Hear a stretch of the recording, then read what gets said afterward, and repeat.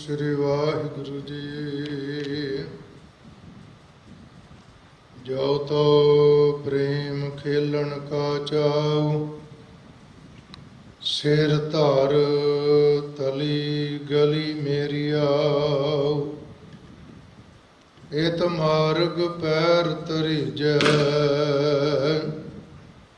सिर दीजै कान न कीजै। इत मार्ग पैर तरीजै,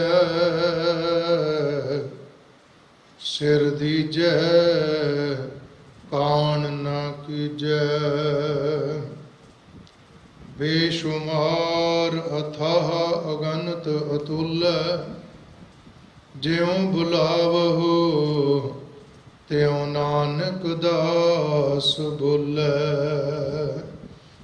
ज्यों बुलावो त्यों नानक दास बोलै। निमाणिਆਂ ਦੇ ਮਾਣ ਸਤਿਗੁਰੂ, ਨਤਾਣਿਆਂ ਦੇ ਤਾਣ, ਨਿਓਟਿਆਂ ਦੀ ਓਟ, ਨਿਆਸਰਿਆਂ ਦੇ ਆਸਰੇ। ਸਰਬ ਸਾਂਝੀ ਵਾਲਤਾ ਦੇ ਰਹਿਬਰ, ਰਾਜਾਨ ਰਾਜ ਪਾਨਾਨ ਭਾਨ, ਦੇਵਾਨ ਦੇਵ ਉਪਮਾ ਮਹਾਨ। ਐਸੇ ਦੀਨ ਦਿਆਲ ਸਤਿਗੁਰੂ, ਧੰਨ ਧੰਨ ਧੰਨ ਸ੍ਰੀ ਗੁਰੂ ਗ੍ਰੰਥ ਸਾਹਿਬ ਸੱਚੇ ਪਾਤਸ਼ਾਹ ਦੀ ਪਾਵਨ ਹਜ਼ੂਰੀ ਵਿੱਚ ਸੁਭਾਇਮਾਨ ਸਨਮਾਨਯੋਗ ਗੁਰੂ ਸਵਾਰੇ ਸਤਸੰਗੀ ਜਨੋ, ਅਦਬ ਸਹਿਤ ਗੁਰਫਤਿਹ ਦੀ ਸਾਂਝ ਕਰੀਏ। ਸਾਰੇ ਆਖੋ ਜੀ ਵਾਹਿਗੁਰੂ ਜੀ ਕਾ ਖਾਲਸਾ, ਵਾਹਿਗੁਰੂ ਜੀ ਕੀ ਫਤਿਹ। ਆਸਾ ਕੀ ਵਾਰ ਦੇ ਕੀਰਤਨ ਭਾਈ ਸਾਹਿਬ ਭਾਈ ਮਨਜੀਤ ਸਿੰਘ ਜੀ ਬੰਬੇ ਵਾਲੇ, ਤਿੰਨਾਂ ਦੇ ਜਥੇ ਪਾਸੋਂ ਆਪ ਸੰਗਤਾਂ ਨੇ ਸਰਵਣ ਕਰਕੇ ਲਾਹਾ ਲਿਆ ਹੈ।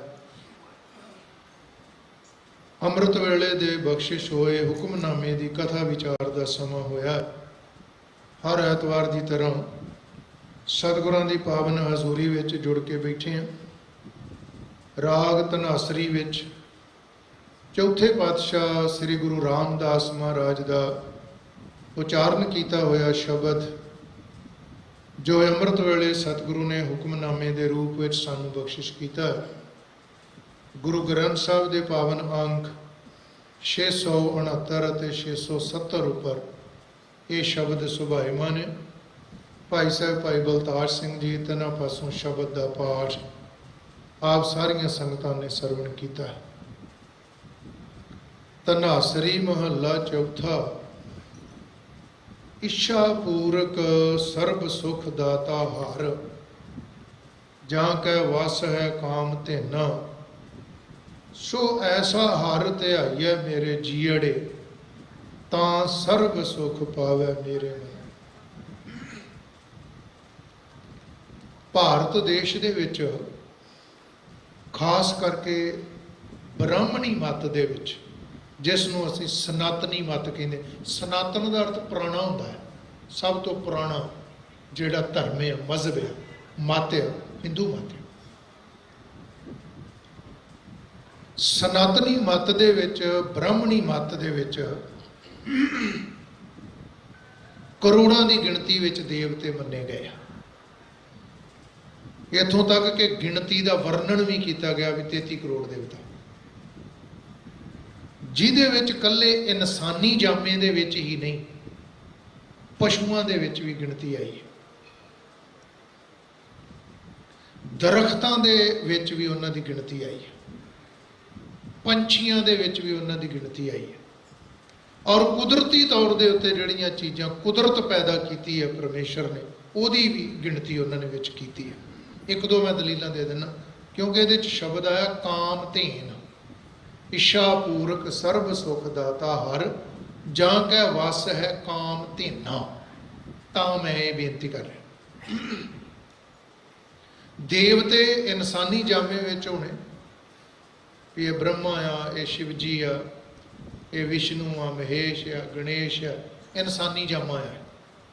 ਦੇਵੀਆਂ ਆ, ਉਹਨਾਂ ਦੇ ਵੀ ਨਾਂ ਆ, ਦੇਵੀਆਂ ਦੇਵਤਿਆਂ ਦੇ। ਪਸ਼ੂਆਂ ਦੇ ਵਿੱਚੋਂ ਵੀ ਉਹਨਾਂ ਲੋਕਾਂ ਨੇ, ਜਿਵੇਂ ਗਾਂ ਆ, ਗਊ ਆ ਜਿਹੜੀ, ਉਹਦੀ ਪੂਜਾ ਕੀਤੀ ਹੈ, ਅੱਜ ਵੀ ਕਰਦੇ। ਪੰਛੀਆਂ ਦੇ ਵਿੱਚੋਂ ਜਿਵੇਂ ਗਰੜ ਆ, ਉਹਦੀ ਵੀ ਪੂਜਾ ਕੀਤੀ ਜਾਂਦੀ ਹੈ, ਉਹਨੂੰ ਵੀ ਮਹਾਨ ਮੰਨਿਆ ਜਾਂਦਾ ਹੈ ਗਰੜ ਨੂੰ। ਹੋਰ ਕਈ ਨਾਂ ਲਏ ਜਾ ਸਕਦੇ, ਪਰ ਮੈਂ ਇੱਕ ਇੱਕ ਬੇਨਤੀ ਕਰ ਰਿਹਾ। ਦਰਖਤਾਂ ਦੇ ਵਿੱਚੋਂ ਵੀ ਤੁਸੀਂ ਵੇਖੋਗੇ ਬਹੁਤ ਥਾਵਾਂ ਦੇ ਉੱਤੇ ਭਾਰਤ ਦੇਸ਼ ਦੇ ਵਿੱਚ ਤੁਸੀਂ ਪਿੱਪਲਾਂ ਨੂੰ ਮੌਲੀਆਂ ਬੰਨੀਆਂ, ਤੁਸੀਂ ਵੇਖੋ ਪਿੱਪਲ ਹੈ ਜਿਹੜੇ।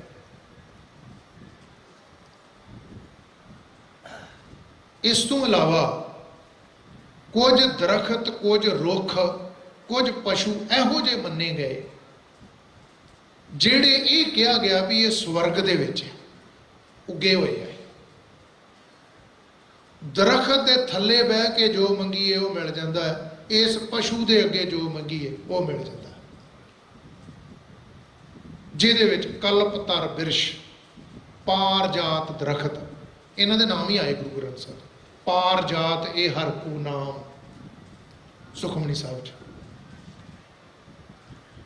ਕਾਮਧੇਨ ਹਰ ਹਰ ਗੁਣ ਗਾਮ, ਕਾਮਧੇਨ ਗਊ, ਪਾਰਜਾਤ ਇਹ ਹਰ ਕੋ ਨਾਮ, ਪਾਰਜਾਤ ਰੁੱਖ।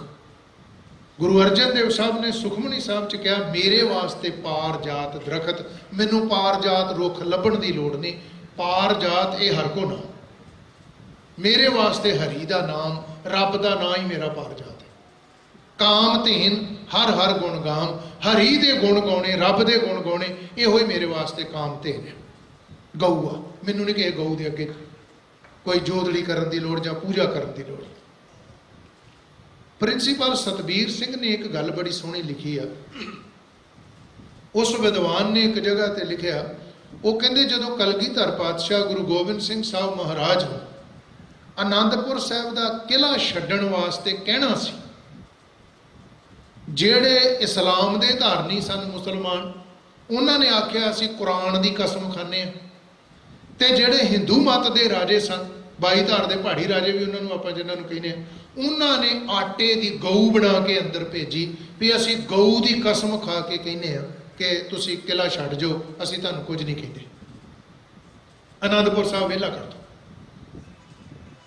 ਉਸ ਵਕਤ ਉਸ ਵਿਦਵਾਨ ਨੇ ਇੱਕ ਵਚਨ ਲਿਖਿਆ, ਮਹਾਰਾਜ ਸੱਚੇ ਪਾਤਸ਼ਾਹ ਨੇ ਇੱਕ ਗੱਲ ਆਖੀ, ਕਹਿੰਦੇ ਵੀ ਜਿਹੜਾ ਲੈ ਕੇ ਆਇਆ ਅੰਦਰ ਉਹ ਗਊ, ਉਹ ਕਹਿੰਦੇ ਵੀ ਇਹ ਕੀ ਹੈ? ਉਹ ਕਹਿੰਦੇ ਜੀ ਇਹ ਗਊ ਆ, ਆਟੇ ਦੀ ਬਣਾਈ, ਆਟੇ ਦੀ, ਪਰ ਉਹ ਸਾਖਸ਼ਾਤ ਇਹਨੂੰ ਗਊ ਮੰਨ ਕੇ ਕਸਮ ਖਾ ਰਹੇ ਸੀ।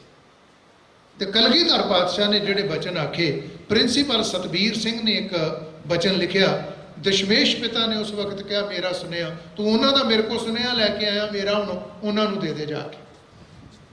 ਜਿਹੜਾ ਇਨਸਾਨ ਕਸਮ ਹੀ ਪਸ਼ੂ ਦੀ ਖਾ ਰਿਹਾ ਹੈ,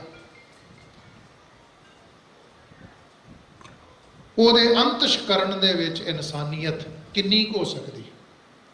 ਨਾ ਪਸ਼ੂ ਕੁਝ ਬੋਲੇ, ਨਾ ਪਸ਼ੂ ਕਿਸੇ ਨੂੰ ਕੁਝ ਦਵੇ, ਨਾ ਪਸ਼ੂ ਕੋਈ ਬੋਲ ਕੇ ਕਿਸੇ ਨੂੰ ਕੋਈ ਗਿਆਨ ਦੇ ਸਕਦਾ ਹੋਵੇ। ਜਿਹੜਾ ਕੋਈ ਬੋਲ ਕੇ ਗਿਆਨ ਹੀ ਨਹੀਂ ਦੇ ਸਕਦਾ, ਕੋਈ ਧਰਮ ਦੇ ਰਾਹ ਤੇ ਨਹੀਂ ਤੋਰ ਸਕਦਾ, ਉਸ ਪਸ਼ੂ ਦੀ ਕਾਹਦੀ ਕਸਮ? ਇਹਦਾ ਮਤਲਬ ਗੁਰੂ ਗੋਬਿੰਦ ਸਿੰਘ ਸਾਹਿਬ ਮਹਾਰਾਜ ਨੇ ਗਊ ਨੂੰ ਇੱਕ ਪਸ਼ੂ ਆਖਿਆ। ਪਰ ਇਹਦੇ ਨਾਲ ਮੈਂ ਤੁਹਾਡੇ ਨਾਲ ਇੱਕ ਗੱਲ ਹੋਰ ਸਾਂਝੀ ਕਰ ਜਾਂਦਾ। ਅੱਜ ਬਾਬਾ ਬੰਦਾ ਸਿੰਘ ਬਹਾਦਰ, ਮਹਾਰਾਜਾ ਰਣਜੀਤ ਸਿੰਘ ਦੇ ਦਿਹਾੜੇ ਵੀ ਆਪਾਂ ਮਨਾ ਰਹੇ ਹਾਂ। ਸਿੱਖੋ,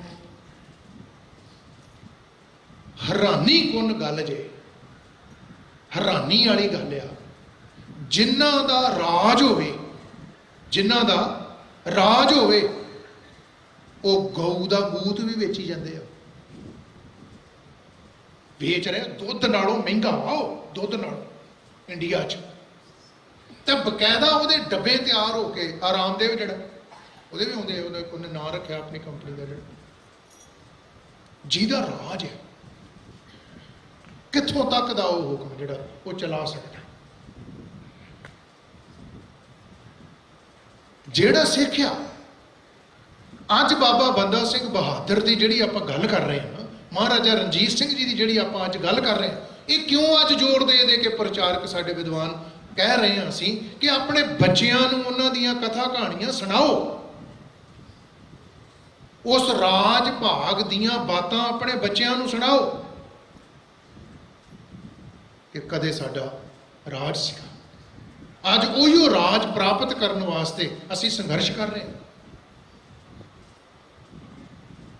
ਜਿਹੜੇ ਯਹੂਦੀ ਲੋਕ ਆ, ਯਹੂਦੀ ਲੋਕ ਆਪਣੇ ਬੱਚੇ ਨੂੰ ਗੁੜਤੀ ਇਸ ਗੱਲ ਦੀ ਦਿੰਦੇ ਆ। ਧਿਆਨ ਰੱਖਣੀ ਗੱਲ, ਜੋ ਮੈਂ ਪੜ੍ਹਿਆ, ਜਿਹੜੇ ਯਹੂਦੀ ਲੋਕ ਆ ਉਹ ਬੱਚੇ ਨੂੰ ਇਸ ਗੱਲ ਦੀ ਗੁੜਤੀ ਦਿੰਦੇ ਆ ਜੰਮਦਿਆਂ ਸਾਰੀ। ਜਿਹੜੀ ਸਭ ਤੋਂ ਪਹਿਲਾਂ ਉਹਦੇ ਕੰਨ ਦੇ ਵਿੱਚ ਗੱਲ ਪਾਉਣੀ ਆ ਉਹ ਇਹ ਆ ਕਿ ਤੂੰ ਰਾਜ ਕਰਨ ਵਾਸਤੇ ਪੈਦਾ ਹੋਇਆ, ਤੂੰ ਇਸ ਧਰਤੀ ਤੇ ਰਾਜ ਕਰਨ ਵਾਸਤੇ ਜਨਮ ਲਿਆ ਹੈ। ਗੁਲਾਮ ਨਹੀਂ ਰਹਿਣਾ ਕਿਸੇ ਦਾ, ਤੇ ਗੁਲਾਮੀ ਪ੍ਰਵਾਨ ਨਹੀਂ ਕਰਨੀ ਕਿਸੇ ਦੀ। ਸੁਰਤ ਫਿਰ ਉੱਥੇ ਲਿਆਓ ਜਿਹੜੀ ਮੈਂ ਗੱਲ ਕਰ ਰਿਹਾ ਸੀ। ਗੁਰੂ ਗੋਬਿੰਦ ਸਿੰਘ ਸਾਹਿਬ ਮਹਾਰਾਜ ਨੇ ਜਵਾਬ ਦਿੱਤਾ ਸੀ, ਇਹ ਗਊ ਲੈ ਕੇ ਆਏ ਹੋ ਤੁਸੀਂ, ਪਸ਼ੂ ਨਾ ਕੁਝ ਬੋਲੇ, ਨਾ ਕਿਸੇ ਨੂੰ ਕੋਈ ਗਿਆਨ ਦੇਵੇ, ਪਸ਼ੂ ਦੀ ਕਾਦੀ ਕਸਮ, ਤੁਸੀਂ ਇਸ ਕਰਕੇ ਪਸ਼ੂਆਂ ਦੀਆਂ ਕਸਮਾਂ ਖਾਣ ਲੱਗ ਪਏ ਹੋ। ਇਹ ਕਲਗੀਧਰ ਪਾਤਸ਼ਾਹ ਨੇ ਆਖਿਆ, ਤੁਸੀਂ ਇਸ ਕਰਕੇ ਪਸ਼ੂਆਂ ਦੀਆਂ ਕਸਮਾਂ ਖਾਣ ਲੱਗ ਪਏ ਹੋ ਕਿਉਂਕਿ ਤੁਹਾਡੀ ਬਿਰਤੀ ਪਸ਼ੂ ਵੱਤ ਬਣ ਗਈ। ਪਸ਼ੂ ਵੱਤ ਦਾ ਮਤਲਬ ਹੁੰਦਾ ਪਸ਼ੂਆਂ ਵਰਗੀ ਬਿਰਤੀ ਬਣ ਗਈ ਹੈ ਤੁਹਾਡੀ। ਏਡੀ ਵੱਡੀ ਗੱਲ ਉਦੋਂ ਕਹਿਣੀ, ਕਈ ਮਹੀਨੇ ਘੇਰਾ ਪਏ ਨੂੰ ਹੋ ਗਿਆ ਉਸ ਕਿਲੇ, ਅੰਦਰ ਕੋਈ ਅੰਨ ਪਾਣੀ, ਜਲ ਪਾਣੀ, ਪ੍ਰਸ਼ਾਦਾ ਪਾਣੀ ਕੁਛ ਨਹੀਂ, ਪਰ ਸੱਚ ਦੀ ਆਵਾਜ਼ ਫਿਰ ਕੋਲੇ। ਔਰ ਇਹ ਜਿਹੜੀ ਗੱਲ ਹੈ ਬੋਲ ਕਲਗੀਧਰ ਪਾਤਸ਼ਾਹ ਦੇ, ਪਰ ਇਹ ਤੁਹਾਨੂੰ ਕਦੀ ਚੇਤਾ ਨਾ ਭੁੱਲੇ, ਇਹ ਨਾਰਾ ਬਾਬੇ ਨਾਨਕ ਨੇ ਦੇ ਦਿੱਤਾ ਸੀਗਾ ਤਲੰਗ ਰਾਗ 'ਚ। ਮੇਰਾ ਸੁਭਾਅ ਹੈ ਕਥਾ ਕਰਨਾ, ਮਾਫ ਕਰਨਾ, ਮੇਰਾ ਸੁਭਾਅ ਹੈ ਕਿ ਜਿਹੜੀ ਗੱਲ ਸਟੇਜ ਤੋਂ ਸਾਂਝੀ ਕਰਨੀ ਹੈ ਉਹਦੀ ਦਲੀਲ ਗੁਰੂ ਗ੍ਰੰਥ ਸਾਹਿਬ 'ਚ ਜ਼ਰੂਰ ਹੋਵੇ, ਬਾਣੀ 'ਚ। ਇਹ ਰਾਜ ਭਾਗ ਦੀ ਗੱਲ ਖਸਮ ਦੀ ਬਾਣੀ ਚਾਹੀਏ। ਗੁਰੂ ਨਾਨਕ ਦੇਵ ਸਾਹਿਬ ਨੇ ਬਚਨ ਉਚਾਰਨ ਕੀਤੇ ਤਲੰਗ ਰਾਜ, ਸੱਚ ਕੀ ਬਾਣੀ ਨਾਨਕ ਆਖੈ, ਸੱਚ ਸੁਣਾਏ ਸੀ ਸੱਚ ਕੀ ਬੇਲਾ। ਤੇ ਤੁਸੀਂ ਹੈਰਾਨ ਹੋਵੋਗੇ ਇਹ ਬੋਲ ਜਿਹੜੇ ਬਾਬੇ ਨਾਨਕ ਨੇ ਉਚਾਰਨ ਕੀਤੇ ਆ, ਇਹ ਬਾਬਰ ਦੇ ਸਾਹਮਣੇ ਬਹਿ ਕੇ ਵੀ ਉਚਾਰਨ ਕੀਤੇ, ਤੇ ਬਾਬਰ ਦੇ ਸਾਹਮਣੇ ਬਹਿ ਕੇ ਵੀ ਉਹਨਾਂ ਆਖਿਆ, ਬਾਬਰ ਤੂੰ ਜਾਬਰ ਹੈ, ਅਤਿਆਚਾਰੀ। ਸੱਚ ਕੀ ਬਾਣੀ ਨਾਨਕ ਆਖੈ, ਸੱਚ ਸੁਣਾਏ ਸੀ ਸੱਚ ਕੀ ਬੇਲਾ। ਜਦੋਂ ਸੱਚ ਬੋਲ ਕੇ ਸੱਚ ਸੁਣਾਉਣ ਦਾ ਵੇਲਾ ਹੋ, ਉਦੋਂ ਤੁਸੀਂ ਮੇਰੇ ਬੁੱਲਾਂ ਦੇ ਉੱਤੇ ਕੋਈ ਚੇਪੀ ਨਹੀਂ ਗਿਲਾ ਸਕਦੇ। ਸੁਣਾਉਂਗਾ ਮੈਂ ਸੱਚ, ਕਹਾਂਗਾ ਮੈਂ ਸੱਚ। ਸ੍ਰੀ ਗੁਰੂ ਰਾਮਦਾਸ ਮਹਾਰਾਜ ਸੱਚੇ ਪਾਤਸ਼ਾਹ ਨੇ ਉਹ ਜਿਹੜੇ ਬੋਲ ਕਲਗੀਧਰ ਪਾਤਸ਼ਾਹ ਨੇ 10ਵੇਂ ਜਾਮੇ 'ਚ ਜਾ ਕੇ ਆਖਿਆ ਕਿ ਗਊ ਇੱਕ ਪਸ਼ੂ ਆ, ਕਿਸੇ ਨੂੰ ਕੁਝ ਨਹੀਂ ਦੇ ਸਕਦਾ। ਗੁਰੂ ਰਾਮਦਾਸ ਮਹਾਰਾਜ ਸੱਚੇ ਪਾਤਸ਼ਾਹ ਨੇ ਇਹਨੂੰ ਅੱਜ ਦੇ ਸ਼ਬਦ ਵਿੱਚ ਆਖਿਆ, ਗੁਰੂ ਅਰਜਨ ਦੇਵ ਸਾਹਿਬ ਨੇ ਇਹਨੂੰ ਸੁਖਮਨੀ ਸਾਹਿਬ 'ਚ ਆਖਿਆ, ਪਾਰ ਜਾਤ ਇਹ ਹਰ ਕੋ ਨਾਮ, ਕਾਮ ਧੇਨ ਹਰ ਹਰ ਗੁਣ ਗਾਮ। ਗੁਰੂ ਰਾਮਦਾਸ ਅੱਜ ਦੇ ਸ਼ਬਦ ਵਿੱਚ ਉਚਾਰਨ ਕਰਦੇ, ਇੱਛਾ ਪੂਰਕ ਸਰਬ ਸੁਖ ਦਾਤਾ ਹਰ, ਜਾਂ ਕੈ ਵਸ ਹੈ ਕਾਮ ਧੇਨ। ਜੇ ਤੁਹਾਡੀ ਗੱਲ ਮੰਨ ਵੀ ਲਈਏ ਵੀ ਕਾਮ ਧੇਨ ਹੈ, ਮਹਾਰਾਜ ਸੱਚੇ ਪਾਤਸ਼ਾਹ ਕਹਿੰਦੇ ਪੈਦਾ ਕਿਹਨੇ ਕੀਤਾ ਉਹਨੂੰ, ਕਿਸ ਦੇ ਅਧੀਨ ਹੈ, ਕਿਹਦੇ ਵੱਸ 'ਚ ਵਾ। ਜਿਹੜਾ ਇਨਸਾਨ ਦੀਆਂ ਸਾਰੀਆਂ ਇੱਛਾ ਪੂਰੀਆਂ ਕਰ ਸਕਦਾ ਹੈ ਉਹ ਹਰੀ ਪਰਮਾਤਮਾ ਅਕਾਲ ਪੁਰਖ ਵਾਹਿਗੁਰੂ ਆ। ਸਾਰੇ ਸੁੱਖਾਂ ਦਾ ਦਾਤਾ, ਸੁੱਖ ਦੇਣ ਵਾਲਾ, ਜਾਂ ਕੇ ਵਸ ਹੈ ਕਾਮ ਧੇਨਾ। ਉਹ ਕਾਮ ਧੇਨ ਉਹਦੇ ਵੱਸ 'ਚ, ਅਕਾਲ ਪੁਰਖ ਵਾਹਿਗੁਰੂ ਦੇ ਵੱਸ 'ਚ। ਤੇ ਜੇ ਸਾਰੇ ਦਾ ਸਾਰਾ ਕੁਝ ਅਕਾਲ ਪੁਰਖ ਵਾਹਿਗੁਰੂ ਦੇ ਵੱਸ 'ਚ, ਤੇ ਅਕਾਲ ਪੁਰਖ ਵਾਹਿਗੁਰੂ ਨੇ ਪੈਦਾ ਕੀਤਾ, ਤੇ ਉਹਦੇ ਪੈਦਾ ਕੀਤੇ ਨੂੰ ਮੈਨੂੰ ਸਿਮਰਨ ਦੀ ਲੋੜ ਕੀ ਆ? ਮੈਂ ਉਹਨੂੰ ਸਿਮਰਾਂ ਜਿਨਨੇ ਸਭ ਕੁਝ ਪੈਦਾ ਕੀਤਾ। ਗੁਰੂ ਗੋਬਿੰਦ ਸਿੰਘ ਸਾਹਿਬ ਨੇ ਇਹਨੂੰ ਇਹਨਾਂ ਸ਼ਬਦਾਂ ਵਿੱਚ ਆਖਿਆ, ਬਿਨ ਕਰਤਾਰ ਨਾ ਕਿਰਤਮ ਮਾਨੋ। ਰੱਬ ਦੀਆਂ, ਕਿਰਤਮ ਦਾ ਮਤਲਬ ਉਹਦੀਆਂ ਬਣਾਈਆਂ ਚੀਜ਼ਾਂ। ਬਿਨ ਕਰਤਾਰ, ਕਰਤਾਰ ਮਤਲਬ ਵਾਹਿਗੁਰੂ, ਤੇ ਕਿਰਤਮ ਮਤਲਬ ਉਹਦੀ ਬਣਾਈ ਹੋਈ ਚੀਜ਼। ਬਿਨ ਕਰਤਾਰ ਨਾ ਕਿਰਤਮ ਮਾਨੋ। ਰੱਬ ਤੋਂ ਬਿਨਾ, ਕਰਤਾਰ ਵਾਹਿਗੁਰੂ ਤੋਂ ਬਿਨਾ ਉਹਦੀਆਂ ਬਣਾਈਆਂ ਹੋਈਆਂ ਚੀਜ਼ਾਂ ਦੇ ਅੱਗੇ ਨਾ ਨੱਕ ਰਗੜਦਾ ਫਿਰ, ਉਹਦੇ ਅੱਗੇ ਰਗੜ ਜਿਨੇ ਇਹਨੂੰ ਵੀ ਪੈਦਾ ਕੀਤਾ, ਜਿਸ ਨੂੰ 10ਵੇਂ ਜਾਮੇ 'ਚ ਮਹਾਰਾਜ ਸੱਚੇ ਪਾਤਸ਼ਾਹ ਕਹਿੰਦੇ ਪੂਜਾ ਅਕਾਲ ਕੀ, ਪਰਚਾ ਸ਼ਬਦ ਕਾ ਦੀਦਾਰ ਖਾਲਸੇ ਦਾ। ਜਿਸ ਨੂੰ ਕਲਗੀਧਰ ਪਾਤਸ਼ਾਹ ਨੇ ਆਖਿਆ ਬਿਨ ਕਰਤਾਰ ਨਾ ਕਿਰਤਮ ਮਾਨੋ, ਪੁੱਛਿਆ ਕਰਤਾਰ ਦੀ ਕੀ ਨਿਸ਼ਾਨੀ ਹੈ? ਕੌਣ ਹੈ ਕਰਤਾਰ? ਉਹ ਕਹਿੰਦੇ ਆਦ, ਅਜੂਨ, ਅਜੈ, ਅਬਨਾਸੀ ਤੇ ਪਰਮੇਸ਼ਰ ਜਾਣੋ। ਚਾਰ ਗੱਲਾਂ ਆਖੀਆਂ। ਆਦ ਜਿਹੜਾ ਸ਼ੁਰੂ ਤੋਂ, ਜਦੋਂ ਐਸ ਧਰਤੀ, ਆਕਾਸ਼, ਬ੍ਰਹਿਮੰਡ, ਹਵਾ, ਅੱਗ, ਪਾਣੀ, ਜਿਹੜਾ ਕੁਝ ਨਹੀਂ ਸੀ ਹੈਗਾ, ਜਦੋਂ ਧਰਤੀ ਨਹੀਂ ਸੀ, ਆਕਾਸ਼ ਨਹੀਂ ਸੀ, ਹਵਾ ਨਹੀਂ ਸੀ, ਅੱਗ ਨਹੀਂ ਸੀ, ਪਾਣੀ ਨਹੀਂ ਸੀ, ਕੋਈ ਬ੍ਰਹਿਮੰਡ ਨਹੀਂ ਸੀ, ਜਿਹੜਾ ਉਦੋਂ ਵੀ ਹੈਗਾ ਸੀ, ਉਹ ਕਰਤਾਰ, ਉਹ ਅਸੀਂ ਉਹਦੇ ਪੁਜਾਰੀ। ਆਦ, ਅਜੂਨ ਜਿਹੜਾ ਜੂਨਾਂ ਵਿੱਚ ਨਹੀਂ ਆਉਂਦਾ, ਜਨਮ ਨਹੀਂ ਲੈਂਦਾ, ਅਸੀਂ ਉਹਦੇ ਪੁਜਾਰੀ। ਅਜੈ ਜਿਹੜਾ ਕਿਸੇ ਕੋਲੋਂ ਜਿੱਤਿਆ ਨਹੀਂ ਜਾ ਸਕਦਾ, ਅਸੀਂ ਉਹਦੇ ਪੁਜਾਰੀ ਹਾਂ। ਅਬਨਾਸੀ ਜਿਹੜਾ ਨਾਸ਼ ਨਹੀਂ ਹੁੰਦਾ, ਮਰਦਾ ਨਹੀਂਗਾ, ਅਸੀਂ ਉਹਦੇ ਪੁਜਾਰੀ। ਆਦ ਸ਼ੁਰੂ ਤੋਂ, ਅਜੂਨ ਜੂਨਾਂ 'ਚ ਨਹੀਂ ਆਉਂਦਾ, ਅਜੈ ਕਿਸੇ ਕੋਲੋਂ ਜਿੱਤਿਆ ਨਹੀਂ ਜਾ ਸਕਦਾ, ਅਬਨਾਸੀ ਨਾਸ਼ ਨਹੀਂ ਹੁੰਦਾ। ਇਹਨੂੰ ਜਾਪ ਸਾਹਿਬ 'ਚ ਵੀ ਮਹਾਰਾਜ ਨੇ ਕਿਹਾ ਅਜੈ, ਅਲੈ, ਅਪੈ, ਅਬੈ। ਅਜੈ, ਅਜਿੱਤ, ਕਿਸੇ ਕੋਲੋਂ ਜਿੱਤਿਆ ਨਹੀਂ ਜਾ ਸਕਦਾ। ਮਹਾਰਾਜ ਸੱਚੇ ਪਾਤਸ਼ਾਹ ਅੱਜ ਦੇ ਸ਼ਬਦ 'ਚ ਗੁਰੂ ਰਾਮਦਾਸ ਕਹਿ ਰਹੇ, ਉਸ ਇੱਕ ਅਕਾਲ ਪੁਰਖ ਵਾਹਿਗੁਰੂ ਦੇ ਚਰਨਾਂ ਨਾਲ ਜੁੜ, ਸਾਰੇ ਦਾ ਸਾਰਾ ਕੁਝ ਉਹਦੇ ਵੱਸ ਦੇ ਵਿੱਚ, ਸਭ ਕੁਝ ਉਹਨੇ ਪੈਦਾ ਕੀਤਾ। ਐਵੇਂ ਜਾਨਵਰਾਂ ਦੀਆਂ ਤੇ ਪਸ਼ੂਆਂ ਦੀਆਂ ਤੇ ਪੰਛੀਆਂ ਦੀਆਂ ਤੇ ਦਰਖਤਾਂ ਦੀਆਂ ਪੂਜਾ ਨਾ ਕਰਦਾ ਫਿਰ। ਸੋ ਐਸਾ ਹਰ ਧਿਆਈਐ ਮੇਰੇ ਜੀਅੜੇ, ਤਾਂ ਸਰਬ ਸੁਖ ਪਾਵੇ ਮੇਰੇ ਮਨਾ। ਜਿੱਥੇ ਤਾਂ ਲੱਗ ਜੇ ਨਾ ਸ਼ਬਦ, ਕਈਆਂ ਥਾਵਾਂ ਤੇ ਤੱਤੇ ਨੂੰ ਕੰਨੇ ਤੋਂ ਬਿਨਾਂ ਵੀ ਆਉਂਦਾ, ਤਾਂ ਅਰਥ ਇੱਕੋ ਹੀ ਆ। ਤਾਂ ਕੰਡੀਸ਼ਨ ਹੈ। ਕਈ ਵਾਰੀ ਤੁਸੀਂ ਕਹਿੰਦੇ ਜੀ ਆਹ ਕੰਮ ਮੈਂ ਤਾਂ ਕਰ ਸਕਦਾ ਵੀ ਜੇ ਏਦਾਂ ਹੋਵੇ, ਤਾਂ ਕੰਡੀਸ਼ਨ, ਸ਼ਰਤ ਹੈ। ਅਕਾਲ ਪੁਰਖ ਵਾਹਿਗੁਰੂ ਨੂੰ ਧਿਆ, ਉਹਦਾ ਸਿਮਰਨ ਕਰ, ਉਹਦੀ ਬੰਦਗੀ ਕਰ, ਤਾਂ ਸਰਬ ਸੁੱਖ ਪਾਵੇ ਮੇਰੇ ਮਨਾ।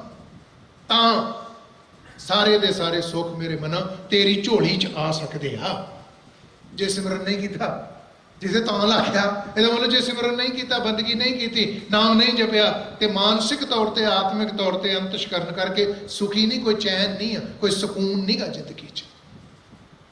ਇਸ ਲਈ ਜਪ ਮਨ ਸਤਨਾਮ, ਸਦਾ ਸਤਨਾਮ, ਹਾਲਤ ਪਲਤ ਮੁਖ ਉਜਲ ਹੋਈ ਹੈ, ਨਿਤ ਧਿਆਈਐ ਹਰ ਪੁਰਖ ਨਿਰੰਜਨਾ। ਉਸ ਪ੍ਰਭੂ ਦੇ ਸੱਚੇ ਨਾਮ ਦੇ ਨਾਲ ਜਿਹੜਾ ਸਦਾ ਹੋਂਦ ਵਾਲਾ ਹੈ। ਅਸਲ ਦੇ ਵਿੱਚ ਸਤ ਸ਼ਬਦ ਜਿਹੜਾ, ਇਹ ਸੰਸਕ੍ਰਿਤ ਦਾ ਸ਼ਬਦ ਹੈ। ਸਤ, ਇਹਨੂੰ ਪੰਜਾਬੀ ਵਿੱਚ ਆਪਾਂ ਕਹਿੰਦੇ ਸੱਚ। ਸਤ ਦਾ ਮਤਲਬ ਹੈ ਜਿਹੜਾ ਮਰਦਾ ਨਹੀਂ, ਨਾਸ਼ ਨਹੀਂ ਹੁੰਦਾ, ਮੌਤ ਨਹੀਂ ਆਉਂਦੀ। ਉਸ ਅਕਾਲ ਪੁਰਖ ਵਾਹਿਗੁਰੂ ਦੇ ਨਾਮ ਨਾਲ ਸਾਂਝ ਪਾ ਤੇ ਸਦਾ ਉਹਨੂੰ ਜਪਿਆ ਕਰ। ਇਹਦੇ ਨਾਲ ਇਕੱਲੇ ਐਸ ਲੋਕ ਦੁਨੀਆ ਦੀ ਗੱਲ ਹੀ ਨਹੀਂ, ਹਾਲਤ ਪਲਤ, ਹਾਲਤ ਮਤਲਬ ਆ ਲੋਕ, ਪਲਤ ਪਰਲੋਕ, ਮੁਖ ਉਜੜ ਹੋਈ ਹੈ, ਤੇਰਾ ਮੁਖ ਉਜੜਾ ਹੋਊਗਾ। ਹਾਲਤ ਪਲਤ ਵਿੱਚ, ਲੋਕ ਪਰਲੋਕ ਵਿੱਚ ਤੈਨੂੰ ਸਤਿਕਾਰ ਮਿਲੂਗਾ। ਨਿਤ ਧਿਆਈਐ ਹਰ ਪੁਰਖ ਨਿਰੰਜਨ, ਨਿਰੰਜਨ ਜਿਹੜਾ ਕਿਸੇ ਦਾਗ ਕਲੰਕ ਤੋਂ ਰਹਿਤ ਆ, ਉਹ ਅਕਾਲ ਪੁਰਖ ਵਾਹਿਗੁਰੂ ਨੂੰ ਨਿਤ ਧਿਆਇਆ। ਗੁਰੂ ਰਾਮਦਾਸ ਪਾਤਸ਼ਾਹ ਕਹਿੰਦੇ ਤੈਨੂੰ ਇਸ ਗੱਲ ਦਾ ਪਤਾ, ਜੈ ਹਰ ਸਿਮਰਨ ਭਇਆ, ਜੈ ਹਰ ਸਿਮਰਨ, ਜਿੱਥੇ ਜਿਸ ਹਿਰਦੇ 'ਚ ਪ੍ਰਭੂ ਦਾ ਸਿਮਰਨ ਹੈ, ਤੈਂ ਉਪਾਦ ਗਤ ਕੀ। ਉਪਾਦ ਤਿੰਨਾਂ ਤਾਪਾਂ ਦੇ ਵਿੱਚ ਆਉਂਦਾ ਵਾ ਇਹ ਕਿਤਾਬ, ਉਥੇ ਨਾਸ਼ ਹੋ ਜਾਂਦੇ ਵੱਡਿਆਂ ਭਾਗਾਂ ਨਾਲ ਜਿਹੜੇ ਸਿਮਰਨ ਕਰਦੇ। ਤਿੰਨ ਕਿਹੜੇ ਕਿਹੜੇ ਤਾਪ ਹੈ? ਪੜਿਆ ਬਹੁਤ ਆ। ਕਈ ਵਾਰੀ ਅਰਦਾਸ ਕਰਦੇ ਆਪਾਂ, ਕਈ ਅਰਦਾਸ ਕਰਨ ਵੇਲੇ ਵੀ ਅਰਦਾਸੀਏ ਜਿਹੜੇ ਉਹ ਕਈ ਵਾਰੀ ਇਹ ਪੰਕਤੀਆਂ ਪੜ੍ਹਦੇ, ਤੀਨੇ ਤਾਪ ਨਿਵਾਰਨਾਰ, ਦੁੱਖ ਅੰਤਾ ਸੁਖ ਰਾਸ, ਤਾਕੋ ਬਿਗਨ ਨਾ ਕੋ ਲਾਗੇ ਜਾਂ ਕਿ ਪ੍ਰਭ ਅਗੇਰਦਾ। ਤਿੰਨ ਤਾਪ, ਘਰ ਤੱਕ ਕੁਛ ਨਾ ਕੁਛ ਤੇ ਗੱਲ ਯਾਦ ਰਹਿ ਜੇ, ਇਤਿਹਾਸ ਦੀ, ਬਾਣੀ ਦੀ, ਅਰਥਾਂ ਦੀ। ਆਦ, ਵਿਆਦ ਤੇ ਉਪਾਦ, ਇਹ ਤਿੰਨ ਤਾਪ ਹੈ। ਆਦ ਦਾ ਅਰਥ ਹੈ ਮਾਨਸਿਕ ਤੌਰ ਤੇ ਰੋਗੀ। ਕੋਈ ਬੁਖਾਰ ਨਹੀਂ ਚੜਿਆ, ਕੋਈ ਸਿਰ ਨਹੀਂ ਦੁਖਦਾ, ਕੋਈ ਸ਼ੂਗਰ ਨਹੀਂ ਵਧੀ, ਕੋਈ ਹਾਰਟ ਦੀ ਧੜਕਣ ਨਹੀਂ ਵਧੀ, ਨੀਂਦ ਨਹੀਂ ਆਉਂਦੀ। ਆਖੋ ਸਤਨਾਮ ਸ੍ਰੀ। ਦੁਨੀਆ ਭਰ ਵਿੱਚ ਅੱਜ ਮੈਂ ਆਪਣੀ ਉਮਰ ਦੇ ਮੁਤਾਬਕ ਗੱਲ ਕਰਦਾ, ਅੱਜ ਤੋਂ ਕੁਝ ਪਿੱਛੇ 30 35 40 ਸਾਲ ਵੀ ਆਪਾਂ ਪਿੱਛੇ ਚਲੇ ਜਾਈਏ ਤੇ 40 50 ਸਾਲ ਪਹਿਲਾਂ ਇੰਨੇ ਮਾਨਸਿਕ ਤੌਰ ਦੇ ਉੱਤੇ ਇਲਾਜ ਕਰਨ ਵਾਲੇ ਡਾਕਟਰ ਜਿਹੜੇ ਹੈਗੇ ਹੀ ਦੁਨੀਆ 'ਚ ਇੰਨੇ ਕਿੰਨੇ ਹੋ, ਤੇ ਮਾਨਸਿਕ ਰੋਗੀ ਕਿੰਨੇ ਆ। मानसिक रोगी, मानसिक तौर के उत्ते बीमार, टेंशन आदि चिंता फिक्र आदि। व्याध शरीरक रोगी, मानसिक रोगी और दूजा व्याध शरीरक रोगी। शरीर में बुखार चढ़ गया, सिर दर्द होने लग पई, हार्ट की प्रॉब्लम आ गई, शुगर वध गई। उपाद, उपाद का मतलब आ किसी कुदरती आफत करके ਜਾਂ ਕਿਸੇ दूसरे तो मिलिया होया दुख, जिहदे विच तेरा अपना कोई कसूर नहीं, उन्होंने उपाद कहते। कणक बीजी, दवाइयां पाइयां, सुहागा फेरिया, सब कुछ किया, दवाइयां पाइयां, खादां पाइयां, कणक जदों पक गई अगले हफ्ते वाढी पैनी है, वढनी मींह पैण लग गए, बरसात लग गई, खड़ी खलोती फसल तबाह हो गई। कसूर हैगा तेरा कोई? कुदरती आफत, ਉਹਦੇ ਤੋਂ ਮਿਲਿਆ ਹੋਇਆ ਦੁੱਖ, ਉਹਨੂੰ ਉਪਾਦ ਕਹਿੰਦੇ। ਤੂੰ ਬੜੀ ਵਧੀਆ ਗੱਡੀ ਚਲਾ ਕੇ ਜਾਣ ਡਿਆ, ਰੈੱਡ ਲਾਈਟ ਆ ਗਈ, ਖਲੋ ਗਿਆ, ਸਪੀਡ ਵੀ ਤੇਰੀ ਵੱਧ ਨਹੀਂ, ਬੜੇ ਆਰਾਮ ਨਾਲ ਤੂੰ ਲਾਈਟ ਪਾਰ ਕਰ ਰਿਹਾ, ਗ੍ਰੀਨ ਲਾਈਟ, ਦੂਜੇ ਪਾਸਿਓਂ ਕੋਈ ਆਇਆ, ਉਹਨੇ ਲਾਤੀ ਲਿਆ ਕੇ, ਐਕਸ਼ਨ ਤੇ ਪੈ ਗਈ ਨਾ। ਕਸੂਰ ਤੇ ਤੇਰਾ ਕੋਈ ਨਹੀਂ, ਪਰ ਖਲੋ ਤੇ ਗਿਆ ਨਾ, ਬਿਪਤਾ ਤੇ ਬਣ ਗਈ ਨਾ। ਉਪਾਦ ਕਿਸੇ ਤੋਂ ਮਿਲਿਆ ਹੋਇਆ ਦੁੱਖ, ਦੂਸਰੇ ਤੋਂ ਜਾਂ ਕੁਦਰਤੀ ਆਫਤ ਕਰਕੇ ਮਿਲਿਆ ਹੋਇਆ ਦੁੱਖ ਨੂੰ ਉਪਾਦ ਕਹਿੰਦੇ। ਆਦ ਵਿਆਦ ਉਪਾਦ, ਇਹ ਤੀਨੇ ਤਾਪ ਨਿਵਾਰਨ ਵਾਲਾ। ਕਹਿੰਦੇ ਸਤਿਗੁਰ ਜੇ ਤੇਰੇ ਅੱਗੇ ਅਰਦਾਸ ਬੇਨਤੀ ਜੋਦੜੀ ਕਰੀਏ, ਤਿੰਨੇ ਦੇ ਤਿੰਨੇ ਤਾਪ ਹੀ ਸਾਡੇ ਗਲੋਂ ਲਾ ਦੇਣਾ, ਕੋਈ ਦੁੱਖ ਨਹੀਂ ਹੋ ਸਕਦਾ। ਜੈ ਹਰ ਸਿਮਰਨ ਪਿਆ ਤੈ ਉਪਾਦ ਗਤ, ਵੱਡ ਭਾਗੀ ਹਰ ਜਪਣਾ। ਜਿਹੜੇ ਜੁੜ ਗਏ ਉਹਦੇ ਨਾਲ, ਆ ਜਿਹੜੀ ਅੱਜ ਆਪਾਂ ਜੋ ਤੋਂ ਪ੍ਰੇਮ ਖੇਲਣ ਕਾ ਚਾਓ, ਸਿਰ ਧਰਤ ਵਾਲੀ ਗਲੀ ਮੇਰੀ ਆਓ ਦੀ ਜਿਹੜੀ ਅੱਜ ਆਪਾਂ ਬਾਤ ਪਾ ਰਹੇ, ਇਹ ਸਿਰ ਧਰਤ ਵਾਲੀ ਗਲੀ ਮੇਰੀ ਆਓ, ਜਿਨ੍ਹਾਂ ਦੇ ਕੋਲੋਂ ਤਾਪ ਲੱਥੇ ਆ ਸਾਰੇ, ਉਹਨਾਂ ਨੇ ਕਹਿਣਾ ਕਿ ਸਿਰ ਧਰਤ ਵਾਲੀ ਗਲੀ ਮੇਰੀ ਆਓ। ਉਹ ਤਿਆਰ ਬਰ ਤਿਆਰ ਹੈ। ਬਾਬਾ ਬੰਦਾ ਸਿੰਘ ਬਹਾਦਰ ਨੇ ਜਦੋਂ ਕਲਗੀਧਰ ਪਾਤਸ਼ਾਹ ਨੇ ਹਜੂਰ ਸਾਹਿਬ ਦੀ ਧਰਤੀ ਨਦੇੜ ਇਹ ਦੱਸਿਆ ਸੀ, ਤੂੰ ਇੱਥੇ ਸਮਾਧੀਆਂ ਲਾ ਕੇ ਬੈਠਾ, ਤੂੰ ਇੱਥੇ ਜੰਗਲਾਂ 'ਚ ਬੈਠਾ, ਬਾਰਾਂਦਰੀ 'ਚ, ਤੈਨੂੰ ਪਤਾ ਉੱਥੇ ਕੀ ਹੋ ਰਿਹਾ ਪੰਜਾਬ 'ਚ? ਸਾਰੀਆਂ ਗਾਥਾਵਾਂ ਉਹਨੇ ਸੁਣੀਆਂ, ਸਾਹਿਬਜ਼ਾਦਿਆਂ ਦੇ ਸ਼ਹਾਦਤ ਦਾ ਇਤਿਹਾਸ, ਸਾਹਿਬਜ਼ਾਦਿਆਂ ਦੀਆਂ ਸ਼ਹਾਦਤਾਂ ਕਿਵੇਂ ਕਿਵੇਂ ਹੋਈਆਂ, ਕਿਵੇਂ ਕਿਵੇਂ 7 ਸਾਲ ਤੇ 9 ਸਾਲ ਦੇ ਨੀਹਾਂ ਦੇ ਵਿੱਚ ਕੰਧ 'ਚ ਚਿਣੇ ਗਏ, ਕਿਵੇਂ ਠੰਡੇ ਬੁਰਜ 'ਚੋਂ ਰਾਤਾਂ ਕੱਟਦੀ ਰਹੀ ਬਜ਼ੁਰਗ ਮਾਂ, 82 ਸਾਲ ਦੀ ਉਮਰ ਮਾਤਾ ਗੁਜਰ ਕੌਰ ਦੀ। ਜਦੋਂ ਸਾਰੇ ਦਾ ਸਾਰਾ ਕੁਝ ਸੁਣਿਆ, ਇੱਕ ਗੱਲ ਆਖੀ ਸੀ ਉਹਨੇ, ਜਿਹਨੂੰ ਕਦੇ ਮਾਧੋ ਦਾਸ ਬਰਾਗੀ ਕਹਿੰਦੇ, ਅੱਜ ਉਹ ਮਾਧੋ ਦਾਸ ਬਰਾਗੀ ਨਹੀਂ, ਹੁਣ ਬਾਬਾ ਬੰਦਾ ਸਿੰਘ ਬਹਾਦਰ ਹੈ। ਉਹਨੇ ਇੱਕ ਗੱਲ ਆਖੀ ਸੀ, ਉਹ ਕਹਿੰਦਾ ਚੰਗਾ ਹਾਂ ਜਾਂ ਮੰਦਾ ਹਾਂ, ਬਾਜਾਂ ਵਾਲੇ ਦੇ ਚਰਨਾਂ ਤੇ ਸਿਰ ਰੱਖ ਕੇ ਉਹਨੇ ਕਿਹਾ ਸੀ, ਚੰਗਾ ਹਾਂ ਜਾਂ ਮੰਦਾ ਹਾਂ, ਪਰ ਦਾਤਾ ਅੱਜ ਤੇਰਾ ਬੰਦਾ। ਮਹਾਰਾਜ ਨੇ ਕਿਹਾ ਹੋਰ ਕੁਝ ਦੱਸ? ਕਹਿੰਦਾ ਥਾਪੜਾ ਦੇ, ਫਿਰ ਰੱਖ ਸਿਰ ਤੇ ਹੱਥ, ਦੇ ਪਿੱਠ ਤੇ ਥਾਪੜਾ, ਚੰਗਾ ਹਾਂ ਜਾਂ ਮੰਦਾ ਹਾਂ, ਦਾਤਾ ਅੱਜ ਤੋਂ ਤੇਰਾ ਬੰਦਾ ਹਾਂ। ਮੈਂ ਅੱਖਾਂ 'ਚ ਵਸਾ ਕੇ ਤਸਵੀਰ ਖੂਨੀ ਕੰਧ ਦੀ, ਮੈਂ ਇੱਟ ਨਾਲ ਇੱਟ ਖੜਕਾ ਦੂੰ ਸਰਹੱਦ ਦੀ।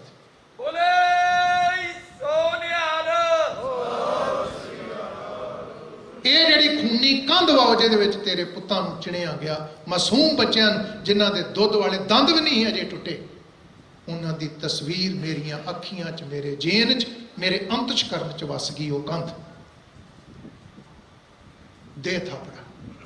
ਸਿੱਖ ਜੂਝਦਾ, ਸਿੱਖ ਖਾਲਸਾ ਰਾਜ ਕਾਇਮ ਕਰਦਾ, ਬਾਬਾ ਬੰਦਾ ਸਿੰਘ ਬਹਾਦਰ, ਮਹਾਰਾਜਾ ਰਣਜੀਤ ਸਿੰਘ ਵਰਗੇ, ਪਰ ਸਿੱਖ ਦਾ ਅਕੀਦਾ ਇਹ ਆ, ਸਿੱਖ ਦਾ ਵਿਸ਼ਵਾਸ ਇਹ ਆ, ਸਿੱਖ ਦਾ ਭਰੋਸਾ ਇਹ ਆ, ਸਿੱਖ ਦਾ ਨਿਸ਼ਚਾ ਇਹ ਆ ਕਿ ਮੇਰਾ ਗੁਰੂ ਮੇਰੇ ਨਾਲ ਹੈ। ਇਹ ਜ਼ਰੂਰ ਚੇਤੇ ਰੱਖਣਾ।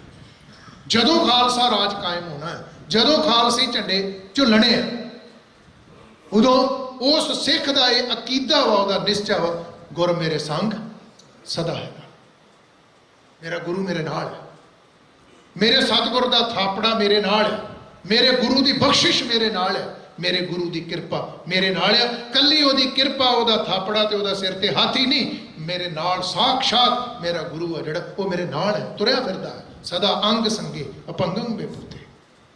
इस विश्वास नाल उन्हें जंग जिते, इस विश्वास दे नाल, इस अकीदे दे नाल एक एक सिख ते गुरु के खालसे जंग के मैदानों में शमशीर वाही है तो जित्तां प्राप्त की। एक दलील मैं देन लगा, आखो सतनाम श्री वाहिगुरू। सरदार जस्सा सिंह आलूवालिया, उहदे वास्ते एक विद्वान ने बड़ी प्यारी गल लिखी, 2 लाइनां मैं साझियां करनियां। वो विद्वान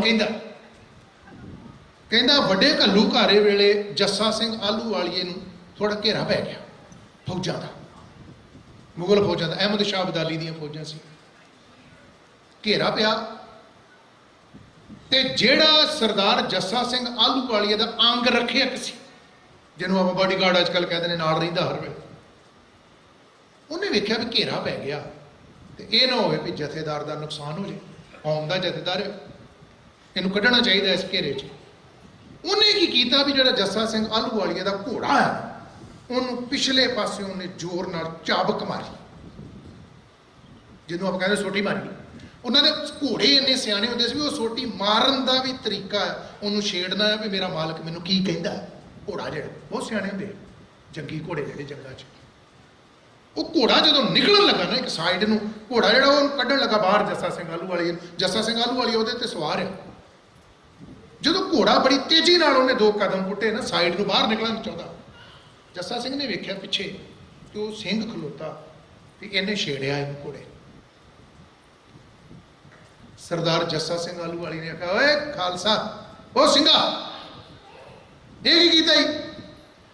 कहंदा जी जहेदार जी मैं चाहुंदा भी घेरा तंग हो गया ज़्यादा ते मैं घोड़े नूं माड़ा जिहा छेड़ां ते बाहर निकल जे, घेरा तोड़ के एक साइड। वो कहता घोड़ा जस्सा सिंह आलूवालिया कहता घोड़ा किले ने नहीं, तो घोड़ा जिहड़ा घेरा आ, घेरा घोड़े ने नहीं तोड़ना, घेरा बाजां वाले की बख्शी शमशीर तोड़ूगी, ये शमशीर नाल इस तेग नाल तोड़ना वा, जिहड़ा लड़के निकलूगा। खालसे हमको पातशाह बनायो, ये लिखा उन्हें पंथ प्रकाश च विद्वान, कहते खालसे हमको, खालसे ने मैनू सुल्तान उल कौम बनाया, कौम का सुल्तान है तू जस्सा सिंह, खालसे हमको पातशाह बनायो, तुम चाहत हम गीती बनायो।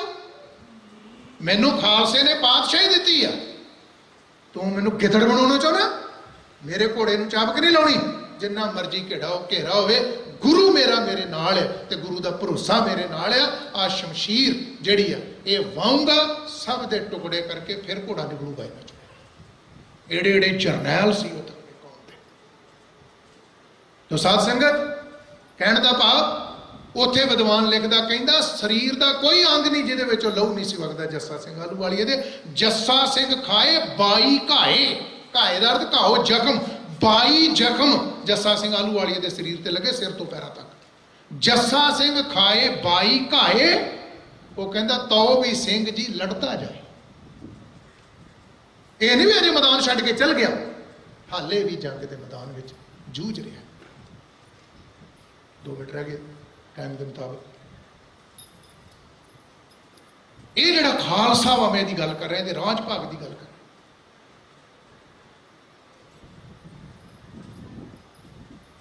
एक अंग्रेज कसूर का इतिहास लिखता, कसूर की धरती पर यह वाकयात होया है। एक अंग्रेज नवा नवा अफसर नियुक्त होके आया, तुरया जा रहा अपनी घरवाली दे नाल ते गर्दन उची करके, वो कहता इत्थे साडा राज है, ये जिहड़ी धरती है इस धरती ते साडा राज है। अपनी घरवाली नूं अपने नाल दे साथियां नूं अंग्रेज दस रहा इत्थे साडा राज है, असीं इत्थे राज करदे हां, इत्थे हुक्म बरतानिया की महाराणी का चलता है ते मैं उहदा थापिया होया अफसर है। गल्लां करदा जांदा, अगले पासियों एक गुरु का खालसा निहंग सिंह घोड़े के उत्ते सवार है, बरछा उहदे हत्थ च, बड़ी स्पीड नाल घोड़ा आ रहा, घटा उड़दा, उन्हें वो अंग्रेज के कोल आके अपने घोड़े दियां वागां खिंच के रोक लिया घोड़ा। वो कहंदा, वो अंग्रेज कहंदा कौन है तू? वो कहंदा तू कौन है? अंग्रेज पुछदा घोड़े ते सवार खालसे ने, कहंदा कौन है तू? ਕਹਿੰਦਾ ਇਸ ਧਰਤੀ ਦਾ ਬਾਦਸ਼ਾਹ। ਉਹ ਅੰਗਰੇਜ਼ ਕਹਿੰਦਾ ਹੱਦ ਹੋ ਗਈ, ਇਸ ਧਰਤੀ ਦਾ ਬਾਦਸ਼ਾਹ? ਕਹਿੰਦਾ ਹਾਂ। ਕਿਹਨੇ ਦਿੱਤੀ ਤੈਨੂੰ ਬਾਦਸ਼ਾਹੀ? ਉਹ ਕਹਿੰਦਾ ਉਸ ਅਕਾਲ ਪੁਰਖ ਵਾਹਿਗੁਰੂ ਪਰਮੇਸ਼ਰ ਨੇ ਦਿੱਤੀ ਮੈਨੂੰ ਬਾਦਸ਼ਾਹੀ। ਉਹ ਕਹਿੰਦਾ, ਗੋਰਾ ਕਹਿੰਦਾ ਕਿੱਥੋਂ ਤੱਕ ਤੇਰਾ ਰਾਜ? ਕਹਿੰਦਾ ਇਸ ਧਰਤੀ ਤੋਂ ਲੈ ਕੇ ਤੇ ਆਸਮਾਨ ਤੱਕ। ਉਹ ਅੰਗਰੇਜ਼ ਕਹਿੰਦਾ ਤੂੰ ਆਪਣੇ ਆਪ ਨੂੰ ਬਾਦਸ਼ਾਹ ਮੰਨਦਾ ਆ? ਉਹ ਕਹਿੰਦਾ ਮੈਂ ਇਸ ਕਰਕੇ ਬਾਦਸ਼ਾਹ ਆਪਣੇ ਆਪ ਨੂੰ ਮੰਨਦਾ ਕਿਉਂਕਿ ਮੈਂ ਬਾਦਸ਼ਾਹ ਦਾ ਪੁੱਤ ਆ। ਕਿਹਦਾ ਪੁੱਤ ਆ ਤੂੰ? ਕਹਿੰਦਾ ਮੇਰੇ ਪਿਤਾ ਦਾ ਨਾਮ ਹੈ ਧੰਨ ਸ੍ਰੀ ਗੁਰੂ ਗੋਬਿੰਦ ਸਿੰਘ ਸਾਹਿਬ ਮਹਾਰਾਜ ਕਲਗੀਧਰ ਪਾਤਸ਼ਾਹ। ਤੇ ਕਲਗੀਧਰ ਪਾਤਸ਼ਾਹ ਨੇ ਸਾਨੂੰ ਇੱਕ ਵਰ ਦਿੱਤਾ ਆ ਕਿ ਖਾਲਸਾ ਤੂੰ ਇਸ ਧਰਤੀ ਦਾ ਬਾਦਸ਼ਾਹ ਹੈ, ਤੇਰਾ ਰਾਜ ਆ, ਤੂੰ ਕਿਸੇ ਦਾ ਗੁਲਾਮ ਨਹੀਂ ਰਹਿ ਸਕਦਾ। ਇਹਨਾਂ ਨਾਲ ਬਚਨ ਆਖਿਆ, ਸਾਨੂੰ ਕਲਗੀਧਰ ਪਾਤਸ਼ਾਹ ਨੇ ਬਾਦਸ਼ਾਹੀ ਦਿੱਤੀ ਹੈ ਤੇ ਖਾਲਸਾ ਇਸ ਧਰਤੀ ਦਾ ਬਾਦਸ਼ਾਹ। ਇਹ ਬਚਨ ਆਖਿਆ ਤੇ ਨਾਲ ਹੀ ਨੇਜਾ ਜਿਹੜਾ ਵਰਸ਼ਾ ਜਿਹੜਾ ਉਹਨੇ ਧਰਤੀ 'ਚ ਕੱਢ ਦਿੱਤਾ। ਤੇ ਉਸ ਅੰਗਰੇਜ਼ ਨੇ ਹੱਥ ਜੋੜ ਕੇ ਆਖਿਆ ਸੀ, ਕਹਿੰਦਾ ਅੱਜ ਤੱਕ ਤੁਹਾਡੇ ਬਾਰੇ ਸੁਣਦਾ ਰਿਹਾ ਕਿ ਜਿਹੜਾ ਖਾਲਸਾ ਆ ਉਹ ਆਪਣੇ ਆਪ ਨੂੰ ਇਸ ਧਰਤੀ ਦਾ ਬਾਦਸ਼ਾਹ ਮੰਨਦਾ ਆ। ਅੱਜ ਪਹਿਲੇ ਦਿਨ ਵੇਖਿਆ ਵਾਕਿਆ ਜਿਹੜੀ ਜੁਰਤ ਦੇ ਨਾਲ ਤੂੰ ਗੱਲ ਕਰਦਾ ਹੈ, ਵਾਕਿਆ ਤੂੰ ਇਸ ਧਰਤੀ ਦਾ ਬਾਦਸ਼ਾਹ। ਨੌਕਰ ਆ ਸਾਰੇ। ਉਹ ਲੋਕ ਲੋਹਾ ਮੰਨਦੇ ਸੀ। ਖਾਲਸੇ ਦਾ ਸਮਾਂ ਮੇਰਾ ਸਮਾਪਤ ਆ। ਕਹਿਣ ਦਾ ਭਾਵ, ਜੈ ਹਰ ਸਿਮਰਨ ਪਿਆ ਤੈਂ ਉਪਾਦਗਤ ਕੀਨੀ, ਵੱਡ ਭਾਗੀ ਹਰ ਜਪਣਾ, ਜਨ ਨਾਨਕ ਕੋ ਗੁਰ ਇਹ ਮੱਤ ਦੀਨੀ। ਮੇਰੇ ਗੁਰੂ ਨੇ ਮੈਨੂੰ ਇਹ ਮੱਤ ਦਿੱਤੀ ਹੈ ਕਿ ਜਪ ਹਰ ਭਵਜਲ ਤਰਨਾ। ਜੇ ਭਵਜਲ ਸੰਸਾਰ ਤਰਨਾ ਚਾਹੁੰਦਾ ਤੇ ਜਪ ਹਰੀ ਨੂੰ ਜਪ, ਵਾਹਿਗੁਰੂ ਦੇ ਸਿਮਰਨ ਭਜਨ ਬੰਦਗੀ 'ਚ ਜੁੜ, ਆ ਵੀ ਲੋਕ ਸਫਲਾ, ਪਰਲੋਕ ਵੀ ਸੁਹੇਲਾ ਹੋਏਗਾ। ਬੇਅੰਤ ਹੋਈਆਂ ਭੁੱਲਾਂ ਚੁੱਕਾਂ ਦੀ ਖਿਮਾ ਸਤਿਗੁਰੂ ਬਖਸ਼ਿਸ਼ ਕਰਨ। ਉਹਨਾਂ ਮਹਾਨ ਗੁਰੂ ਕੇ ਲਾਲ, ਗੁਰੂ ਕੇ ਸ਼ਹੀਦਾਂ ਦੇ ਪਾਏ ਹੋਏ ਪੂਰਨਿਆਂ ਤੇ ਸਮੁੱਚੀ ਕੌਮ ਨੂੰ, ਪੰਥ ਨੂੰ ਸਤਿਗੁਰੂ ਜੀ ਚੱਲਣ ਦਾ ਬਲ ਦੇਣ। ਸਭ ਦਾ ਧੰਨਵਾਦ। ਬਾਬਾ ਬੰਦਾ ਸਿੰਘ ਬਹਾਦਰ ਇੰਟਰਨੈਸ਼ਨਲ ਸਿੱਖ ਸੁਸਾਇਟੀ ਦੇ ਸਮੁੱਚੇ ਸੇਵਾਦਾਰਾਂ ਦਾ ਬਹੁਤ ਬਹੁਤ ਧੰਨਵਾਦ। ਪ੍ਰਬੰਧਕ ਸਾਹਿਬਾਨਾਂ ਦਾ ਧੰਨਵਾਦ। ਗੁਰੂ ਘਰ ਦੇ ਜਨਰਲ ਸਕੱਤਰ ਸਰਦਾਰ ਜਗੀਰ ਸਿੰਘ ਜੀ ਖਲੀਲ। ਤਿੰਨਾਂ ਪਾਸੋਂ ਅਗਲੇ ਪ੍ਰੋਗਰਾਮ ਸਰਵਣ ਕਰਦੇ ਹਾਂ ਜੀ। ਵਾਹਿਗੁਰੂ ਜੀ ਕਾ ਖਾਲਸਾ, ਵਾਹਿਗੁਰੂ ਜੀ ਕੀ ਫਤਿਹ। ਬੋਲ। ਇਹ ਸਨ ਭਾਈ ਸਾਹਿਬ ਭਾਈ ਧਰਮਵੀਰ ਸਿੰਘ ਜੀ, ਮੁੱਖ ਸੇਵਾਦਾਰ, ਮੁੱਖ ਵਜ਼ੀਰ ਗੁਰੂ ਮਹਾਰਾਜ ਦੇ, ਜਿਨ੍ਹਾਂ ਨੇ ਇਤਿਹਾਸ ਤੇ ਚਾਨਣਾ ਪਾਇਆ। ਸਾਰੀ ਸੰਗਤ ਵੱਲੋਂ ਇਹਨਾਂ ਦਾ ਧੰਨਵਾਦ ਹੈ। ਅੱਜ ਬੜਾ ਮਹਾਨ ਦਿਨ ਹੈ। ਅੱਜ ਆਪਾਂ ਸ਼ਹੀਦੀ ਦਿਹਾੜਾ ਪਹਿਲੇ ਬਾਦਸ਼ਾਹ ਬਾਬਾ ਬੰਦਾ ਸਿੰਘ ਜੀ ਬਹਾਦਰ, ਉਹਨਾਂ ਨੂੰ ਵੀ ਮਨਾਉਣ ਜਾ ਰਹੇ ਹਾਂ। ਬਰਸੀ ਮਹਾਰਾਜ ਰਣਜੀਤ ਸਿੰਘ ਸ਼ੇਰੇ ਪੰਜਾਬ ਦੀ ਵੀ ਮਨਾਉਣ ਜਾ ਰਹੇ ਹਾਂ। ਬਰਸੀ ਸੰਤ ਬਾਬਾ ਗੁਰਬਚਨ ਸਿੰਘ ਜੀ ਖਾਲਸਾ ਪਿੰਡਰਾਂ ਵਾਲੇ ਦੀ, ਉਹਨਾਂ ਦੀ ਵੀ ਆਪਾਂ ਬਰਸੀ ਮਨਾਉਣ ਜਾ ਰਹੇ ਹਾਂ। ਸਾਰੀ ਸੰਗਤ ਹੁਮਾ ਕੇ ਆਈ ਹੈ।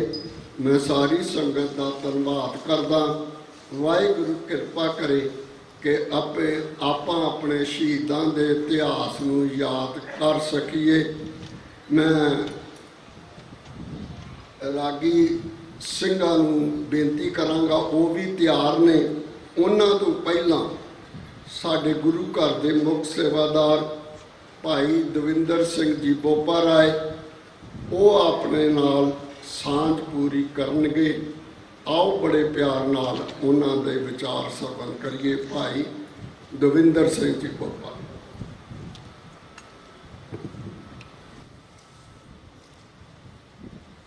ਧੰਨ ਧੰਨ ਸ਼੍ਰੀ ਗੁਰੂ ਗ੍ਰੰਥ ਸਾਹਿਬ ਜੀ ਦੀ ਨਿੱਘੀ ਤੇ ਪਵਿੱਤਰ ਗੋਦ ਦਾ ਆਨੰਦ ਮਾਰੇ ਗੁਰੂ ਪਿਆਰੀ ਸਾਧ ਸੰਗਤ ਜੀ। ਆਓ ਫਤਿਹ ਦੇ ਨਾਲ ਸਾਂਝ ਪਾਈਏ। ਕੋਈ ਵੀ ਰਸਨਾ ਵਾਂਝੀ ਨਾ ਰਹੇ। ਬੁਲਾਓ ਫਤਿਹ। ਵਾਹਿਗੁਰੂ ਜੀ ਕਾ ਖਾਲਸਾ, ਵਾਹਿਗੁਰੂ ਜੀ ਕੀ ਫਤਿਹ।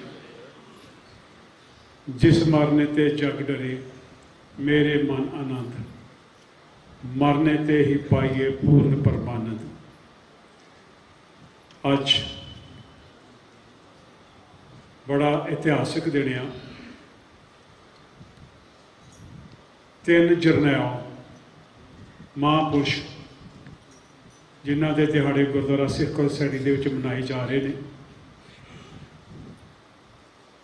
ਪਹਿਲਾ ਸ਼ਹੀਦੀ ਦਿਹਾੜਾ ਬਾਬਾ ਬੰਦਾ ਸਿੰਘ ਜੀ ਬਹਾਦਰ, ਜਿਨ੍ਹਾਂ ਦੀ ਬੜੀ ਸੰਖੇਪ ਦੇ ਵਿੱਚ ਗਿਆਨੀ ਧਰਮਵੀਰ ਸਿੰਘ ਜੀ ਹੈੱਡ ਗ੍ਰੰਥੀ ਗੁਰਦੁਆਰਾ ਸਿੱਖ ਸੁਸਾਇਟੀ ਵਿੱਚ ਦੱਸ ਕੇ ਗਏ ਨੇ। ਬਰਾਗੀ ਤੋਂ ਬੰਦਾ ਸਿੰਘ ਬਹਾਦਰ ਬਣਨਾ, ਥਾਪੜਾ ਗੁਰੂ ਗੋਬਿੰਦ ਸਿੰਘ ਜੀ ਦਾ, ਅੰਮ੍ਰਿਤ ਗੁਰੂ ਗੋਬਿੰਦ ਸਿੰਘ ਜੀ ਨੇ ਹੱਥੀਂ ਛਕਾਇਆ। ਆਪਾਂ ਸ਼ਬਦ ਰਾਹੀਂ ਯਾਦ ਕਰਦੇ ਹਾਂ, ਭਾਵੇਂ ਫੋਟੋ ਦੀ ਆਪਾਂ ਪੂਜਾ ਨਹੀਂ ਕਰਦੇ, ਪਰ ਫਿਰ ਵੀ ਜਿੱਥੇ ਗੁਰੂ ਗੋਬਿੰਦ ਸਿੰਘ ਦੀ ਫੋਟੋ ਲੱਗਦੀ ਆਪਾਂ ਨਮਸਕਾਰ ਕਰਦੇ ਹਾਂ।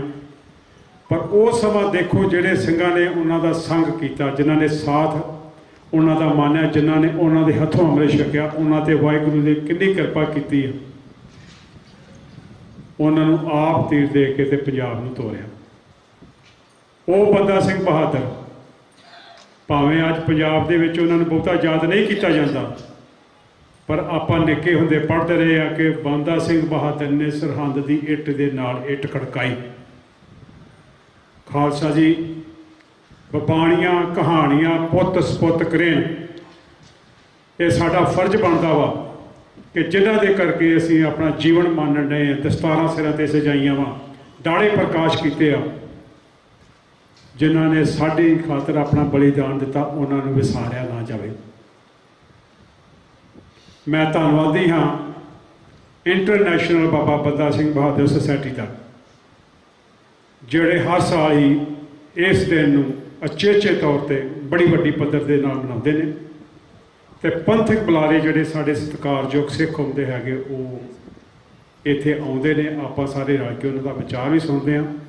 ਮੈਂ ਇਸ ਜਥੇਬੰਦੀ ਦੇ ਜਿੰਨੇ ਵੀ ਸਮੂਹ ਮੈਂਬਰ ਆ, ਮੇਰੇ ਬਹੁਤ ਹੀ ਸਤਿਕਾਰਯੋਗ ਵੱਡੇ ਵੀਰ ਸਰਦਾਰ ਟਹਿਲ ਸਿੰਘ ਜੀ, ਉਹਨਾਂ ਦੇ ਨਾਲ ਉਹਨਾਂ ਦੀ ਟੀਮ ਜਿਹੜੀ, ਮੈਂ ਉਹਨਾਂ ਦਾ ਧੰਨਵਾਦ ਕਰਦਾ। ਵਾਹਿਗੁਰੂ ਇਹਨਾਂ ਨੂੰ ਚੜ੍ਹਦੀ ਕਲਾ ਬਖਸ਼ੇ। ਮੈਂ ਇਹ ਵੀ ਅਰਦਾਸ ਕਰਦਾ ਕਿ ਸਰਦਾਰ ਟਹਿਲ ਸਿੰਘ ਹੋਰਾਂ ਨੂੰ ਮਹਾਰਾਜ ਤੰਦਰੁਸਤੀ ਬਖਸ਼ੀ। ਦੂਸਰੇ ਬਰਸੀ ਸੰਤ ਬਾਬਾ ਗੁਰਬਚਨ ਸਿੰਘ ਜੀ ਖਾਲਸਾ ਪਿੰਡਰਾਂ ਵਾਲੇ, ਦਮਦਮੀ ਟਕਸਾਲ ਦੇ 12ਵੇਂ ਮੁਖੀ, ਜਿਨ੍ਹਾਂ ਨੇ 26 ਵਾਰਾਂ ਗੁਰੂ ਗ੍ਰੰਥ ਸਾਹਿਬ ਦੀ ਸੰਥਿਆ, ਗੁਰੂ ਗ੍ਰੰਥ ਸਾਹਿਬ ਦੀ ਵਿਆਖਿਆ ਕੀਤੀ ਹੈ। ਜਦੋਂ ਟਕਸਾਲ ਦਾ ਨਾਂ ਆਉਂਦਾ ਤਾਂ ਇਹਨਾਂ ਮਹਾਂਪੁਰਸ਼ਾਂ ਦਾ ਹਮੇਸ਼ਾ ਹੀ ਨਾਂ ਆਉਂਦਾ, ਜਿਨ੍ਹਾਂ ਨੇ ਕੌਮ ਨੂੰ ਬਹੁਤ ਕੁਝ ਦਿੱਤਾ। ਅਸੀਂ ਉਹਨਾਂ ਦੀ ਬਰਸੀ 'ਤੇ ਵੀ ਅੱਜ ਨਮਸਕਾਰ ਕਰਦੇ ਹਾਂ। ਤੀਸਰਾ ਦਿਹਾੜਾ ਬਰਸੀ ਮਹਾਰਾਜਾ ਰਣਜੀਤ ਸਿੰਘ ਜੀ। ਮਹਾਰਾਜਾ ਰਣਜੀਤ ਸਿੰਘ ਨੇ ਇੱਕ ਲੰਮਾ ਇਤਿਹਾਸ ਰਚਿਆ, ਜਿਨ੍ਹਾਂ ਦੇ ਰਾਜ ਦੇ ਵਿੱਚ ਕਹਿੰਦੇ ਕਿ ਕੁੱਤੇ ਦੇ ਗਲ ਵੀ ਕੈਂਠਾ ਪਾ ਕੇ ਰਾਤ ਨੂੰ ਛੱਡ ਦਿਓ ਤਾਂ ਕੋਈ ਛੇੜਦਾ ਨਹੀਂ ਹੁੰਦਾ, ਇੰਨਾ ਇਮਾਨਦਾਰੀ ਦਾ ਰਾਜ ਸੀ। ਇਸ ਰਾਜ 'ਤੇ ਹੁੰਦਿਆਂ ਜਦੋਂ ਕਿਤੇ ਤੁਹਾਨੂੰ ਮਾਣ ਸਨਮਾਨ ਮਿਲਦਾ ਵਾ, ਚਾਹੇ ਉਹ ਤੁਹਾਡੇ ਪਰਿਵਾਰ ਵੱਲੋਂ ਆ, ਚਾਹੇ ਤੁਹਾਡੀ ਕੌਮ ਵੱਲੋਂ ਆ, ਕਿਸੇ ਸੁਸਾਇਟੀ ਵੱਲੋਂ ਆ, ਕਦੀ ਉਹਨੂੰ ਅੱਖਾਂ ਪਰੋਖੇ ਨਾ ਕਰਿਆ ਕਰੋ, ਕਿਉਂਕਿ ਆਪਾਂ ਇਹ ਵੀ ਇਤਿਹਾਸ ਜਾਣਦੇ ਹਾਂ ਕਿ ਜਦੋਂ ਮਹਾਰਾਜਾ ਰਣਜੀਤ ਸਿੰਘ ਨੇ ਡਾਂਸ ਕਿਸੇ ਦਾ ਵੇਖਣ ਗਿਆ ਸੀ, ਤੇ ਉੱਥੋਂ ਸ਼੍ਰੀ ਅਕਾਲ ਤਖ਼ਤ ਸਾਹਿਬ ਤੋਂ ਕੀ ਹੁਕਮਨਾਮਾ ਜਾਰੀ ਹੋਇਆ ਸੀ, ਕਿਸੇ ਨੇ ਫਤਿਹ ਬੁਲਾਉਣੀ ਛੱਡਤੀ ਸੀ। ਅਸੀਂ ਭਾਵੇਂ ਜਥੇਬੰਦੀਆਂ ਦੇ ਸੇਵਾ ਸੁਸਾਇਟੀਆਂ ਦੇ ਕਿਸੇ ਚੀਜ਼ ਦੇ ਮੁੱਖ ਅਹੁਦੇਦਾਰ ਹੋਈਏ, ਸਾਨੂੰ ਆਪਣੀ ਪੋਜੀਸ਼ਨ ਨਹੀਂ ਭੁੱਲਣੀ ਚਾਹੀਦੀ। ਉਸ ਮਹਾਰਾਜੇ ਨੂੰ ਸਾਡੀ ਨਮਸਕਾਰ ਆ, ਅਤੇ ਇੱਕ ਸਾਨੂੰ ਲੈਸਨ ਵੀ ਆ ਕਿ ਉਹ ਮਹਾਰਾਜਾ ਨੇ ਜਦੋਂ ਉਹਨਾਂ ਨੂੰ ਹੁਕਮਨਾਮਾ ਜਾਰੀ ਹੋਇਆ ਵੀ ਇਹਨੂੰ ਕੋੜੇ ਵੱਜਣੇ ਆ, ਅੱਜ ਤੋਂ ਇਹਦੀ ਅਰਦਾਸ ਨਹੀਂ ਹੋਏਗੀ, ਕੋਈ ਇਹਨੂੰ ਫਤਿਹ ਨਹੀਂ ਬੁਲਾਏਗਾ। ਉਸ ਟਾਈਮ ਸ਼੍ਰੀ ਅਕਾਲ ਤਖ਼ਤ ਦੇ ਜਥੇਦਾਰ ਸਾਹਿਬ ਦਾ ਜ਼ਿਆਦਾ ਸਤਿਕਾਰ ਮੰਨਿਆ ਗਿਆ ਸੀ। ਅੱਜ ਸਾਨੂੰ ਇਸ ਗੱਲ ਦਾ ਅਫਸੋਸ ਆ ਕਿ ਇਸ ਚੀਜ਼ ਤੋਂ ਅਸੀਂ ਬੌਣੇ ਪੈ ਗਏ ਹਾਂ। ਆਪਾਂ ਗੱਲ ਤੇ ਕਰਦੇ ਹਾਂ ਮਹਾਰਾਜਾ ਰਣਜੀਤ ਸਿੰਘ ਦੇ ਰਾਜ ਦੀ, ਪਰ ਪਹਿਰਾ ਅਸੀਂ ਕਿੱਥੇ ਦੇਣੇ, ਇਹ ਵੀ ਸਾਨੂੰ ਸੋਚਣ ਵਾਸਤੇ ਮਜਬੂਰ ਕਰਦਾ ਵਾ। ਸਾਡੇ ਵਿੱਚ ਬੜੇ ਬੜੇ ਵਿਦਵਾਨ ਬੈਠੇ ਨੇ, ਉਦੋਕੇ ਸਾਹਿਬ ਬੈਠੇ ਨੇ। ਮੈਂ ਜ਼ਿਆਦਾ ਸਮਾਂ ਨਹੀਂ ਲਵਾਂਗਾ, ਮੈਂ ਇੱਕ ਦੋ ਬੇਨਤੀਆਂ ਕਰਨੀਆਂ ਵਾ ਕਿ ਜਿਹੜੇ ਸਮਰ ਕੈਂਪ ਆ ਉਹ ਕੱਲ੍ਹ ਤੋਂ ਸ਼ੁਰੂ ਆ 30 ਤਰੀਕ ਤੋਂ, ਅਤੇ 26 ਜੁਲਾਈ ਤੱਕ ਚੱਲਣਾ। ਦਾਸ ਨੇ ਪਿਛਲੇ ਹਫ਼ਤੇ ਵੀ ਆਪ ਚਰਨਾਂ ਦੇ ਨਾਲ ਆਪ ਸੰਗਤਾਂ ਦੇ ਚਰਨਾਂ 'ਚ ਬੇਨਤੀ ਕੀਤੀ ਸੀ ਕਿ ਇਹਦੇ ਵਿੱਚ ਮਾਇਆ ਦੀ ਲੋੜ ਵੀ ਹੁੰਦੀ ਆ, ਇਹਦੇ ਵਿੱਚ ਕਾਪੀਆਂ ਦੀ, ਪੈਨਸਲਾਂ ਦੀ, ਵੱਖ-ਵੱਖ ਚੀਜ਼ਾਂ ਦੀ ਤੁਸੀਂ ਜਿਹੜੀ ਆ ਉਹ ਸਪੋਰਟ ਕਰ ਸਕਦੇ ਜੇ। ਬੱਚਿਆਂ ਵਾਸਤੇ ਸਪੈਸ਼ਲ ਜਿਹੜੇ ਲੰਗਰ ਆ ਉਹ ਹਰ ਰੋਜ਼ ਬਣਦੇ ਨੇ, ਤੁਸੀਂ ਲੰਗਰ ਦੀ ਸੇਵਾ ਲੈ ਸਕਦੇ ਜੀ। ਸੋ ਅਸੀਂ ਚਾਹੁੰਦੇ ਹਾਂ ਕਿ ਮਤਲਬ ਸਿੱਖ ਸੋਸਾਇਟੀ 'ਤੇ ਜ਼ਿਆਦਾ ਬੋਝ ਨਾ ਪਵੇ। ਉਹਦੀ ਜਿਹੜੀ ਰਜਿਸਟ੍ਰੇਸ਼ਨ ਆ ਉਹ ਅੱਜ ਵੀ ਹੋ ਰਹੀ ਆ, ਕੱਲ੍ਹ ਨੂੰ ਵੀ ਹੋਵੇਗੀ। ਜਿਹੜੇ ਬੱਚਿਆਂ ਦੀ ਜੇ ਰਜਿਸਟ੍ਰੇਸ਼ਨ ਨਹੀਂ ਹੋਈ ਉਹ ਜ਼ਰੂਰ ਆਪਣੇ ਬੱਚਿਆਂ ਦੀ ਰਜਿਸਟ੍ਰੇਸ਼ਨ ਕਰਾਉਣ, ਤਾਂ ਜੋ ਉਹ ਪੰਜਾਬੀ ਨਾਲ ਸਿੱਖੀ ਨਾਲ ਜੋੜ ਸਕਣ, ਕਿਉਂਕਿ ਸਾਡੀ ਅਗਲੀ ਪੀੜ੍ਹੀ ਜਿਹੜੀ ਆ ਉਹਨੇ ਹੀ ਉਹ ਜੋ ਵਾਗਡੋਰ ਆ ਸਾਡੇ ਸਿੱਖ ਕੌਮ ਦੀ ਸਾਂਭਣੀ ਆ। ਜੇ ਉਹ ਪੰਜਾਬੀ ਤੋਂ ਵਿਸਰ ਗਏ ਤੇ ਇਹ ਕੰਮ ਬਹੁਤ ਔਖਾ ਹੋ ਜਾਏਗਾ। ਮੈਂ ਆਪ ਸੰਗਤਾਂ ਦੇ ਚਰਨਾਂ 'ਚ ਬੇਨਤੀ ਕਰਦਾ ਮਾਧਿਅਮ ਦੇ ਥਰੂ ਜਸ ਪੰਜਾਬੀ ਦੇ ਕਿ ਤੁਸੀਂ ਘਰ ਬੈਠੇ ਵੀ ਜਿਹੜੇ ਸੁਣ ਰਹੇ ਜੇ ਉਹ ਜ਼ਰੂਰ ਇਹਦੇ ਵਿੱਚ ਆਪਣਾ ਦਸਵੰਧ ਪਾ ਕੇ ਆਪਣੀ ਮਾਇਆ ਨੂੰ ਸਫਲਾ ਕਰੋ। ਜਿਸ ਤਰ੍ਹਾਂ ਪਹਿਲਾਂ ਵੀ ਬੇਨਤੀ ਕੀਤੀ ਆ ਕਿ ਗੁਰੂ ਘਰ ਵੱਲੋਂ ਜੋ ਉਪਰਾਲਾ ਕੀਤਾ ਜਾ ਰਿਹਾ ਕਿ ਅਸੀਂ ਇੱਕ ਕਾਰਨਰ 'ਤੇ 97 ਤੇ 117 ਸਟਰੀਟ 'ਤੇ ਕਾਰਨਰ 'ਤੇ ਘਰ ਜਿਹੜਾ ਵਾ ਉਹਦਾ ਸੌਦਾ ਮਾਰਿਆ ਵਾ, ਅਤੇ ਮਾਇਆ ਦੀ ਜਿਹੜੀ ਆ ਬੜੀ ਸਖਤ ਲੋੜ ਆ। ਸੋ ਆਪ ਸੰਗਤਾਂ ਨੂੰ ਬੇਨਤੀ ਆ ਕਿ ਆਪਣਾ ਮਾਇਆ ਦਾ ਦਸਵੰਧ ਕੱਢ ਕੇ ਆਪਣੀ ਮਾਇਆ ਸਫਲਾ ਕਰੋ। ਮੈਂ ਜ਼ਿਆਦਾ ਸਮਾਂ ਨਹੀਂ ਲਾਂਗਾ, ਇੰਨਾ ਕੁਝ ਬੋਲਦਾ ਹੋਇਆ ਖਿਮਾ ਦਾ ਜਾ ਚੁੱਕਿਆ। ਅਰਦਾਸ ਕਰਦਾ ਕਿ ਵਾਹਿਗੁਰੂ ਜਿਹੜੀਆਂ ਭਾਵਨਾਵਾਂ ਨਾਲ ਤੁਸੀਂ ਗੁਰੂ ਘਰ ਆਏ ਜੇ, ਮਹਾਰਾਜ ਤੁਹਾਡੀਆਂ ਝੋਲੀਆਂ ਖੁਸ਼ੀਆਂ ਨਾਲ ਭਰੇ। ਬੁਲਾਓ ਫਤਿਹ। ਵਾਹਿਗੁਰੂ ਜੀ ਕਾ ਖਾਲਸਾ, ਵਾਹਿਗੁਰੂ ਜੀ ਕੀ ਫਤਿਹ।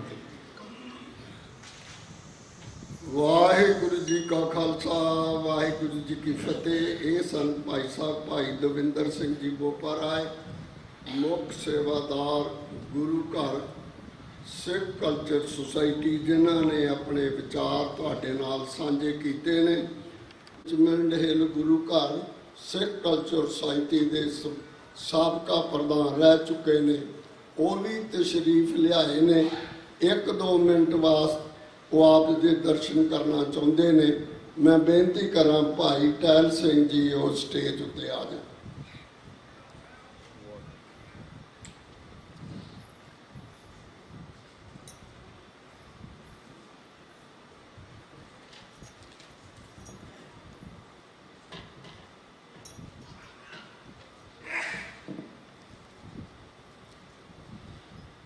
सूरा सो पहचानिए जो लड़े दीन के हेत, पुरजा पुरजा कट बने कबू न छाडे खेत। भागां वालिओ, अज आपां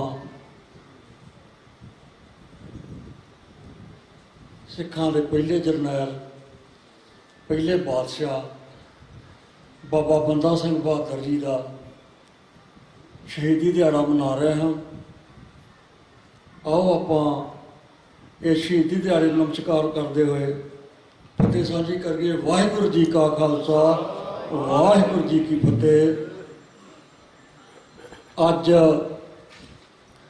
महाराजा रणजीत सिंह उन्हों का भी आपां बरसी मना रहे हैं। आपां गुरबचन सिंह जी खालसा पिंडरां वालियां दी भी अज दिहाड़ा मना रहे हैं। मैं समझदा अज बहुत ही भागां वाला दिन है जिथे आपां दो साडे सिख कौम के राजे बादशाह जिन्हां दा आपां बरसी अज मना रहे हैं, वड्डिया भागां वाले हाँ। सो सारिआं नूं जिन्ने भी संगत आई है दूरों नेड़ों आके ये दीवानां दी हाज़री भर रहे हो, सारिआं दा बहुत बहुत धन्नवाद है। तो पूरे समुचे स्टाफ का गुरु घर के उन्होंने बहुत धन्यवाद है। समुची कमेटी का बहुत बहुत धन्यवाद है जिन्हें ये प्रोग्राम के बहुत ही सहयोग बख्शिया है। सो बेनती ये है कि साढ़े कौम के बहुत ही उच्च कोटि के बुलारे विद्वान जो साढ़े पहुँचे हुए हैं उन्होंने आप सुनना है तो आप जिंदगी दे विच सुन के ये अपनी जिंदगी विच लाहा लेना है। उदोगे साहब तो हरिंदर सिंह टैक्सिस ਤੇ ਹੋਰ ਵੀ ਸਾਡੇ ਪਤਵੰਤੇ ਸੱਜਣ ਆਏ ਹੋਏ ਹਨ। ਆਪਾਂ ਸਾਰਿਆਂ ਨੂੰ ਉਹਨਾਂ ਨੂੰ ਸੁਣ ਕੇ ਜਾਣਾ ਹੈ, ਕਿਉਂਕਿ ਇਹ ਸਾਡਾ ਜੋ ਸਾਲਾਨਾ ਪ੍ਰੋਗਰਾਮ ਹੈ, ਇਹ ਤੋਂ ਕੁਛ ਨਾ ਕੁਛ ਆਪਾਂ ਹਮੇਸ਼ਾ ਸੇਧ ਲੈ ਕੇ ਜਾਂਦੇ ਹਾਂ ਤੇ ਸੇਧ ਲੈ ਕੇ ਜਾਣਾ ਹੈ। ਜਿੰਨੇ ਵੀ ਬਾਹਰਲੀਆਂ ਸਟੇਟਾਂ ਤੋਂ ਮੇਰੇ ਵੀਰ ਜਥੇਬੰਦੀਆਂ ਆਏ ਹਨ, ਸਾਰਿਆਂ ਦਾ ਜਥੇਬੰਦੀ ਵੱਲੋਂ ਬਹੁਤ ਬਹੁਤ ਧੰਨਵਾਦ। ਸਾਰਿਆਂ ਨੇ ਪ੍ਰੋਗਰਾਮ ਆਪਾਂ ਸੁਣ ਕੇ ਜਾਣਾ ਹੈ। ਇੰਨੀ ਫਤਿਹ ਗਾਉਂਦੇ ਆ ਜੀ। ਵਾਹਿਗੁਰੂ ਜੀ ਕਾ ਖਾਲਸਾ, ਵਾਹਿਗੁਰੂ ਜੀ ਕੀ ਫਤਿਹ।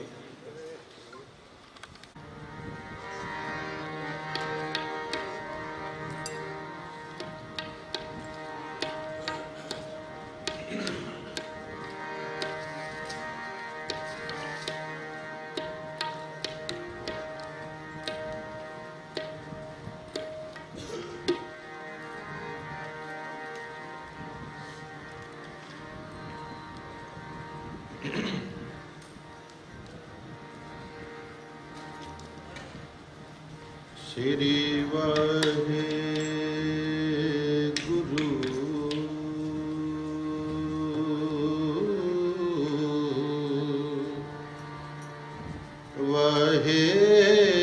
ਵਾਹਿਗੁਰੂ।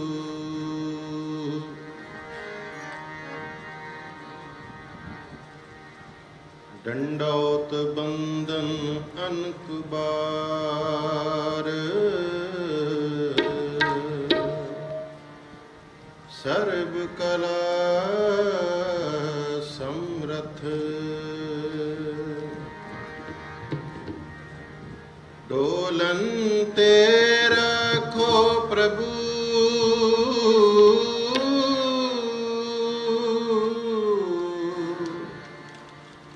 ਡੋਲਨ ਤੇ ਰੱਖੋ ਪ੍ਰਭੂ। ਨਾਨਕ ਦੇ ਕਰ ਹੱਥ,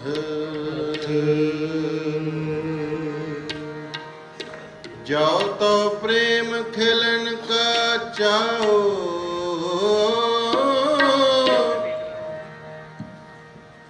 ਸਿਰ ਧਰ ਤਲੀ ਗਲੀ ਮੇਰੀਆ,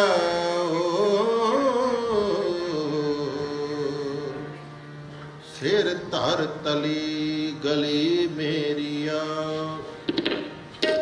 ਇਤ ਮਾਰਗ ਪੈਰ ਤਰੀ ਜੈ,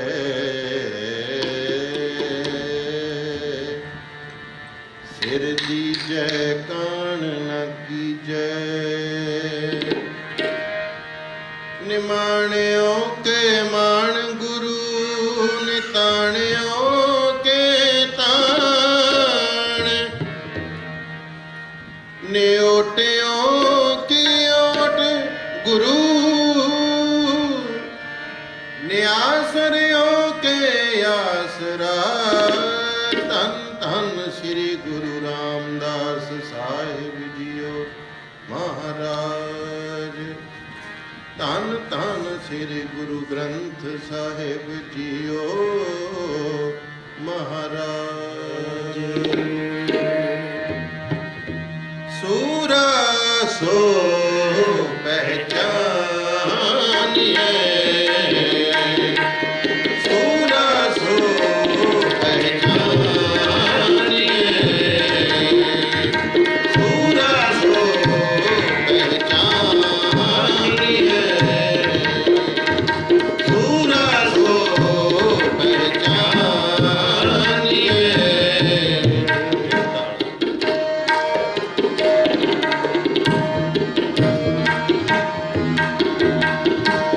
ਸੋ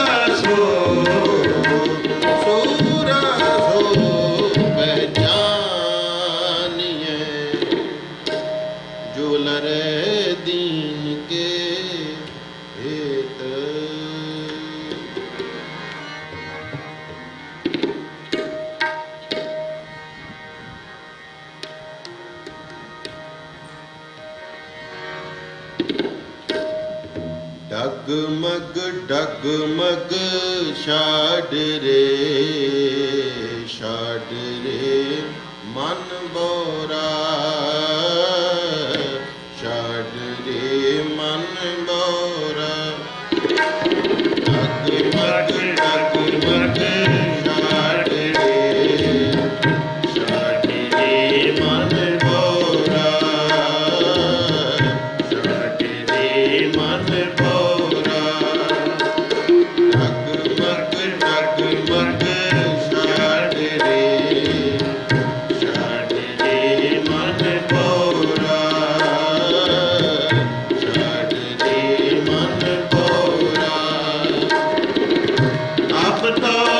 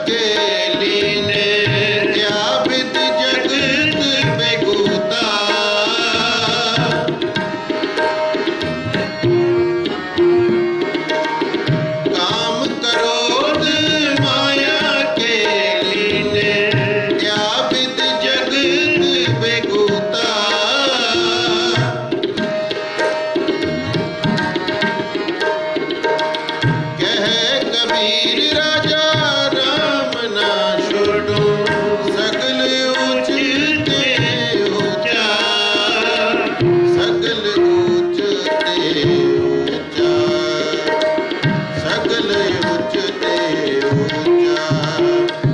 डगमग डगमग छाट रे मन बोरा, छाट रे मन बोरा।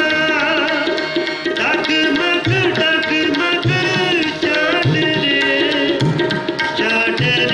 मन बोरा, छाट रे मन बोरा।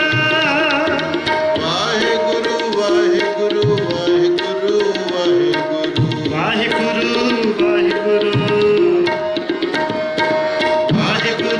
वाहेगुरु वाहेगुरु वाहेगुरु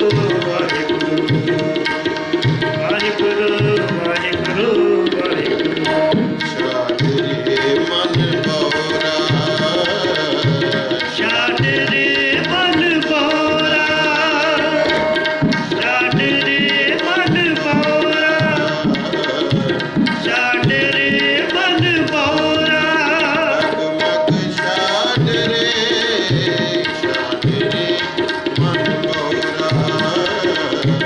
छाट रे मन बोरा, छाट रे मन बोरा, छाट रे मन बोरा, छाट रे मन बोरा,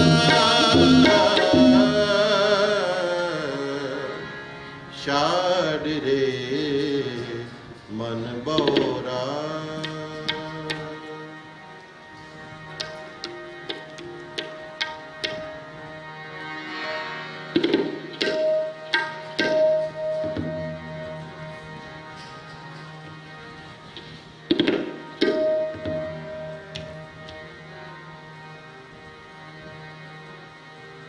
अत ही रण में तब जूझ मरो, अत ही रण में तब जूझ मरो।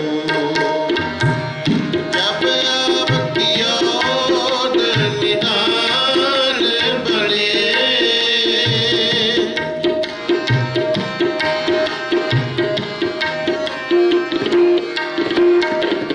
जब अब किया निदान बने, अत ही रण में तब जूझ मरो, अत ही रण में तब जूझ मरो।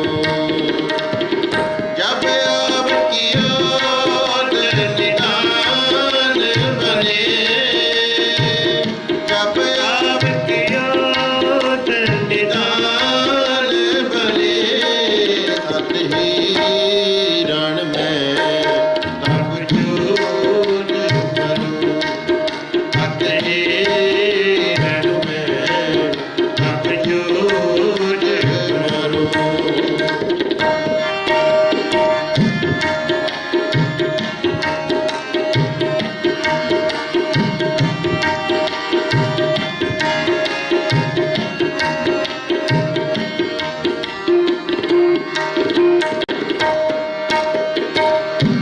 हे शिवा परमोर है, शुभ कर्मन के कबहु न डरो।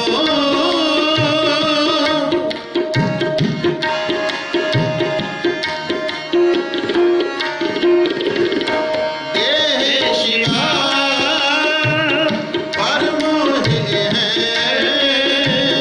शुभ कर्मन के कबहु न डरो। शुभ कर्मन के कबहु न डरो, शुभ कर्मन के कबहु न डरो। अत ही रण में तब जूझ मरो, अत ही रण में तब जूझ मरो। जब अब किया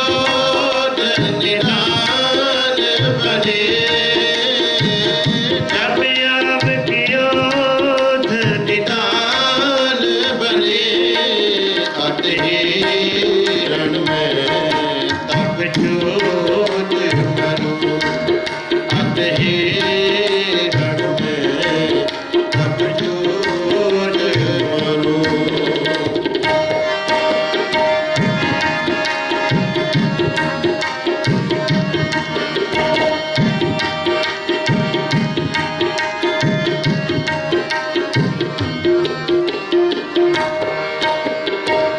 ना डरो अरसों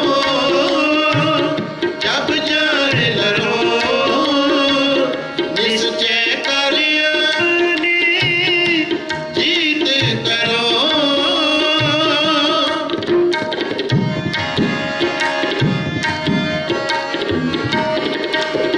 ना डरो अरसों जब जाए लड़ो निश्चय कर अपनी जीत करो। निश्चय कर अपनी जीत करो। निश्चय कर अपनी जीत करो अतहि रण में तब छूट मरूं अतहि रण में तब छूट मरूं। तब अब कियोद निदान बने जब अब कियोद निदान बने अतहि रण में तब छूट मरूं अतहि रण में तब छूट मरूं।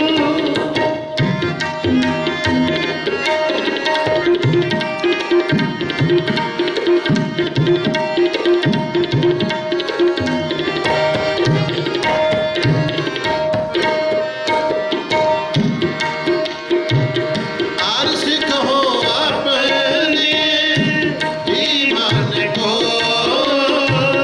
एह लालच हो गुण तो उचरो।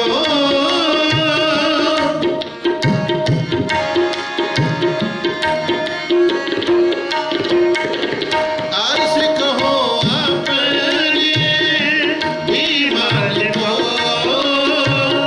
एह लालच हो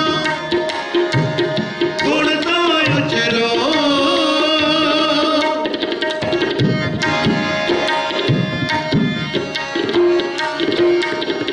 एह लालच हो गुण तो उचरो। एह लालच हो गुण तो उचरो अतहि रण में तब छूट मरूं अतहि रण में तब छूट मरूं।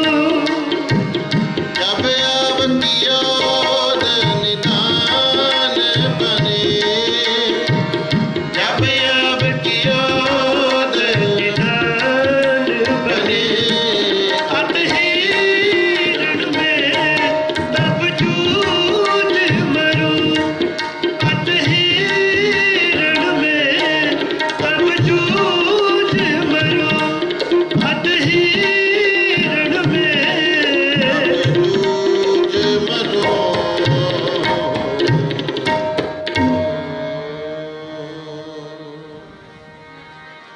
पहला मरण कबूल पहला मरण कबूल पहला मरण कबूल पहला मरण कबूल पहला मरण कबूल पहला मरण कबूल पहला मरण कबूल पहला मरण कबूल। जीवन की छठ आस जीवन की छठ आस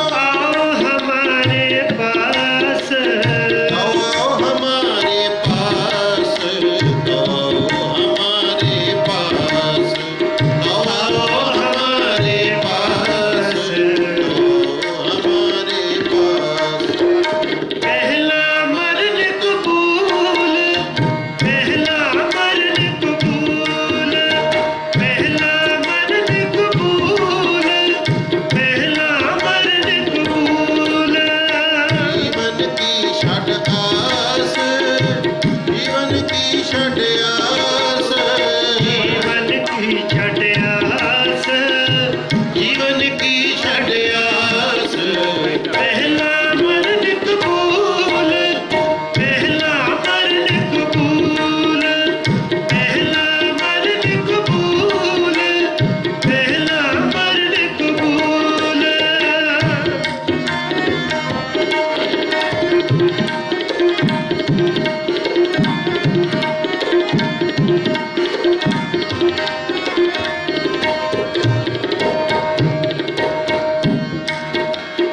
कबीर ऐसी होए परी, मन को पावत कीन।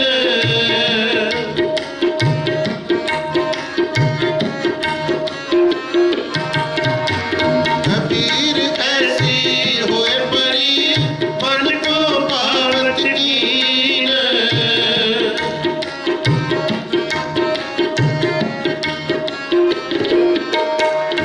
मरने ते क्या डरपना, जब हाथ संदौरा लीन।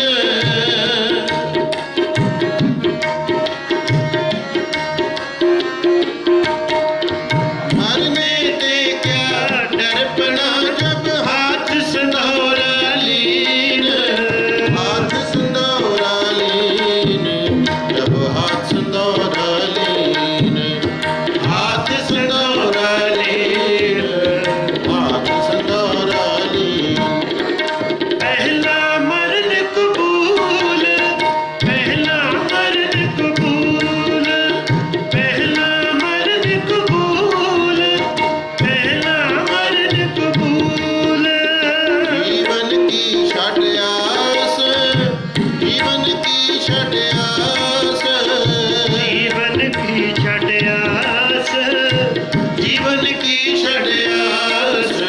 ਪਹਿਲਾ ਮਰਨ ਕਬੂਲ, ਪਹਿਲਾ ਮਰਨ ਕਬੂਲ, ਪਹਿਲਾ ਮਰਨ ਕਬੂਲ, ਪਹਿਲਾ ਮਰਨ ਕਬੂਲ।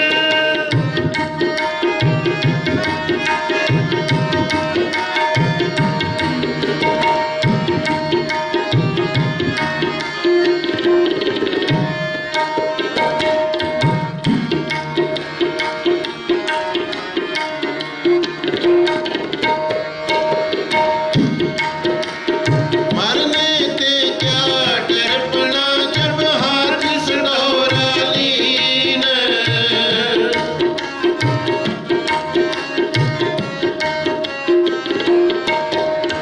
मरता मरता जग मुआ, मर की न जाने कोय।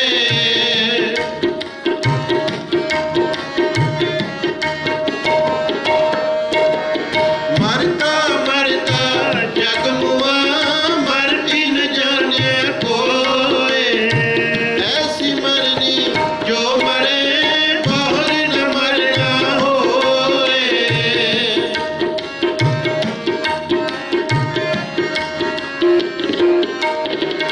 ऐसी मरनी जो मरे, बाहर न मरना होए, बाहर न मरना होए। बाहर न मरना होए, बाहर न मरना होए, बाहर न मरना होए।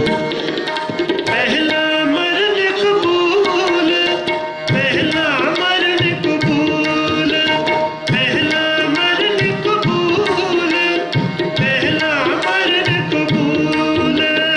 ਜੀਵਨ ਕੀ ਛੱਡ ਆਸ, ਜੀਵਨ ਕੀ ਛੱਡ ਆਸ, ਜੀਵਨ ਕੀ ਛੱਡ ਆਸ, ਜੀਵਨ ਕੀ ਛੱਡ ਆਸ।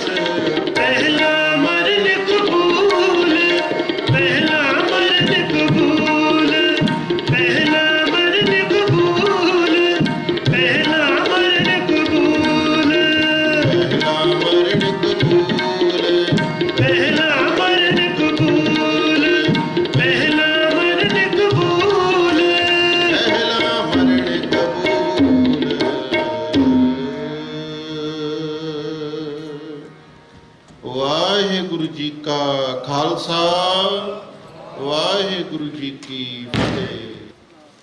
ਗੁਰੂ ਗ੍ਰੰਥ ਸਾਹਿਬ ਜੀ ਦੀ ਹਜ਼ੂਰੀ ਵਿੱਚ ਨਿਵਾਜੀ ਗੁਰੂ ਸੰਗਤ ਜੀਓ, ਇੱਕ ਓਂਕਾਰ ਨੂੰ ਆਪਣੀ ਸੁਰਤ ਤੇ ਰੂਹ ਵਿੱਚ ਉਤਾਰਦੇ ਹੋਏ ਫਤਿਹ ਦਾ ਜਵਾਬ ਫਤਿਹ ਨਾਲ ਪ੍ਰਵਾਨ ਕਰਨਾ। ਵਾਹਿਗੁਰੂ ਜੀ ਕਾ ਖਾਲਸਾ, ਵਾਹਿਗੁਰੂ ਜੀ ਕੀ ਫਤਿਹ। ਆਪ ਜੀ ਹੁਣੇ ਕੀਰਤਨ ਸਰਵਣ ਕਰ ਰਹੇ ਸੀ। ਭਾਈ ਮਲਕੀਤ ਸਿੰਘ ਉਹਨਾਂ ਦਾ ਜੱਥਾ ਜਿਹੜਾ ਅਖੀਰਲਾ ਸ਼ਬਦ ਕੀਤਾ, ਸਰਵਣ ਕਰਾਇਆ, ਉੱਥੇ ਗੁਰੂ ਗ੍ਰੰਥ ਸਾਹਿਬ ਵਿੱਚ ਜੋ ਭਗਤ ਕਬੀਰ ਜੀ ਦਾ ਸ਼ਲੋਕ ਆ ਉਹਦੀ ਟੇਕ ਰੱਖੀ ਹੋਈ ਸੀ। ਗੱਲ ਉੱਥੋਂ ਹੀ ਸ਼ੁਰੂ ਕਰਾਂਗੇ ਕਿਉਂਕਿ ਸਾਡੇ ਲਈ ਬਾਣੀ ਹੀ ਸਿਰਮੌਰ ਹੈ, ਬਾਕੀ ਚੀਜ਼ਾਂ ਵਾਲੇ ਸਾਡਾ ਦਪਾੜ। ਤੇ ਜਿਹੜੀ ਇਨਵੀਟੇਸ਼ਨ ਹੁੰਦੀ ਆ ਸੱਦਾ, ਉੱਥੇ ਸੱਦੇ ਦੀ ਗੱਲ ਹੈ ਕਿ ਸੱਦਾ ਹੈ ਕਿਹੜਾ। ਪਹਿਲਾ ਮਰਨ ਕਬੂਲ। ਕਬੂਲ ਲਫ਼ਜ਼ ਅਸੀਂ ਆਮ ਲੈ ਲਓ ਜਾਂ ਜਿਹੜਾ ਇਸਲਾਮਿਕ ਟ੍ਰੈਡੀਸ਼ਨ 'ਚੋਂ ਆ ਰਿਹਾ, ਐਕਸੈਪਟ ਕਰਨਾ ਹੁੰਦਾ ਜਿਹਨੂੰ ਕਬੂਲ ਕਰਨਾ। ਜਿਹਦੇ 'ਚ ਐਕਸੈਪਟ ਹੀ ਨਹੀਂ ਕੀਤਾ ਇਸ ਗੱਲ ਨੂੰ, ਉਹ ਅਗਲਾ ਕਦਮ ਕਿੱਥੋਂ ਚੱਕੂ। ਪਹਿਲਾ ਮਰਨ ਕਬੂਲ। ਹੁਣ ਮਰਨ ਦੇ ਬੜੇ ਮੀਨਿੰਗ ਨੇ, ਸਿੰਪਲ ਮੀਨਿੰਗ ਲੈਣਾ ਆਪਾਂ ਤਾਂ, ਕਿਉਂਕਿ ਇਹ ਸਕਾਲਰ ਲਈ ਥੋੜੀ ਹੈ ਬਾਣੀ, ਬਾਣੀ ਸਾਰਿਆਂ ਲਈ ਹੈ। ਮਤਲਬ ਜਿਸ ਮਰਨੇ ਤੋਂ ਜਗ ਡਰਿਆ ਵਾਲੀ ਗੱਲ ਆ। ਆਪਣਾ ਭਾਵ ਮਿਟਾਣਾ ਵੀ ਮਰਨਾ, ਜਮਰਾਜ ਦੇ ਡਰ ਤੋਂ ਵੀ ਬਚਣਾ, ਉਹ ਵੀ ਮਰਨਾ ਕਬੂਲ ਕਰਨਾ। ਸੋ ਪਹਿਲਾ ਮਰਨ ਕਬੂਲ। ਪਹਿਲਾਂ ਇਹ ਐਕਸੈਪਟ ਕਰ ਜਿਹਨੇ ਇਹ ਗੇਮ ਖੇਡਣੀ ਆ ਪ੍ਰੇਮ ਦੀ। ਜੀਵਨ ਕੀ ਛੱਡ ਆਸ। ਵੀ ਹੈਵ ਸੋ ਮੈਨੀ ਐਕਸਪੈਕਟੇਸ਼ਨ। ਆਸ ਕੀ ਆ ਕਿ ਮੇਰਾ ਇਸ ਤਰ੍ਹਾਂ ਦਾ ਪਰਿਵਾਰ ਹੋਵੇ, ਮੇਰੀ ਇਸ ਤਰ੍ਹਾਂ ਦੀ ਸੰਸਥਾ ਹੋਵੇ। ਉਹਦੇ ਲਈ ਫਿਰ ਇੱਕ ਅਸੀਂ ਦੁਨਿਆਵੀ ਪੈਰਾਡਾਈਮ ਹੈਗੀ ਸੈਸਾਰੀ ਜਿਹਨੂੰ ਅਸੀਂ ਆਖ ਦਿੰਦੇ ਆ, ਉੱਥੇ ਆਸਾਂ ਬਚਦੀਆਂ ਨੇ। ਤੇ ਜਦ ਉਹ ਆਸਾਂ ਬਚ ਜਾਂਦੀਆਂ ਨੇ ਫਿਰ ਤੁਸੀਂ ਇਹ ਵਾਲੀ ਕਬੂਲ ਕਿਵੇਂ ਕਰੋਗੇ? ਕਿਉਂਕਿ ਉੱਥੇ ਹੀ ਫਿਰ ਸਾਨੂੰ ਆਪਾਂ ਕਹਿੰਦੇ ਆ ਕਰਨਾ ਪੈਂਦਾ। ਫਿਰ ਅਸੀਂ ਕਹਿੰਦੇ ਆ ਮਜਬੂਰੀ ਹੋ ਗਈ। ਫਿਰ ਅਸੀਂ ਕਹਿੰਦੇ ਅਸੀਂ ਦੁਨੀਆਦਾਰੀ ਵੀ ਹੈਗੇ ਆ, ਬਟ ਫਿਰ ਉਹਨਾਂ ਲਈ ਇਹ ਗੇਮ ਨਹੀਂ ਆ। ਪਹਿਲਾ ਮਰਨ ਕਬੂਲ। ਜੀਵਨ ਕੀ ਛੱਡ ਆਸ। ਜਿਹੜਾ ਵੀ ਦੁਨੀਆ ਦੇ ਕਿਸੇ ਵੀ ਢਾਂਚੇ ਨੇ ਜੀਣ ਦਾ ਤਰੀਕਾ ਬਣਾਇਆ ਹੋਇਆ, ਉਹਦੀ ਆਸ ਛੱਡ ਦੇ। ਭਾਵੇਂ ਉਹ ਸਾਊਥ ਏਸ਼ੀਅਨ ਆ, ਭਾਵੇਂ ਉਹ ਪੰਜਾਬੀ ਆ, ਭਾਵੇਂ ਉਹ ਈਸਟ ਦਾ, ਭਾਵੇਂ ਵੈਸਟ ਦਾ, ਸਾਰੀਆਂ ਆਸਾਂ ਛੱਡਦੇ ਹੋ। ਫੇਰ ਕੀ ਹੋ? ਉਹਦੀ ਤਰਿਆਈ ਕਿਵੇਂ ਹੋਊਗੀ ਉਹ ਆਸ ਛੱਡਣ ਦੀ? ਹੋ ਸਬਨਾ ਕੀ ਰੇਣਕਾ। ਹੁਣ ਰੇਣਕਾ ਦਾ ਸਿੰਪਲੈਸਟ ਮੀਨਿੰਗ ਆਪਾਂ ਲੈ ਲੈਂਦੇ ਆ ਜਦ ਲਫ਼ਜ਼ੀ ਅਰਥਾਂ ਵਿੱਚ ਵੀ। ਆਪਾਂ ਕਹਿੰਦੇ ਆ ਜਿਵੇਂ ਨਾ ਚਰਨਾਂ ਦੀ ਧੂੜ ਬਣ ਜਾ, ਡਸਟ। ਧੂੜ ਕੀ ਹੁੰਦੀ ਆ? ਇਹ ਕਬੀਰ ਜੀ ਨੇ ਬੜਾ ਐਕਸਪਲੇਨ ਕੀਤਾ ਹੈ ਉਹਨੂੰ ਲੰਬੇ ਲੈਵਲ ਤੇ, ਕਿ ਪਹਿਲਾਂ ਰੋੜਾ ਬਣੇਗਾ, ਫਿਰ ਡਸਟ ਬਣੇਗਾ, ਫਿਰ ਪਾਣੀ। ਮਤਲਬ ਕਿਸੇ ਨੂੰ ਤਕਲੀਫ ਵੀ ਨਾ ਹੋਵੇ। ਰੇਤੇ ਤੇ ਤੁਸੀਂ ਤੁਰਦੇ ਹੋ ਨਾ, ਚੰਗਾ ਹੋਵੇ, ਬੀਚ ਤੇ ਜਾਓ ਕਿਤੇ, it's good for you also. ਮਤਲਬ ਕਿਸੇ ਨੂੰ ਤਕਲੀਫ ਨਹੀਂ ਦੇਣ ਵਾਲੀ ਗੱਲ। ਇੰਨੀ ਹਿਊਮਿਲਿਟੀ ਆ ਜਾਵੇ, ਇੰਨੀ ਹਲੀਮੀ ਆ ਜਾਵੇ। ਹੋ ਸਭਨਾ ਕੀ, ਕੋਈ ਐਕਸੈਪਸ਼ਨ ਨਹੀਂ ਛੱਡੀ। ਅਸੀਂ ਤਾਂ ਐਕਸੈਪਸ਼ਨਸ ਬਣਾ ਲੈਂਦੇ ਆ ਕਿ ਉਹਨੇ ਮੇਰੇ ਨਾਲ ਇਦਾਂ ਕੀਤਾ, ਉਹਦੇ ਪ੍ਰਤੀ ਮੈਂ ਕਿਵੇਂ ਹੰਬਲ ਹੋ ਜਾਵਾਂ। ਜੇ ਅਸੀਂ ਬਾਣੀ ਦੀ ਪੈਰਾਡਾਈਮ ਲੈਣੀ ਆ ਭਗਤ ਕਬੀਰ ਜੀ ਦੇ ਸ਼ਬਦਾਂ ਦੇ ਰਾਹੀਂ, ਹੋ ਸਭਨਾ ਕੀ ਰੇਣਕਾ। ਜੇ ਇੰਨੀ ਪ੍ਰੈਪਰੇਸ਼ਨ ਹੋਗੀ ਤਾਂ ਆਓ ਹਮਾਰੇ ਪਾਸ, ਦੈਨ ਕਮ। ਕਿਉਂਕਿ ਕਿਸੇ ਵੀ ਚੀਜ਼ ਦੀ ਇਨਵੀਟੇਸ਼ਨ ਹੁੰਦੀ ਹੈ ਨਾ, ਉਹਦਾ ਪਰਪਸ ਹੁੰਦਾ। ਇਹ ਪਰਪਸ ਬਾਣੀ ਵਿੱਚ ਇਹ ਦੱਸਿਆ ਹੈ ਕਿ ਜਿਹੜੇ ਆਪਣੇ ਆਪ ਨੂੰ ਮੌਤ ਦੇ ਪ੍ਰਤੀ, ਦੁਨੀਆ ਦੇ ਪ੍ਰਤੀ ਕਲੀਅਰ ਕਰ ਲਿਆ, ਉਹ ਇਹ ਗੇਮ ਖੇਡਣ ਆਵੇ। This is the starting point. ਇਹ ਐਂਡਿੰਗ ਪੁਆਇੰਟ ਨਹੀਂ ਹੈ ਸਾਡਾ, ਇਹ ਸਾਡਾ ਸਟਾਰਟਿੰਗ ਪੁਆਇੰਟ ਹੈ। ਗੇਮ ਖੇਡਣੀ ਤਾਂ ਸ਼ੁਰੂ ਹੁੰਦੀ ਹੈ ਨਾ ਜਿੱਥੋਂ। ਸੋ ਇੰਨੀ ਪ੍ਰੈਪਰੇਸ਼ਨ ਚਾਹੀਦੀ ਹੈ। ਆਪਾਂ ਜਿਨ੍ਹਾਂ ਦੇ ਦਿਨ ਮਨਾਉਂਦੇ ਆ ਸਾਲਾਨਾ, ਉਹਨਾਂ ਦੀ ਪ੍ਰੈਪਰੇਸ਼ਨ ਵੀ ਧਿਆਨ ਦੇਖੋ ਨਾ। ਅਸੀਂ ਉਹਨਾਂ ਦਾ ਇੱਕ ਜਿਹੜੀ ਚੀਜ਼ ਰਹਿ ਗਈ ਜਾਂ ਦੋ ਜਿਹੜੀਆਂ ਚੀਜ਼ਾਂ ਰਹਿ ਗਈਆਂ, ਉਹ ਕ੍ਰਿਟੀਕਲ ਐਨਾਲਿਸਿਸ ਹੁੰਦਾ, ਉਹ ਛੱਡ ਦਿਓ। ਉਹ ਸੰਗ ਦੀ ਗੱਲ ਨਹੀਂ ਹੁੰਦੀ, ਉਹ ਪਲੈਨਿੰਗ ਵੇਲੇ ਦੇਖੀ ਜਾਂਦੀ ਹੈ ਤਾਂ ਕਿ ਉਹ ਗੈਪ ਕੋਈ ਹੋਰ ਪੂਰਾ ਕਰ ਦੇਵੇ। ਉਹਨਾਂ ਦੀ ਪ੍ਰੈਪਰੇਸ਼ਨ ਦੇਖੋ। ਜਿਹੜੇ ਤਿੰਨ ਨਾਂ ਅੱਜ ਬਾਰ-ਬਾਰ ਬੁਲਾਏ ਜਾ ਰਹੇ ਨੇ, ਪ੍ਰੈਪਰੇਸ਼ਨ ਦੇਖੋ ਤਿੰਨਾਂ ਦੀ। ਉਸ ਪ੍ਰੈਪਰੇਸ਼ਨ ਦਾ ਫਿਰ ਸਾਨੂੰ ਪਤਾ ਲੱਗੂ ਕਿ ਬਾਣੀ ਦੇ ਲੈਵਲ ਤੇ ਜਿਹੜੇ ਪੜ੍ਹਨਾ ਵੀ ਨਹੀਂ ਆਉਂਦਾ ਉਹ ਵੀ ਇੱਕ ਗ੍ਰੰਥੀ ਨੂੰ ਲੈ ਕੇ ਆਉਂਦਾ, ਜਿਨ੍ਹਾਂ ਨੂੰ ਅਸੀਂ ਗਿਆਨੀ ਗਿਆਨ ਸਿੰਘ ਆਖਦੇ ਹਾਂ, ਕਿ ਮੈਨੂੰ ਗੁਰੂ ਗ੍ਰੰਥ ਸਾਹਿਬ ਦਾ ਪਾਠ ਸੁਣਾ ਲਾਹੌਰ ਦੇ ਦਰਬਾਰ ਦਾ ਰਾਜਾ, ਜਿਹੜਾ ਮਹਾਰਾਜਾ ਰਣਜੀਤ ਸਿੰਘ ਜੀ ਨੂੰ ਆਖਦੇ ਹਾਂ ਅਸੀਂ। ਉਹਨਾਂ ਨੇ ਫਿਰ ਲਿਖਿਆ ਬਾਚ ਪੰਥ ਪ੍ਰਕਾਸ਼। ਸਰਕਮਸਟੈਂਸ਼ਲੀ ਨਹੀਂ ਪੜ੍ਹ ਪਾਏ, ਬਟ ਕਲੀਅਰ ਕੀਤਾ ਹੋਇਆ ਸੀ ਸ਼ੁਰੂ ਦਾ ਕਿ ਸਾਡਾ ਜਿਹੜਾ ਸੋਮਾ, ਸਾਡਾ ਜਿਹੜਾ ਅਸਲੀ ਸਰੋਤ ਆ, ਜਿੱਥੋਂ ਅਸੀਂ ਸਟਰੈਂਥ ਲੈਣੀ ਆ, ਜਿੱਥੋਂ ਅਸੀਂ ਬਲ ਲੈਣਾ, ਉਹ ਇੱਥੋਂ ਹੀ ਆ। ਸੋ ਉਹ ਬਲ ਲੈਣਾ, ਬਾਬਾ ਗੁਰਬਚਨ ਸਿੰਘ ਬਾਰੇ ਤਾਂ ਤੁਹਾਨੂੰ ਇਹ ਪਤਾ ਹੋ, ਬਟ ਸਾਨੂੰ ਮਹਾਰਾਜਾ ਰਣਜੀਤ ਸਿੰਘ ਬਾਰੇ ਵੀ ਇਹ ਗੱਲ ਕਰਨੀ ਪੈਣੀ, ਕਿਉਂਕਿ ਅੱਜ ਮੈਂ ਇਸੇ ਗੱਲਾਂ ਵੱਲ ਇਸ਼ਾਰਾ ਕਰਦਾ ਕਿ ਇੱਥੇ ਕਨਫਿਊਜ਼ਨ ਕੀ ਆਇਆ ਹੋਇਆ। ਮਹਾਰਾਜਾ ਰਣਜੀਤ ਸਿੰਘ ਦੀਆਂ ਕਿਹੜੀ ਪ੍ਰੋਬਲਮਸ ਨੇ ਸਾਨੂੰ ਪਤਾ ਨੇ, ਬਟ ਉਹਦੀ ਤਿਆਰੀ ਕਿੱਥੋਂ ਸ਼ੁਰੂ ਹੋਈ, ਉਹ ਤਿਆਰੀ ਤਾਂ ਕਰ ਲਓ। ਪ੍ਰੋਬਲਮ ਤਾਂ ਅਸੀਂ ਨਜਿੱਠਣੀ ਹੋਊਗੀ, ਕਿਉਂਕਿ ਅਸੀਂ ਸਾਰੇ ਇੰਪਰਫੈਕਟ ਹਾਂ। ਗੁਰਬਾਣੀ ਚ ਆਇਆ ਅਸੀਂ ਭੁੱਲਣਹਾਰ ਆ, ਸੋ ਸਾਰੇ ਭੁੱਲਣਹਾਰ। ਗੁਰੂ ਬਖਸ਼ਣਹਾਰ, ਅਸੀਂ ਥੋੜੀ ਬਖਸ਼ਣਹਾਰ। ਬਟ ਤਿਆਰੀ ਤਾਂ ਹੋਵੇ ਕਿ ਜਿੱਥੇ ਕਿਸ ਕਿਸਮ ਦੀ ਹਾਈਐਸਟ ਲੈਵਲ ਦੀ ਆਸ, ਉਹ ਬਾਬਾ ਬੰਦਾ ਸਿੰਘ ਬਹਾਦਰ ਚ ਦਿਖਦੀ ਹੈ ਹਾਈਐਸਟ ਲੈਵਲ ਦੀ, ਮਹਾਰਾਜਾ ਰਣਜੀਤ ਸਿੰਘ ਦੇ ਵਿੱਚ ਕਈ ਲੈਵਲ ਦੀ ਦਿਖਦੀ ਆ, ਸਾਰੀਆਂ ਦੀ ਦਿਖਦੀ ਆ ਅੱਜ। ਸੋ ਫਰਕ ਰਹੂਗਾ, ਕੋਈ ਫਰਕ ਨਹੀਂ। ਅਸੀਂ ਇਸ ਕਰਕੇ ਦੋਨਾਂ ਦੇ ਦਿਨ ਹੀ ਮਨਾ ਰਹੇ ਹਾਂ। ਉਹਨਾਂ ਨੇ ਆਪਣਾ ਦਾਇਰਾ ਬਣਾਇਆ, ਉਸ ਦਾਇਰੇ ਦੇ ਵਿੱਚ ਜਿਸ ਲੈਵਲ ਤੱਕ ਵੀ ਉਹ ਜਾ ਸਕਦੇ ਸੀ ਉਹ ਗਏ। ਸੋ ਪਹਿਲੀ ਗੱਲ ਇਹ ਕਿ ਮਿਆਰ ਸਾਡਾ ਇਹ ਹੈਗਾ ਕਿ ਮੌਤ ਨਾਲ ਜੂਝਣਾ ਸਿੱਖੋ। ਮਹਾਰਾਜਾ ਰਣਜੀਤ ਸਿੰਘ ਨੇ ਵੀ ਅੰਮ੍ਰਿਤ ਛਕਿਆ ਸੀ, ਅਸੀਂ ਵੀ ਛਕਦੇ ਆ, ਕਿਸੇ ਆਸੇ ਨਾਲ ਆਉਂਦੇ ਆ ਨਾ ਗੁਰੂ ਦੇ ਘਰ 'ਚ, ਬਟ ਸਾਨੂੰ ਵੀ ਪਤਾ ਸਾਡੀ ਲਾਈਫ 'ਚ ਕੀ ਹੋ ਜਾਂਦਾ, ਤੇ ਮਹਾਰਾਜੇ ਦੀ ਲਾਈਫ ਵਿੱਚ ਵੀ ਬੜਾ ਕੁਝ ਹੋਇਆ। ਦੂਸਰੀ ਗੱਲ ਜਿੱਥੇ ਮੈਂ ਗੱਲ ਕਰਨੀ ਚਾਹਾਂਗਾ ਉਹ ਅੱਜ ਦੇ ਹੁਕਮ ਤੋਂ ਹੀ ਆ, ਦਰਬਾਰ ਸਾਹਿਬ ਦੇ। ਉੱਥੇ ਸਾਡੀ ਦੱਸੀ ਜਾ ਰਹੀ ਹੈ ਸਾਡੀ ਕੰਡੀਸ਼ਨ, ਉਹ ਕੰਡੀਸ਼ਨ ਹੈ ਕਿ ਜਿਨ੍ਹਾਂ ਨੇ ਪ੍ਰਿਪੇਅਰ ਕਰਨਾ, ਜਿਹੜੇ ਪੰਥ ਵਿੱਚ ਤੁਸੀਂ ਲੋਚਦੇ ਹੋ ਅਸੀਂ ਸਾਰੇ, ਕਿ ਜੋ ਸਾਡੇ 2025 ਦਾ ਮਾਹੌਲ ਬਣਿਆ ਹੋਇਆ ਕੀ ਕਰੀਏ, ਉਹਨਾਂ ਨੂੰ ਇਹ ਚੀਜ਼ਾਂ ਸੁਝਾਉਣੀਆਂ ਪੈਣਗੀਆਂ।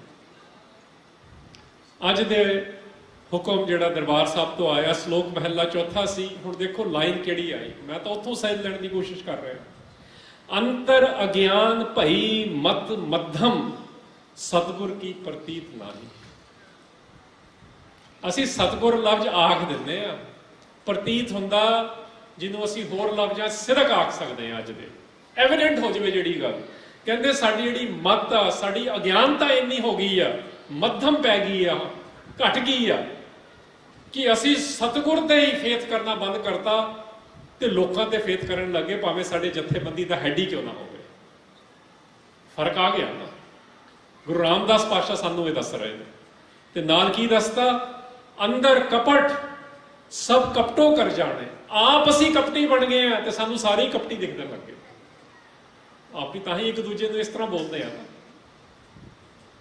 ਉਹ ਤਾਂ ਪਤਾ ਹੀ ਹੈ ਜਿਹਦੇ ਵਿੱਚ ਕਪਟ ਹੈ ਉਹਨੂੰ ਨਜਿੱਠਣਾ ਪੈਣਾ ਆਪਣੀ ਕਪਟ ਦੇ ਨਾਲ, ਆਸ ਛੱਡ ਕੇ ਹੋਰਾਂ ਨੂੰ, ਹੋਰ ਆਸਾਂ ਛੱਡ ਕੇ।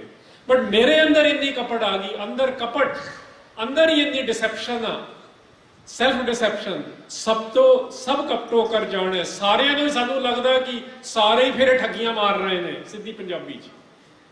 ਫਿਰ ਹੁੰਦਾ ਕੀ ਹੈ, ਖਪੇ ਖਪਾਹੀ ਵਾਲੀ ਗੱਲ ਆ ਗਈ। ਫਿਰ ਫਰਸਟ੍ਰੇਸ਼ਨ ਤੇ ਫਰਸਟ੍ਰੇਸ਼ਨ ਵੱਧ ਰਹੀ ਹੈ। ਇਹੀ ਹੋ ਰਿਹਾ। ਗੁਰੂ ਸਾਹਿਬ ਨੇ ਜਿਹੜਾ ਸਤਿਗੁਰ ਦੀ ਜਿਹੜੀ ਵਡਿਆਈ ਆ ਨਾ, ਉਹ ਇਹ ਹੈ ਕਿ ਸਤਿਗੁਰ ਸਾਰੀਆਂ ਮਨੋਵਰਤੀਆਂ ਨੂੰ ਸਮਝਦੇ ਨੇ। ਉਹਨਾਂ ਨੂੰ ਸਾਰੋਂ ਮਨੋਵਰਤੀਆਂ ਦਾ ਪੂਰਾ ਧਿਆਨ ਹੈ, ਕਿਉਂਕਿ ਉਹ ਪਰਮੇਸ਼ਰ ਵਾਂਗੂ ਬਣ ਗਏ ਨੇ, ਉਹ ਗੁਰ ਪਰਮੇਸ਼ਰ ਨੇ। ਤੇ ਉਹ ਮਨੋਵਰਤੀ ਦੱਸ ਰਹੇ ਨੇ ਕਿ ਜੇ ਇਹ ਮਨੋਵਰਤੀਆਂ ਵਾਲੇ ਨੇ, ਉਹਨਾਂ ਨੂੰ ਫਿਰ ਪ੍ਰਿਪੇਅਰ ਹੋਣਾ ਪੈਣਾ। ਹਿਸਟਰੀ ਉਹ ਦੇਖਣੀ ਪੈਣੀ ਹੈ ਕਿ ਜਿਨ੍ਹਾਂ ਦੇ ਦਿਨ ਬਣਾ ਰਹੇ ਉਹਨਾਂ ਨੇ ਕਿਵੇਂ ਪ੍ਰਿਪੇਅਰ ਕੀਤਾ। ਇਹ ਨਾ ਦੇਖੋ ਜਿਹੜੇ ਸਮੇਂ ਠੱਗੀਆਂ ਲਾਉਂਦੇ ਨੇ, ਅਸੀਂ ਉਹਨਾਂ ਦੀ ਥੋੜੀ ਵਰਸੀਆਂ ਬਣਾਉਂਦੇ ਆ, ਬਟ ਗੱਲਾਂ ਅਸੀਂ ਉਹਨਾਂ ਦੀਆਂ ਕਰਦੇ ਆ, ਕਰਤੂਤਾਂ ਉਹਨਾਂ ਦੀਆਂ ਆਪਣੀ ਲਾਈਫ 'ਚ ਲੈ ਕੇ ਆ ਰਹੇ ਆ। ਹੁਣ ਇਹ ਗੱਲ ਮੈਨੂੰ ਕਿਉਂ ਕਰਨੀ ਪੈ ਰਹੀ, ਕਿਉਂਕਿ ਅਗਲੀ ਲਾਈਨਾਂ 'ਚ ਹੈਗਾ ਲੰਬਾ ਹੁਕਮ ਆ ਕਿ ਫਿਰ ਸਤਿਗੁਰ ਦਾ ਭਾਣਾ ਕਿੱਥੋਂ ਮੰਨ ਲਓਗੇ, ਕਿਉਂਕਿ ਸਾਡੀ ਤਿਆਰੀ ਨਹੀਂ ਉਸ ਕੰਮ ਦੀ। ਹੁਣ ਇਸ ਸੰਦਰਭ ਦੇ ਵਿੱਚ ਅਸੀਂ ਜੇ ਗੱਲ ਕਰਨੀ ਹੈ ਰਾਜ ਦੀ, ਅਸੀਂ ਜੇ ਗੱਲ ਕਰਨੀ ਹੈ ਅਕਾਲ ਤਖਤ ਸਾਹਿਬ ਦੀ, ਅਸੀਂ ਜੇ ਗੱਲ ਕਰਨੀ ਹੈ ਸ਼ਹਾਦਤਾਂ ਦੀ, ਉਹ ਇਸ ਸੰਦਰਭ 'ਚ ਕਰਾਂਗੇ ਨਾ। ਅਸੀਂ ਇੰਡੀਅਨ ਪੋਲੀਟੀਕਲ ਥਿਉਰੀ ਜਾਂ ਫ੍ਰੈਂਚ ਪੋਲੀਟੀਕਲ ਥਿਉਰੀ ਥੱਲੇ ਥੋੜੀ ਕਰਾਂਗੇ, ਬਟ ਅਸੀਂ ਗੱਲਾਂ ਕਰਦੇ ਹਾਂ ਉਹ ਥਿਉਰੀਆਂ ਥੱਲੇ।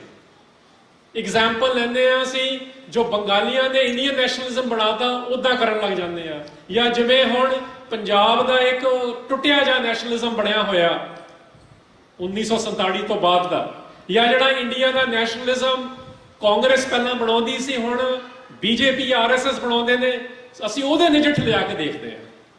ਤਾਂ ਸਾਡੀ ਉਹ ਗੇਮ ਹੀ ਨਹੀਂ, ਉਹ ਤਾਂ ਡਰਪੋਕ ਨੇ, ਆਪਾਂ ਕਹਿੰਦੇ ਨਹੀਂ। ਤੇ ਸਾਨੂੰ ਤਾਂ ਕਿਹਾ ਕਿ ਤੁਸੀਂ ਪਹਿਲਾਂ ਮੌਤ ਨੂੰ ਕਬੂਲੋ ਫਿਰ ਗੇਮ ਖੇਡੋਗੇ। ਸੋ ਉਹ ਟੈਕਟਿਕ ਸਾਡੀ ਨਹੀਂ ਹੋ ਸਕਦੀ। ਸਾਡੀਆਂ ਸਾਰੀਆਂ ਟੈਕਟਿਕਸ ਬਾਣੀ ਤੋਂ ਬਾਹਰ ਆ ਕੇ ਜਨਰਲੀ ਇਹੀ ਦੇਖਣ ਨੂੰ ਮਿਲ ਰਹੀਆਂ ਨੇ। ਹੁਣ ਬਾਣੀ ਦੇ ਵਿੱਚ ਰਾਜ ਕੀ ਆ? ਬਾਣੀ ਦੇ ਵਿੱਚ ਰਾਜ ਬੜਾ ਕਲੀਅਰ ਆ। ਰਾਜ ਲਫ਼ਜ਼ ਦੀ ਤੁਹਾਨੂੰ ਸਾਰਿਆਂ ਨੂੰ ਪਤਾ, ਮੈਂ ਤਾਂ ਸਿਰਫ ਇਸ਼ਾਰੇ ਮਾਤਰੀ ਗੱਲ ਕਰ ਸਕਦਾ ਅੱਧੇ ਘੰਟੇ 'ਚ। ਜਦ ਗੁਰੂ ਨਾਨਕ ਸਾਹਿਬ ਬਾਰੇ ਵਡਿਆਈ ਦੀ ਗੱਲ ਹੋਈ ਆ ਹਿਸਟੋਰੀਕਲ ਫਾਰਮ ਦੇ ਵਿੱਚ, ਸਾਨੂੰ ਨਾ ਬਣਤਰ ਬਾਣੀ ਤਾਂ ਹਰ ਖਿੱਤੇ ਲਈ ਬਣੀ ਆ ਨਾ, ਬਟ ਆਪਾਂ ਕਿਉਂਕਿ ਪੋਲੀਟੀਕਲ ਗੱਲ ਕਰ ਰਹੇ ਆ, ਬਾਣੀ ਦੇ ਵਿੱਚ ਪੋਲੀਟੀਕਲ ਗੱਲ ਆ ਰਹੀ ਆ ਰਾਜ ਦੀ, ਉੱਥੇ ਗੁਰੂ ਨਾਨਕ ਸਾਹਿਬ ਬਾਰੇ ਲਿਖਿਆ ਕਿ ਉਹਨਾਂ ਨੇ ਹੀ ਰਾਜ ਸ਼ੁਰੂ ਕੀਤਾ। ਨਾਨਕ ਰਾਜ ਚਲਾਇਆ, ਸੱਚ ਕੋਟ ਸਤਾਣੀ ਨੀਂਵ ਦੇ, ਉਹਦੀ ਨੀਂਵ ਪੱਕੀ ਕੀਤੀ ਨਾ ਸੱਚ ਦੀ, ਉਹਦੇ ਉੱਤੇ ਕਿਲਾ ਉਸਾਰਿਆ। ਫਿਰ ਦੱਸਿਆ ਉਹਦਾ ਕ੍ਰਾਈਟੀਰੀਆ ਕਿ ਜਦੋਂ ਰਾਜ ਨੂੰ ਟ੍ਰਾਂਸਫਰ ਕੀਤਾ, ਸਿਰਫ ਇੱਕ ਚੀਜ਼ ਟ੍ਰਾਂਸਫਰ ਕੀਤੀ ਕਿ ਉਹਨਾਂ ਵਿੱਚ ਪ੍ਰੈਪਰੇਸ਼ਨ ਕੀਤੀ ਕਿਸ ਚੀਜ਼ ਦੀ? दैवी गुणा ਨੂੰ ਪ੍ਰਪੇਅਰ ਕਰਵਾਇਆ। ਮਤ ਗੁਰ ਆਤਮ ਦੇਵ ਦੀ ਗਿਆਨ ਖੜਕ ਜਿਹਨੂੰ ਅਸੀਂ ਆਖਦੇ ਆ, ਉਹਦੀ ਟ੍ਰੇਨਿੰਗ ਦਿੱਤੀ ਹੈ। So this is our work.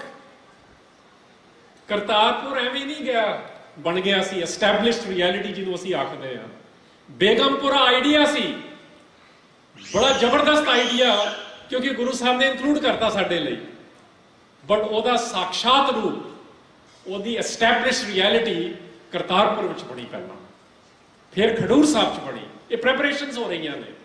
ਜਿਵੇਂ ਯੂਰਪ ਸਿਟੀ ਸਟੇਟ ਬਣਾਉਂਦਾ ਸੀ, ਤੁਹਾਨੂੰ ਸੰਗਤਾਂ ਨੂੰ ਇਕੱਠਾ ਕਰਨਾ ਪੈਣਾ ਇੱਦਾਂ, ਬਟ ਉਹਦੀ ਪ੍ਰੈਪਰੇਸ਼ਨ ਪਿੱਛੇ ਜਿਹੜੀ ਲੀਡਰਸ਼ਿਪ ਆ ਰਹੀ ਆ, ਉਸ ਰਾਜ ਨੂੰ ਜਿਹੜੀ ਚਲਾਊਗੀ, ਉਹ ਤਾਂ ਗੁਰੂ ਆ, ਪਰਫੈਕਟ ਆ, ਬਟ ਜਦ ਤੱਕ ਸੰਗਤੀ ਰੂਪ ਵਿੱਚ ਆ ਰਿਹਾ, ਟ੍ਰੇਨਿੰਗ ਇਹ ਚੱਲ ਰਹੀ ਹੈ।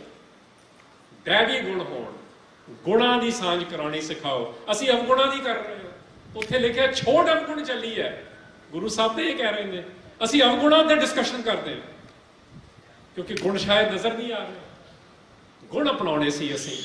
ਸੋ ਪਹਿਲੀ ਗੱਲ ਇਹ ਕਿ ਰਾਜ ਦਾ ਸਿਸਟਮ ਸਿੱਖਾਂ ਦੇ ਵਿੱਚ, ਜੋ ਬਾਰ-ਬਾਰ ਅਸੀਂ ਭਾਈ ਰਤਨ ਸਿੰਘ ਭੰਗੂ ਦਾ ਹਵਾਲਾ ਦੇ ਕੇ ਗੱਲ ਕਰਦੇ ਆ ਨਾ, ਉਹਦੀ ਸ਼ੁਰੂਆਤ ਗੁਰੂ ਨਾਨਕ ਸਾਹਿਬ ਤੋਂ ਹੋਈ ਹੈ।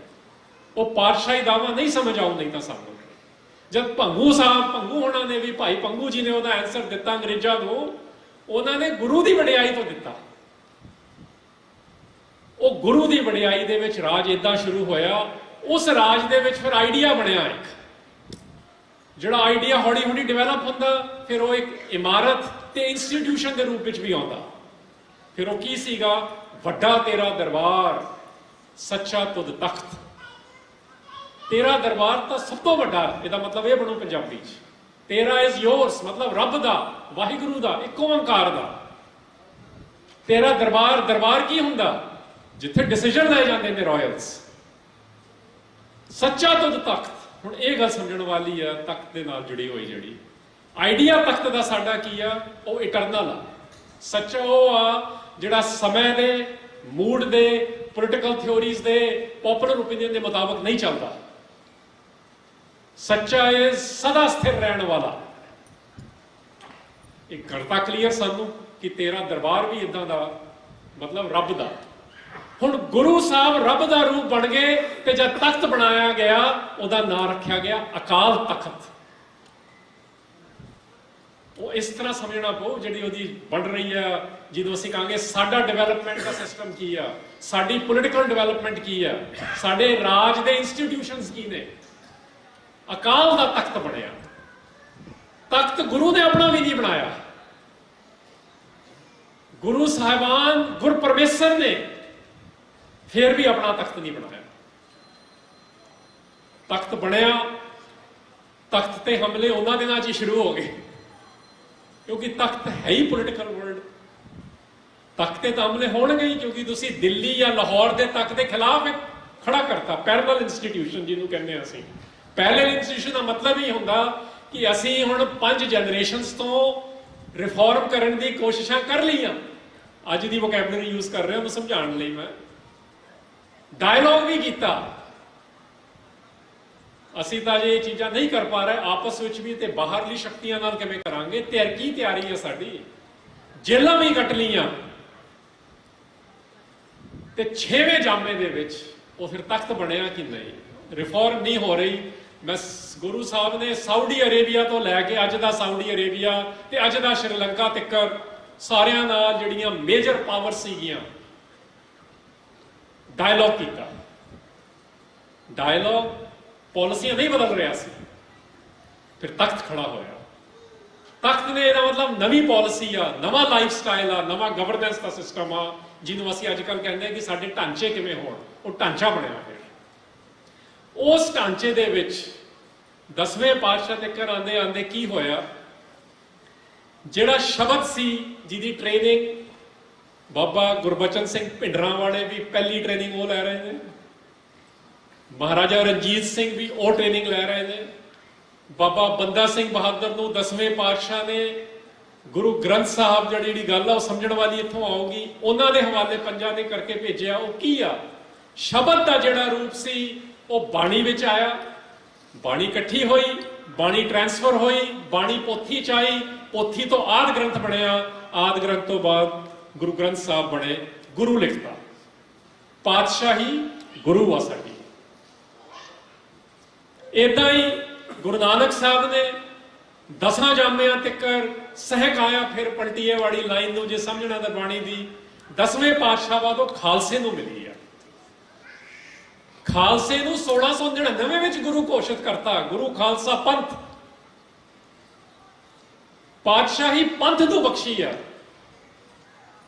ਤੇ ਜਦ 10ਵੇਂ ਪਾਤਸ਼ਾਹ ਇਸ ਧਰਤੀ ਤੋਂ ਅਲੋਪ ਹੋ ਰਹੇ ਸੀ, ਉਸ ਵੇਲੇ ਦੱਸਿਆ ਕਿ ਤੁਸੀਂ ਗੁਰੂ ਗ੍ਰੰਥ ਸਾਹਿਬ ਦੀ ਤਾਬਿਆ ਤੇ ਰਹਿਣਾ, ਪਹਿਰਾ ਦੇਣਾ। ਮਤਲਬ ਇਹ ਸਾਡਾ ਕਨਸਟੀਟਿਊਸ਼ਨ, ਅੱਜ ਦੀ ਵੋਕੈਬਲਰੀ, ਇਹ ਸਾਡਾ ਚਾਰਟਰ। ਤੁਸੀਂ ਡਿਸੀਜਨ ਲੈਣੇ ਆ ਇੱਥੋਂ ਕੱਢ ਕੇ ਲਾਓ ਨਾ, ਇਹਦੇ ਵਿਚਾਰ ਕਰੋ। ਕੱਲਾ ਇਹ ਨਾ ਦੱਸੋ ਕਿ ਆਪ ਵਾਲੇ ਕਿਵੇਂ ਮਨਾਉਣਗੇ, ਉਹ ਵੀ ਸ਼ਤਾਬਦੀਆਂ ਮਨਾ ਰਹੇ ਨੇ, ਉਹਨਾਂ ਨੇ ਵੀ ਐਲਾਨ ਕੀਤਾ ਹੋਇਆ, ਐਸਜੀਪੀਸੀ ਨੇ ਵੀ ਐਲਾਨ ਕੀਤਾ, ਡੀਐਸਜੀਐਮਸੀ ਨੇ ਵੀ ਕੀਤਾ, ਤੁਸੀਂ ਵੀ ਕਰਾਓਗੇ। ਬਟ ਗੱਲ ਤਾਂ ਇਹ ਹੈ ਕਿ ਜੇ ਗੁਰੂ ਗ੍ਰੰਥ ਸਾਹਿਬ ਚੋਂ ਕੱਢੋ ਕਿ ਕਿਵੇਂ ਬਣਾਉਣੀ ਹੈ। ਜੇ ਨਹੀਂ ਪਤਾ ਲੱਗ ਰਹੀ, ਭਾਈ ਗੁਰਦਾਸ ਜੀ ਤੋਂ ਪੁੱਛੋ ਕਿ ਗੁਰਪੁਰਬ ਕਿਵੇਂ ਮਨਾਉਣਾ, ਉਹਨਾਂ ਨੇ ਲਿਖਿਆ ਪੂਰਾ ਵਿਸਤਾਰ ਚ। ਬਟ ਅਸੀਂ ਲੱਭਦੇ ਆ ਹੋਰ ਕਿਵੇਂ ਮਨਾ ਰਹੇ ਨੇ। ਫਿਰ ਤੁਸੀਂ ਕਿੱਥੋਂ ਮੰਨ ਲਈਏ ਪਾਤਸ਼ਾਹੀ? ਗੁਰੂ ਗ੍ਰੰਥ ਸਾਹਿਬ ਤੇ ਗੁਰੂ ਪੰਥ ਸਾਹਿਬ, ਇਹ ਸਾਡੀ ਹੈਗੀ ਪਾਤਸ਼ਾਹੀ। ਇਹ ਪਾਤਸ਼ਾਹੀ ਆ ਜਿਹੜੀ ਗੁਰੂ ਆਪ ਦੇ ਕੇ ਗਿਆ, ਕਿਸੇ ਨੇ ਨਹੀਂ ਦਿੱਤੀ। ਬਾਬਾ ਬੰਦਾ ਸਿੰਘ ਬਹਾਦਰ ਨੂੰ ਵੀ ਨਹੀਂ ਦਿੱਤੀ। ਉਹ ਸਾਡੇ ਜਰਨੈਲ ਨੇ, ਉਹ ਸਾਡੇ ਕਮਾਂਡਰ ਇਨ ਚੀਫ ਨੇ, ਉਹ ਸਾਡਾ ਬਹੁਤ ਐਕਸਲੈਂਟ ਯੋਧਾ। ਤਾਂ ਹੀ ਅਸੀਂ ਭਾਈ ਸਾਹਿਬ ਜਿਹੜੇ ਗੁਰੂ ਸਾਹਿਬ ਦੇ ਵਜ਼ੀਰ ਨੇ, ਉਹ ਵੀ ਕਥਾ ਕਰ ਰਹੇ ਸੀ। ਮੈਂ ਆਇਆ ਉਸ ਵੇਲੇ, ਬਾਦਸ਼ਾਹ ਲਫ਼ਜ਼ ਬਿਲਕੁਲ ਠੀਕ ਆ ਉਸ ਵੇਲੇ। ਉਹ ਪਾਤਸ਼ਾਹ ਨਹੀਂ ਸਾਡੇ, ਉਹ ਬਾਦਸ਼ਾਹ ਸੀ ਸਾਡਾ। ਹੈ ਲਫ਼ਜ਼ਾਂ ਦਾ ਫਾਰਸੀ ਤੋਂ ਜਦ ਪਾਤਸ਼ਾਹ ਦਾ ਮਤਲਬ ਵੀ ਇਹੀ ਆ। ਬਟ ਸਿੱਖਾਂ ਨੇ ਜਦ ਕੱਲਾ ਪਾਤਸ਼ਾਹ ਨਹੀਂ ਬੋਲਦੇ, ਆਪਾਂ ਅੱਜ ਵੀ ਬੋਲਦੇ ਆ ਸੱਚਾ ਪਾਤਸ਼ਾਹ। ਮਤਲਬ ਜਿਹੜਾ ਇਟਰਨਲ ਆ, ਇਟਰਨਲ ਤਾਂ ਗੁਰੂ ਗ੍ਰੰਥ ਤੇ ਗੁਰੂ ਪੰਥ ਹੀ ਆ। ਬਾਕੀ ਬਾਦਸ਼ਾਹੀ ਉੱਪਰ ਥੱਲੇ ਹੋਊਗੀ, ਕਿਉਂਕਿ ਉਹ ਤਾਂ ਜਿੰਨੀ ਕਿਸੇ ਦੀ ਪ੍ਰੈਪਰੇਸ਼ਨ ਹੈ ਉਹਨਾਂ ਕੀ ਹੋਊਗਾ। ਹੁਣ ਇਹਨੂੰ ਦੇਖੀਏ ਹੋਰ ਖੋਲ ਕੇ। ਪਾਤਸ਼ਾਹੀ ਜਦ ਗੁਰੂ ਗ੍ਰੰਥ ਸਾਹਿਬ ਨੂੰ ਬਖਸ਼ੀ ਗਈ ਤੇ ਪਾਤਸ਼ਾਹੀ ਜਦ ਖਾਲਸਾ ਪੰਥ ਨੂੰ ਬਖਸ਼ੀ ਗਈ, ਹੁਣ ਪੰਜਾਬ ਦੀ ਧਰਤੀ ਤੇ ਜਦ ਇਹਦਾ ਇੱਕ ਸਥੂਲ ਰੂਪ ਕਾਇਮ ਕਰਨਾ, ਉਹ ਅਸੀਂ ਬਾਬਾ ਬੰਦਾ ਸਿੰਘ ਬਹਾਦਰ ਦੇ ਰੂਪ ਵਿੱਚ ਦੇਖਿਆ। ਅਸੀਂ ਉਹਨੂੰ ਖਾਲਸਾ ਰਾਜ ਆਖਦੇ ਆ। ਜਿਵੇਂ ਸਰਦਾਰ ਜਗਜੀਤ ਸਿੰਘ ਉਹਨਾਂ ਨੇ ਲਿਖਿਆ ਕਿ ਸਿੱਖ ਰੈਵੋਲੂਸ਼ਨ ਦੇ 3 ਹੀ ਗੋਲ ਨੇ, ਸੋਸ਼ਲ ਪੋਲੀਟੀਕਲ ਗੋਲਸ ਜਿਹਨੂੰ ਅਸੀਂ ਆਖਦੇ ਆ। ਇੱਕ ਆ ਐਸਟੈਬਲਿਸ਼ਿੰਗ ਐਨ ਐਗੈਲੀਟੇਰੀਅਨ ਸੋਸਾਇਟੀ, ਜਿੱਥੇ ਸਾਰਿਆਂ ਨੂੰ ਖੁੱਲ੍ਹ ਹੋਵੇ, ਜਿਸ ਤਰ੍ਹਾਂ ਵੀ ਉਹਨਾਂ ਨੇ ਜੀਣਾ ਜੀਣ। ਇਹ ਕਾਇਮ ਕੀਤਾ ਸੀ ਬਾਬਾ ਬੰਦਾ ਸਿੰਘ ਬਹਾਦਰ ਨੇ। ਦੂਜਾ ਸੀ ਕਿ ਜਿਹੜੀ ਰਿਲੀਜੀਅਸ ਤੇ ਪੋਲੀਟੀਕਲ ਡੋਮੀਨੇਸ਼ਨ ਆ, ਜਿਹੜੇ ਲੋਕਾਂ ਨੂੰ ਤੰਗ ਕਰਦੇ ਨੇ ਰਿਲੀਜੀਅਸ ਤੇ ਪੋਲੀਟੀਕਲ ਲੀਡਰ, ਉਹਨਾਂ ਨਾਲ ਨਜਿੱਠਣਾ, ਇਹ ਕੀਤਾ ਬਾਬਾ ਬੰਦਾ ਸਿੰਘ ਬਹਾਦਰ ਨੇ। ਤੀਜਾ ਸੀ ਕਿ ਉੱਥੇ ਕਾਮਨਰਸ ਦੇ ਲਈ, ਪਲੇਬੀਅਨ ਕਾਮਨਰਸ, ਉਹਨਾਂ ਲਈ ਰਾਜ ਕਾਇਮ ਕੀਤਾ ਜਾਵੇ, ਜਿੱਥੇ ਕਾਮਨਰਸ ਨੂੰ ਜਿਹਦਾ ਫਾਇਦਾ ਹੋਵੇ। ਇਹ ਕੀਤਾ ਸੀ ਬਾਬਾ ਬੰਦਾ ਸਿੰਘ ਬਹਾਦਰ ਨੇ। ਤੁਹਾਨੂੰ ਪਤਾ ਉਹਦੇ ਡਿਟੇਲਸ ਦਾ। ਇਸ ਤੋਂ ਬਾਅਦ ਵਿੱਚ ਵੀ ਤੁਸੀਂ ਦੇਖੋਗੇ, ਕਿਉਂਕਿ ਉਹ ਬਾਦਸ਼ਾਹੀ ਕਾਇਮ ਹੋਈ, ਫਿਰ ਸਾਡੀ 18ਵੀਂ ਸ਼ਤਾਬਦੀ ਦੇ ਵਿੱਚ ਬਾਦਸ਼ਾਹੀ ਦੀਆਂ ਲਗਾਤਾਰ ਗੱਲਾਂ ਹੋ ਰਹੀਆਂ ਨੇ।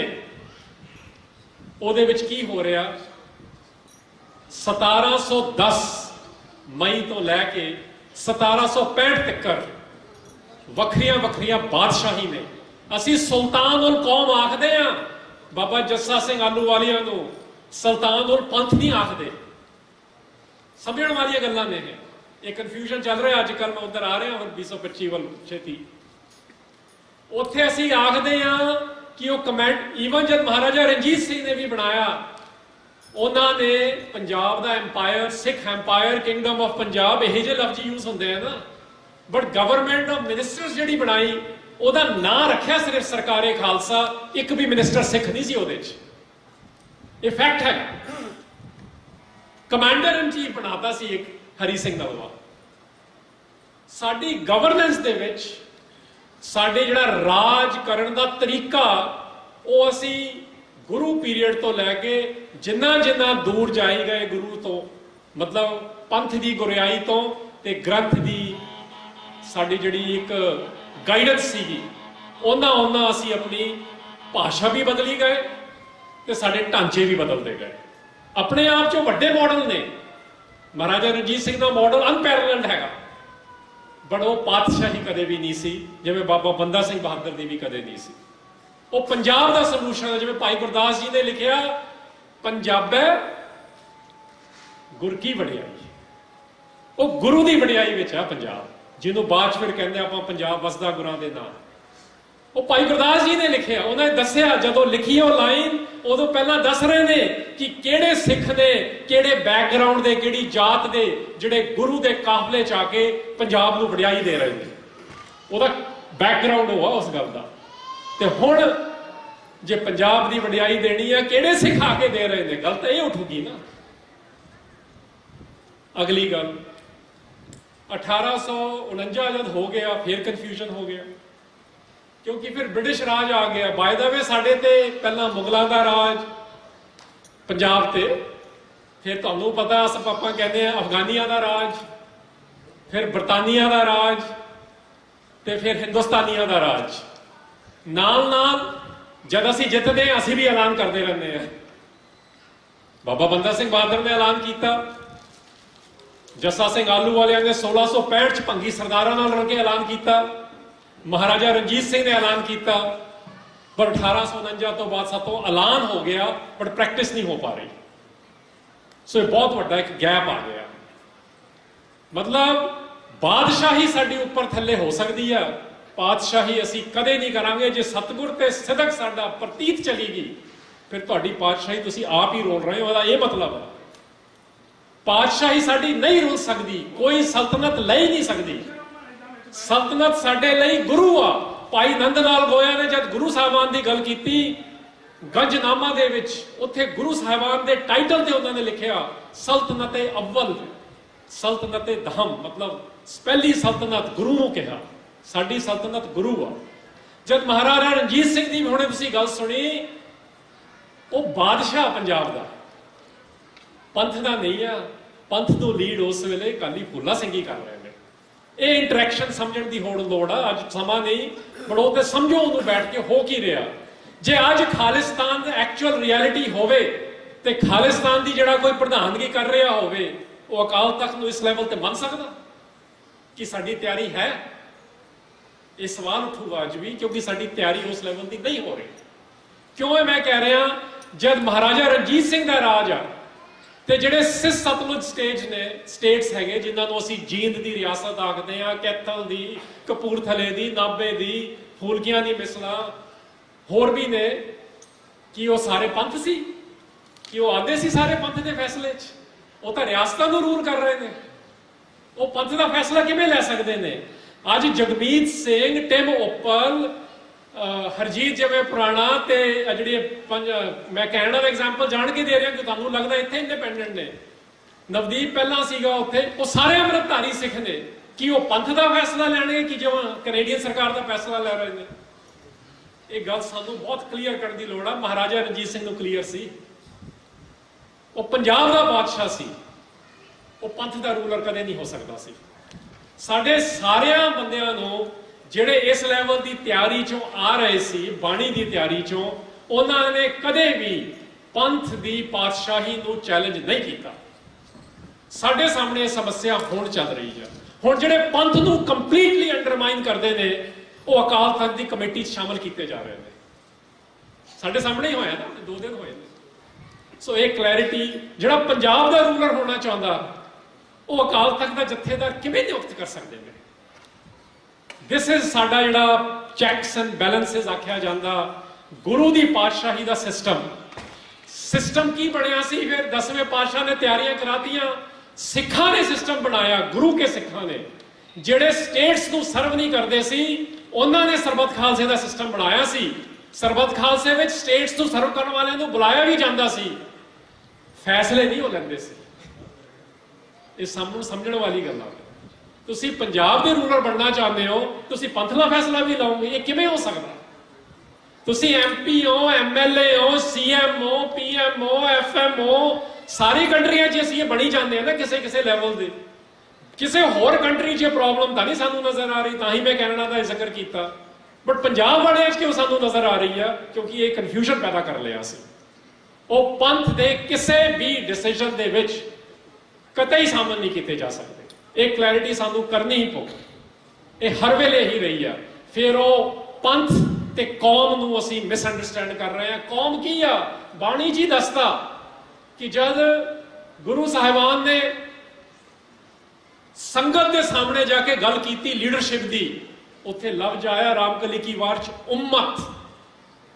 ਉਮਤ ਇਸਲਾਮ ਦਾ ਵਰਡ ਦਾ ਮਤਲਬ ਹੈ ਦਾ ਨੇਸ਼ਨ, ਜਿਹਨੂੰ ਅਸੀਂ ਅੱਜ ਕੱਲ੍ਹ ਕੌਮ ਆਖਦੇ ਹਾਂ। ਕਹਿੰਦੇ ਸਾਰਿਆਂ ਦੇ ਸਾਹਮਣੇ ਘੋਕ ਕੇ ਦਿਖਾਤਾ, ਉਮਤ ਦੇ ਸਾਹਮਣੇ। ਉਮਤ ਲਫ਼ਜ਼ ਯੂਜ਼ ਕੀਤਾ, ਇਟਸ ਅ ਪੋਲੀਟੀਕਲ ਵਰਡ, ਤਾਂ ਮੈਂ ਜ਼ਿਕਰ ਕਰ ਰਿਹਾ ਕਿ ਜਿਹੜੇ ਸਿਰਫ ਆਪਣੇ ਆਪ ਨੂੰ ਇਹ ਕਹਿੰਦੇ ਕਿ ਅਸੀਂ ਸਿੱਖ ਹੀ ਸਿਰਫ ਸ਼ਬਦ ਹੀ ਸੁਣਨ ਆਏ, ਉਹਨਾਂ ਦੀ ਗੱਲ ਨਹੀਂ। ਜਿਹੜੇ ਆਪਣੇ ਆਪ ਨੂੰ ਇਸ ਕਮਿਊਨਿਟੀ ਦਾ ਹਿੱਸਾ ਮੰਨਦੇ ਨੇ, ਉਹਨਾਂ ਦੇ ਸਾਹਮਣੇ ਵੀ ਕਲੀਅਰ ਕਰਤਾ, ਪੁੱਤਾਂ ਨੂੰ ਤੇ ਸਿੱਖਾਂ ਨੂੰ ਤੇ ਭਾਈਆਂ ਨੂੰ ਘੋਖ ਲਿਆ ਸੀ, ਤੇ ਜਿਹੜੀ ਉਨਤਾ ਹੀ ਰਹਿੰਦੀ ਸੀ ਉਹਨੂੰ ਸੁਧੋਸ ਕੀਤਾ। ਬਾਣੀ ਦੇ ਲਫ਼ਜ਼ ਨੇ, ਅਸੀਂ ਉਹਨੂੰ ਸੌਦਾ ਬਣਾ ਲਿਆ ਅੱਜ ਕੱਲ੍ਹ। ਉਹਨੂੰ ਮਾਰਿਆ ਨਹੀਂ, ਉਹਨਾਂ ਦੀ ਜਿਹੜੀ ਪ੍ਰੈਪਰੇਸ਼ਨ ਅਜੇ ਨਹੀਂ ਹੋਈ ਸੀ ਉਹ ਪੂਰੀ ਕਰਾਈ, ਫਿਰ ਉਹਨਾਂ ਨੂੰ ਲੀਡਰ ਥਾਪਿਆ। ਸੋ ਆਵਰ ਚੈਲੰਜ, ਜਿਹੜੇ 5 ਮਿੰਟ ਰਹਿ ਗਏ ਨੇ ਉਹਦੇ 'ਚ ਮੈਂ ਗੱਲ ਖਤਮ ਕਰਾਂ। ਹੁਣ ਅੱਜ ਦਾ ਚੈਲੰਜ ਕੀ ਆ? ਪੰਥ ਤੇ ਕੌਮ ਦੇ ਵਿੱਚ ਸਾਡਾ ਕਨਫਿਊਜ਼ਨ ਚੱਲ ਰਿਹਾ। ਪਹਿਲੀ ਗੱਲ ਤਾਂ ਮੈਂ ਐਸਟੈਬਲਿਸ਼ ਕਰਨ ਦੀ ਕੋਸ਼ਿਸ਼ ਕੀਤੀ ਆ। ਅਕਾਲ ਤਖਤ ਸਾਹਿਬ ਤੇ ਪਿਛਲੇ 100 ਸਾਲਾਂ ਦਾ ਕਨਫਿਊਜ਼ਨ ਚੱਲ ਰਿਹਾ। ਅਸੀਂ ਪਹਿਲਾਂ ਜਥੇਦਾਰ ਆਖਦੇ ਸੀ, ਨਹੀਂ ਆਖਦੇ ਸੀ, ਕੋਈ ਫਰਕ ਨਹੀਂ ਪੈਂਦਾ। ਗੱਲ ਇਹ ਹੁੰਦੀ ਆ, ਤੁਸੀਂ ਸਮੇਂ ਦੇ ਵਿੱਚ ਜਿਹੜਾ ਢਾਂਚਾ ਚਾਹੀਦਾ ਉਹਦੀ ਗੱਲ ਕਰਦੇ ਹੋ। 5ਵੇਂ ਪਾਤਸ਼ਾਹ ਨੇ ਇਹ ਥੋੜੀ ਕਿਹਾ ਸੀਗਾ ਕਿ 3ਜੇ ਪਾਤਸ਼ਾਹ ਨੇ ਮੰਜੀਆਂ ਬਣਾਈਆਂ, ਹੁਣ ਸਮੇਂ ਦੀ ਲੋੜ ਸੀ, ਫਿਰ ਉਹ ਮਸੰਦ ਬਣਾਏ। ਢਾਂਚਾ ਬਦਲ ਸਕਦਾ ਬਾਹਰਲਾ। ਮਸੰਦਾਂ ਤੋਂ 10ਵੇਂ ਪਾਤਸ਼ਾਹ ਨੇ ਖਾਲਸਾ ਬਣਾਇਆ। ਬਾਹਰਲਾ ਢਾਂਚਾ ਬਦਲ ਸਕਦਾ, ਸਾਡਾ ਦੈਵੀ ਨਿਯਮ ਨਹੀਂ ਬਦਲ ਸਕਦਾ। ਗੱਲ ਇਹ ਆ ਸਮਝਣ ਵਾਲੀ। ਬਾਹਰ ਦੇ ਢਾਂਚੇ ਬਦਲਣਗੇ, ਕਿਉਂਕਿ ਤੁਸੀਂ ਵੀ ਅੱਜ ਮੈਂ 1984 ਦੀ ਜਾਂ ਜਿਹੜੀ ਸਰਦਾਰ ਕਪੂਰ ਸਿੰਘ ਨੇ 1971 'ਚ ਗੱਲ ਲਿਖੀ, ਉਹ ਹਿੰਦੁਸਤਾਨ ਤੇ ਪੰਜਾਬ ਦੀ 1960 ਦੇ ਦਹਾਕੇ ਤੇ 1970 ਦੇ ਦਹਾਕੇ ਦੀ ਰਿਐਲਿਟੀ ਵਿੱਚ ਦੱਸਿਆ ਸੀ ਕੀ ਕਰੋ। ਹੁਣ ਸਾਨੂੰ 2025 ਦੀ ਰਿਐਲਿਟੀ ਵਿੱਚ ਸਮਝਣਾ ਪੈਣਾ ਕਿ ਪੰਥ ਤੇ ਕੌਮ ਦੋ ਵੱਖਰੀਆਂ ਚੀਜ਼ਾਂ ਨੇ। ਕੌਮ ਦਾ ਬਾਦਸ਼ਾਹੀ ਹੋ ਸਕਦੀ ਆ, ਕੌਮ ਦੇ ਵਿੱਚੋਂ ਕੋਈ ਵੀ ਬਾਦਸ਼ਾਹ ਬਣ ਸਕਦਾ, ਬਟ ਉਹ ਪਾਤਸ਼ਾਹੀ ਪੰਥ ਦੇ ਉੱਤੇ ਚੈਲੰਜ ਨਹੀਂ ਕਰ ਸਕਦਾ ਕੁਝ। ਉਹ ਹੋ ਰਿਹਾ ਲਗਾਤਾਰ 100 ਸਾਲਾਂ ਦਾ, 200 ਸਾਲ ਵੀ ਕਹਿ ਲਓ। ਸੈਕੰਡ ਗੱਲ, ਹੁਣ ਜਿਹੜੀਆਂ ਸ਼੍ਰੋਮਣੀ ਅਕਾਲੀ ਦਲ ਆ, ਸ਼੍ਰੋਮਣੀ ਗੁਰਦੁਆਰਾ ਪ੍ਰਬੰਧਕ ਕਮੇਟੀ ਆ, ਦਿੱਲੀ ਗੁਰਦੁਆਰਾ ਸਿੱਖ ਮੈਨੇਜਮੈਂਟ ਕਮੇਟੀ ਆ, ਜੰਮੂ ਕਸ਼ਮੀਰ ਦੀ ਗੁਰਦੁਆਰਾ ਪ੍ਰਬੰਧਕ ਕਮੇਟੀ ਆ, 2 ਤਖਤਾਂ ਤੇ ਪੰਜਾਬ ਤੋਂ ਬਾਹਰ ਜਿਹੜੇ ਨੇ ਉਹਨਾਂ ਦੇ ਦੋਨਾਂ ਦੇ ਲੀਗਲ ਕੇਸ ਚੱਲ ਰਹੇ ਨੇ। ਹੁਣ ਫਾਰਮਰ ਜਥੇਦਾਰ ਨੇ ਇੱਕ ਕੇਸ ਹੋਰ ਪਾਤਾ, ਰਾਤੋਂ ਰਾਤ ਤੁਸੀਂ ਪੜ੍ਹ ਲਿਆ ਹੋਣਾ। ਸਾਡਾ ਹਾਲ ਕੀ ਚੱਲ ਰਿਹਾ? ਅਸੀਂ ਜਿਹਨੂੰ ਪਾਤਸ਼ਾਹ ਨਹੀਂ ਮੰਨਦੇ ਉਹਨੂੰ ਕਹਿ ਰਹੇ ਸਾਡੇ ਫੈਸਲੇ ਕਰ। ਸਾਰੇ ਇਹੀ ਕਰੀ ਜਾਂਦੇ ਨੇ ਤੇ ਕਹਿ ਸਾਰੇ ਰਹੇ ਕਿ ਅਸੀਂ ਪੰਥਕ ਹਾਂ। ਜਿਹੜੀ ਸਰਕਾਰ ਤੁਸੀਂ ਕਹਿੰਦੇ ਹੋ ਕਿ ਸਾਡੇ ਤੋਂ ਮੁਤਾਜੀ ਕਰਾ ਰਹੀ ਆ, ਤੁਸੀਂ ਉਸ ਸਰਕਾਰ ਨੂੰ ਕਹਿ ਰਹੇ ਹੋ ਕਿ ਅਸੀਂ ਨਹੀਂ ਨਿਜਟ ਸਕਦੇ, ਸਾਡੇ ਫੈਸਲੇ ਕਰੋ। ਆ ਹੈਗਾ ਸਾਡਾ ਸਿਦਕ ਟੁੱਟ ਗਿਆ, ਸਤਿਗੁਰ ਤੇ ਪ੍ਰਤੀਤ ਟੁੱਟ ਗਈ। सतगुर की प्रतीत है ही नहीं, क्योंकि अंदर असी कपटे हैं। सो ये कपट खत्म करने की तैयारी चाहिए आ। अकाली दल, अमरीका ਦੀਆਂ ਜਥੇਬੰਦੀਆਂ, ਖਾੜਕੂ ਜਥੇਬੰਦੀਆਂ, ਰੈਫਰੈਂਡਮ ਦੀ ਜਥੇਬੰਦੀਆਂ, ਸੇਵਾ ਦੀ ਜਥੇਬੰਦੀਆਂ, ਉਹ ਪੰਥ ਨੂੰ ਤਾਂ ਮੰਨਣ ਗੁਰੂ। ਪੰਥ ਨੂੰ ਕੌਣ ਗੁਰੂ ਮੰਨ ਰਿਹਾ? This is the question we must solve। ਉਹ ਫਿਰ ਅਕਾਲ ਤਖਤ ਤੇ ਗਵਰਨੈਂਸ ਪੈਦਾ ਕਰਨ ਕਿ ਜੇ ਮਹਾਰਾਜਾ ਰਣਜੀਤ ਸਿੰਘ ਵਾਲਾ ਵਧੀਆ ਬੰਦਾ ਵੀ ਆ ਜਾਵੇ, ਸਾਡਾ ਰਾਜਾ ਵੀ ਬਣ ਜਾਵੇ, ਜੇ ਉਹਦੇ 'ਚ ਵੀ ਕੋਈ ਚੂਕ ਰਹਿ ਜੂ, ਜਥੇਦਾਰ ਦਾ ਕੈਰੈਕਟਰ, ਜਥੇਦਾਰ ਦੀ ਕੁਆਲੀਫਿਕੇਸ਼ਨ, ਸਰਬੱਤ ਖਾਲਸੇ ਦਾ ਪ੍ਰੋਸੈਸ ਇਸ ਤਰ੍ਹਾਂ ਦਾ ਹੋਵੇ ਕਿ ਉਹ ਵੀ ਉੱਥੇ ਸਿਰ ਨਵਾ ਲਵੇ। ਫਰਜ਼ੀ ਨਹੀਂ, actually this is our work. ਅੱਜ ਦੀ ਰਿਐਲਿਟੀ ਵਿੱਚ ਇਹ ਕਲੀਅਰ ਕਰੋ ਕਿ ਕੌਮ ਨੂੰ ਕੌਣ ਲੀਡ ਕਰਨਾ ਚਾਹੁੰਦਾ ਤੇ ਪੰਥ ਨੂੰ ਕੌਣ ਲੀਡ ਕਰੂ। ਫਰਕ ਆ, ਇੱਕ ਚਾਹੁੰਦਾ ਤੇ ਇੱਕ ਕਰੂ। ਇੱਕ ਦਾ ਕ੍ਰਾਈਟੇਰੀਆ ਟੋਟਲੀ ਡਿਫਰੈਂਟ ਆ, ਉਹ ਗੁਰੂ ਗ੍ਰੰਥ ਦੇ ਗੁਰੂ ਪੰਥ ਨਾਲ ਜੁੜਿਆ ਹੋਇਆ। ਦੂਜਾ ਕ੍ਰਾਈਟੇਰੀਆ ਪੰਜਾਬ ਦੇ ਨਾਲ, ਪੰਜਾਬ ਦੀ ਹਕੂਮਤ ਦੇ ਨਾਲ, ਜਿਹੜਾ ਸਿੱਖਾਂ ਦਾ ਟੋਟਲ ਹੈਗੀ ਗੱਲ। ਪਾਤਸ਼ਾਹੀ ਦਾਵਾ ਸਾਡਾ ਹੈ, ਉਹਦੀਆਂ 2 ਲਾਈਨਾਂ ਬਾਅਦ ਪੜ੍ਹ ਲਿਓ, ਉੱਥੇ ਲਿਖਿਆ ਜਿਹੜੇ ਸਤਿਗੁਰ ਕੇ ਸਿੱਖ ਨੇ ਉਹਨਾਂ ਦੀਆਂ ਗੱਲਾਂ ਸੁਣ ਕੇ। ਜਿਹੜੇ ਸਰਕਾਰ ਦੇ ਸਿੱਖ ਨੇ ਜਾਂ ਜਿਹੜੀ ਆਪਣੀ ਹਕੂਮਤ ਬਣਾਉਣਾ ਚਾਹੁੰਦੇ ਉਹਨਾਂ ਦੀ ਗੱਲਾਂ ਨਹੀਂ ਅਸੀਂ ਸੁਣ ਸਕਦੇ। ਉਹ ਲਾਈਨ ਕਲੀਅਰ ਕਰੋ ਆਪਣੇ ਆਪ 'ਚ। ਆਫ ਕੋਰਸ ਪਾਤਸ਼ਾਹੀ ਅਸੀਂ ਮੰਗਦੇ ਹੀ ਨਹੀਂ, ਪਾਤਸ਼ਾਹੀ ਤਾਂ ਸਾਨੂੰ ਬਖਸ਼ੀ ਹੈ, ਬਾਦਸ਼ਾਹੀ ਲਈ ਅਸੀਂ ਲੜਾਂਗੇ। ਸੋ ਬਾਦਸ਼ਾਹੀ ਦੇ ਕਾਬਲੇ ਜਿਹੜੇ ਨੇ, ਤਖਤ ਰਾਜਾ ਸੋਭ ਹੈ ਜੋ ਤਖਤੇ ਲਾਇਕ ਹੋਈ, ਗੁਰੂ ਅਰਜਨ ਸਾਹਿਬ ਦੇ ਹੀ ਸ਼ਬਦ ਨੇ। ਉਹ ਲਾਇਕਤਾ ਕਿਵੇਂ ਲੈ ਕੇ ਆਈਏ, ਪਹਿਲਾ ਮਰਨ ਕਬੂਲ ਕਿਵੇਂ ਲੈ ਕੇ ਆਈਏ, ਪੰਥ ਤੇ ਕੌਮ ਦੀ ਕੀ ਰਿਲੇਸ਼ਨਸ਼ਿਪ ਹੋਵੇ, ਸ੍ਰੀ ਅਕਾਲ ਤਖਤ ਸਾਹਿਬ, ਪੰਜ ਪਿਆਰਿਆਂ ਦਾ ਕੀ ਰੋਲ ਹੋਵੇ, ਇਹਨਾਂ ਵੱਲ ਤਵੱਜੋ ਦੇਣੀ ਸ਼ੁਰੂ ਕਰੋ। ਤੇ ਸ਼ੁਰੂ ਕਿੱਥੋਂ ਹੋ? ਪਹਿਲਾ ਮਰਨ ਕਬੂਲ, ਜੀਵਨ ਕੀ ਛੜਿਆਸ, ਹੋ ਸਭਨਾ ਕੀ ਰੇੜਕਾ, ਤਾਂ ਆਓ ਹਮਾਰੇ ਪਾਸ। ਇਹ ਪ੍ਰੈਪਰੇਸ਼ਨ ਕਰੀਏ। ਇਹਨਾਂ ਸ਼ਬਦਾਂ ਨਾਲ ਦਾਸ ਖਿਮਤ ਦਾ ਜਾਚਕ ਆ। ਵਾਹਿਗੁਰੂ ਜੀ ਕਾ ਖਾਲਸਾ, ਵਾਹਿਗੁਰੂ ਜੀ ਕੀ ਫਤਿਹ। ਸੋਨਿਹਾਲ ਸਤਿ ਸ੍ਰੀ ਅਕਾਲ। ਜੁਗੋ ਜੁਗ ਟਾਲ ਚਬਰ ਤੱਕ ਦੇ ਮਾਲਕ ਧੰਨ ਧੰਨ ਸ਼੍ਰੀ ਗੁਰੂ ਗ੍ਰੰਥ ਸਾਹਿਬ ਜੀ ਦੀ ਨਿੱਘੀ ਗੋਦ ਵਿੱਚ ਬੈਠੀ ਪਰਮ ਸਤਿਕਾਰਯੋਗ ਸਾਧ ਸੰਗਤ ਜੀ, ਆਓ ਦਸਵੇਂ ਪਿਤਾ ਦੀ ਦਿੱਤੀ ਹੋਈ ਫਤਿਹ ਦੀ ਸਾਂਝ ਪਾਈਏ। ਵਾਹਿਗੁਰੂ ਜੀ ਕਾ ਖਾਲਸਾ, ਵਾਹਿਗੁਰੂ ਜੀ ਕੀ ਫਤਿਹ। ਅੱਜ ਬੜਾ ਹੀ ਸ਼ੁਭ ਦਿਹਾੜਾ, ਕਿਉਂਕਿ ਗੁਰਦੁਆਰਾ ਸਿੱਖ ਸੁਸਾਇਟੀ ਇੱਕ ਉਹ ਟਰਾਈ ਸਟੇਟ ਦਾ ਕੇਂਦਰੀ ਸਥਾਨ ਆ ਜਿੱਥੋਂ ਦੀ ਸਟੇਜ ਪੰਥ ਨੂੰ ਸਮਰਪਿਤ। ਇਹ ਹਮੇਸ਼ਾ ਹੀ ਜਿਹੜੀ ਆ ਇੱਥੋਂ ਆਵਾਜ਼ ਹਮੇਸ਼ਾ ਹੀ ਪੰਥ ਦੀ ਬੁਲੰਦ ਹੁੰਦੀ ਆ। ਇਹ ਜਿੰਨੀਆਂ ਵੀ ਪੰਥਕ ਜਥੇਬੰਦੀਆਂ ਉਹ ਗੁਰਦੁਆਰਾ ਸਿੱਖ ਸੁਸਾਇਟੀ ਦੀ ਨੂੰ ਸਮਰਪਿਤ ਆ। ਕਿਉਂਕਿ ਅੱਜ ਬਾਬਾ ਬੰਦਾ ਸਿੰਘ ਜੀ ਬਹਾਦਰ ਦਾ ਸ਼ਹੀਦੀ ਦਿਹਾੜਾ, ਮਹਾਰਾਜਾ ਰਣਜੀਤ ਸਿੰਘ ਜੀ ਦੀ ਸਾਲਾਨਾ ਬਰਸੀ, ਗਿਆਨੀ ਗੁਰਬਚਨ ਸਿੰਘ ਜੀ ਦੀ ਸਾਲਾਨਾ ਬਰਸੀ ਗੁਰਦੁਆਰਾ ਸਿੱਖ ਸੁਸਾਇਟੀ ਵਿੱਚ ਮਨਾਈ ਜਾ ਰਹੀ ਹੈ। ਪਰ ਚੇਚੇ ਤੌਰ 'ਤੇ ਬਾਬਾ ਬੰਦਾ ਸਿੰਘ ਜੀ ਬਹਾਦਰ ਇੰਟਰਨੈਸ਼ਨਲ ਸਿੱਖ ਸੁਸਾਇਟੀ, ਜਿਹੜੀ ਕਿ ਮੈਂ ਸਮਝਦਾ ਕਿ ਹਰ ਸਾਲ ਕਈਆਂ ਸਾਲਾਂ ਤੋਂ ਜਿਹੜਾ ਇਸ ਗੁਰੂ ਘਰ ਦੇ ਵਿੱਚ ਉਹਨਾਂ ਦੀ ਸ਼ਹੀਦੀ ਦਿਹਾੜਾ ਮਨਾਉਂਦੀ ਆ, ਅਤੇ ਨਾਲ ਦੀ ਨਾਲ ਉਹਦੇ ਸੰਬੰਧ ਦੇ ਵਿੱਚ ਜਿਹੜੇ ਸਾਡੇ ਸਿੱਖ ਸੰਚਾਲਕ ਨੇ ਉਹਨਾਂ ਨੂੰ ਸਕਾਲਰ ਨੂੰ ਇੱਥੇ ਸੱਦਿਆ ਜਾਂਦਾ ਅਤੇ ਇਹਨਾਂ ਨੂੰ ਸਾਡੇ ਸਿੱਖ ਕੌਮ ਨੂੰ ਉਹਨਾਂ ਬਾਰੇ ਜਾਣਕਾਰੀ ਕਰਾਈ ਜਾਂਦੀ ਹੈ। ਮੈਂ ਚੇਚੇ ਤੌਰ 'ਤੇ ਆਪਣੇ ਵੀਰ ਸੁਖਪ੍ਰੀਤ ਸਿੰਘ ਜੀ ਉਦੋਂ ਕਿ ਇਹ ਵੀ ਬੜੇ ਲੰਮੇ ਸਮੇਂ ਤੋਂ ਇਸ ਗੁਰੂ ਘਰ ਦੇ ਵਿੱਚ ਆਉਂਦੇ ਨੇ, ਅਤੇ ਮੇਰਾ ਵੀਰ Harjinder Singh ji Texas.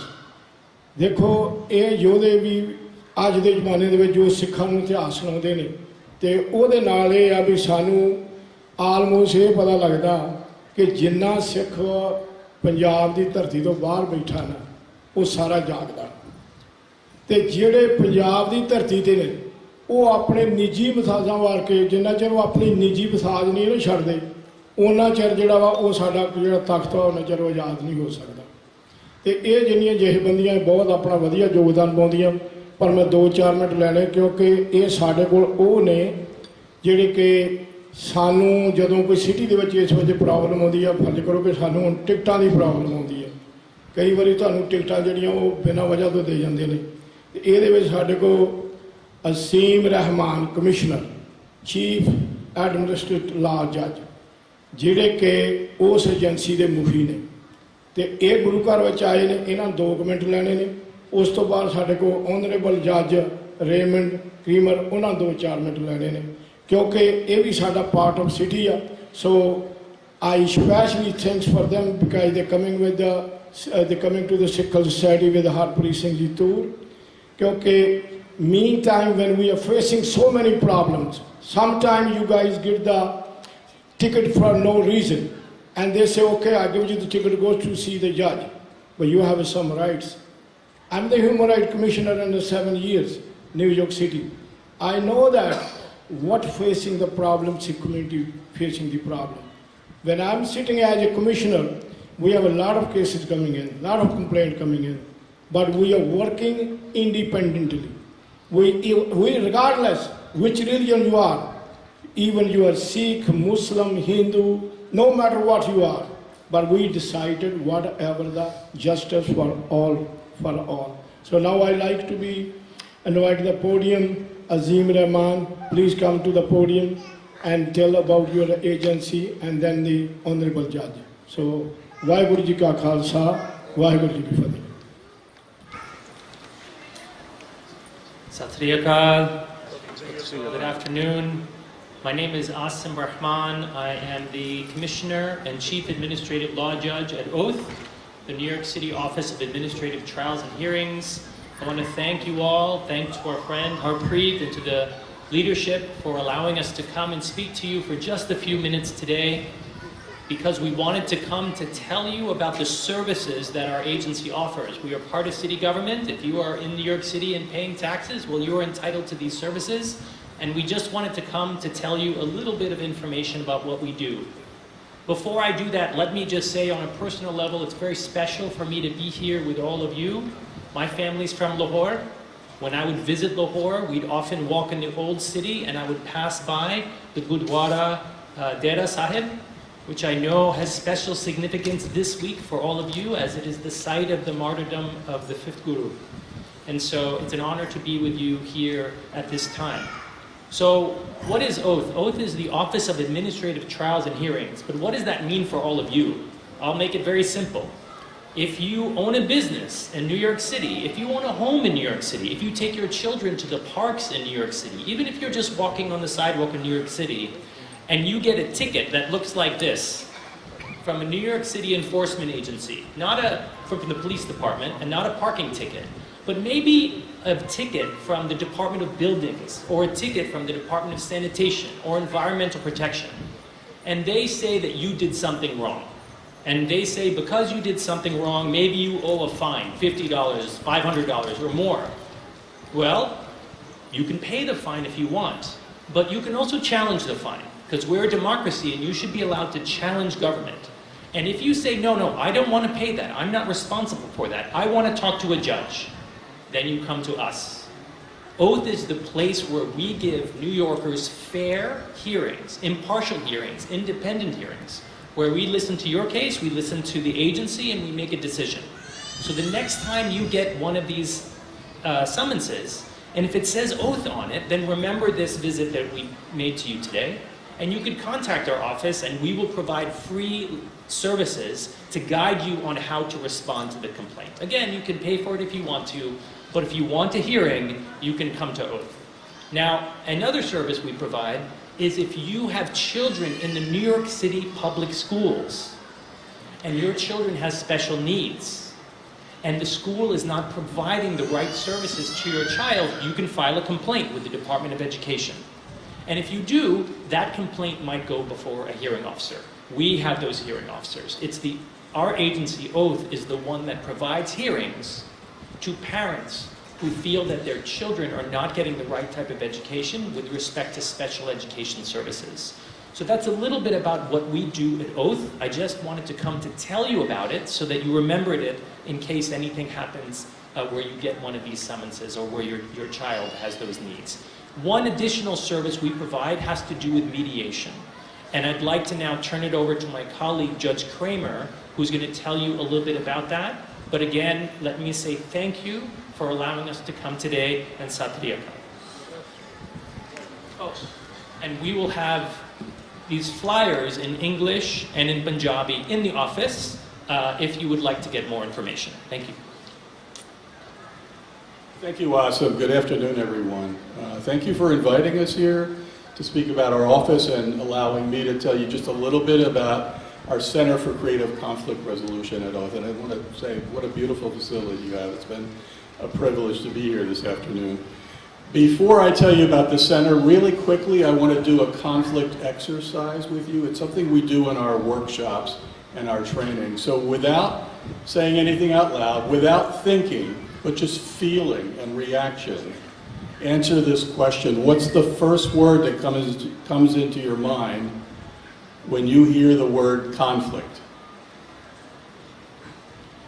And I won't ask you to share, but for most people, when we pose that question, the first unconscious reaction is negative. Conflict is war, battle, fight, strife, tension, anxiety.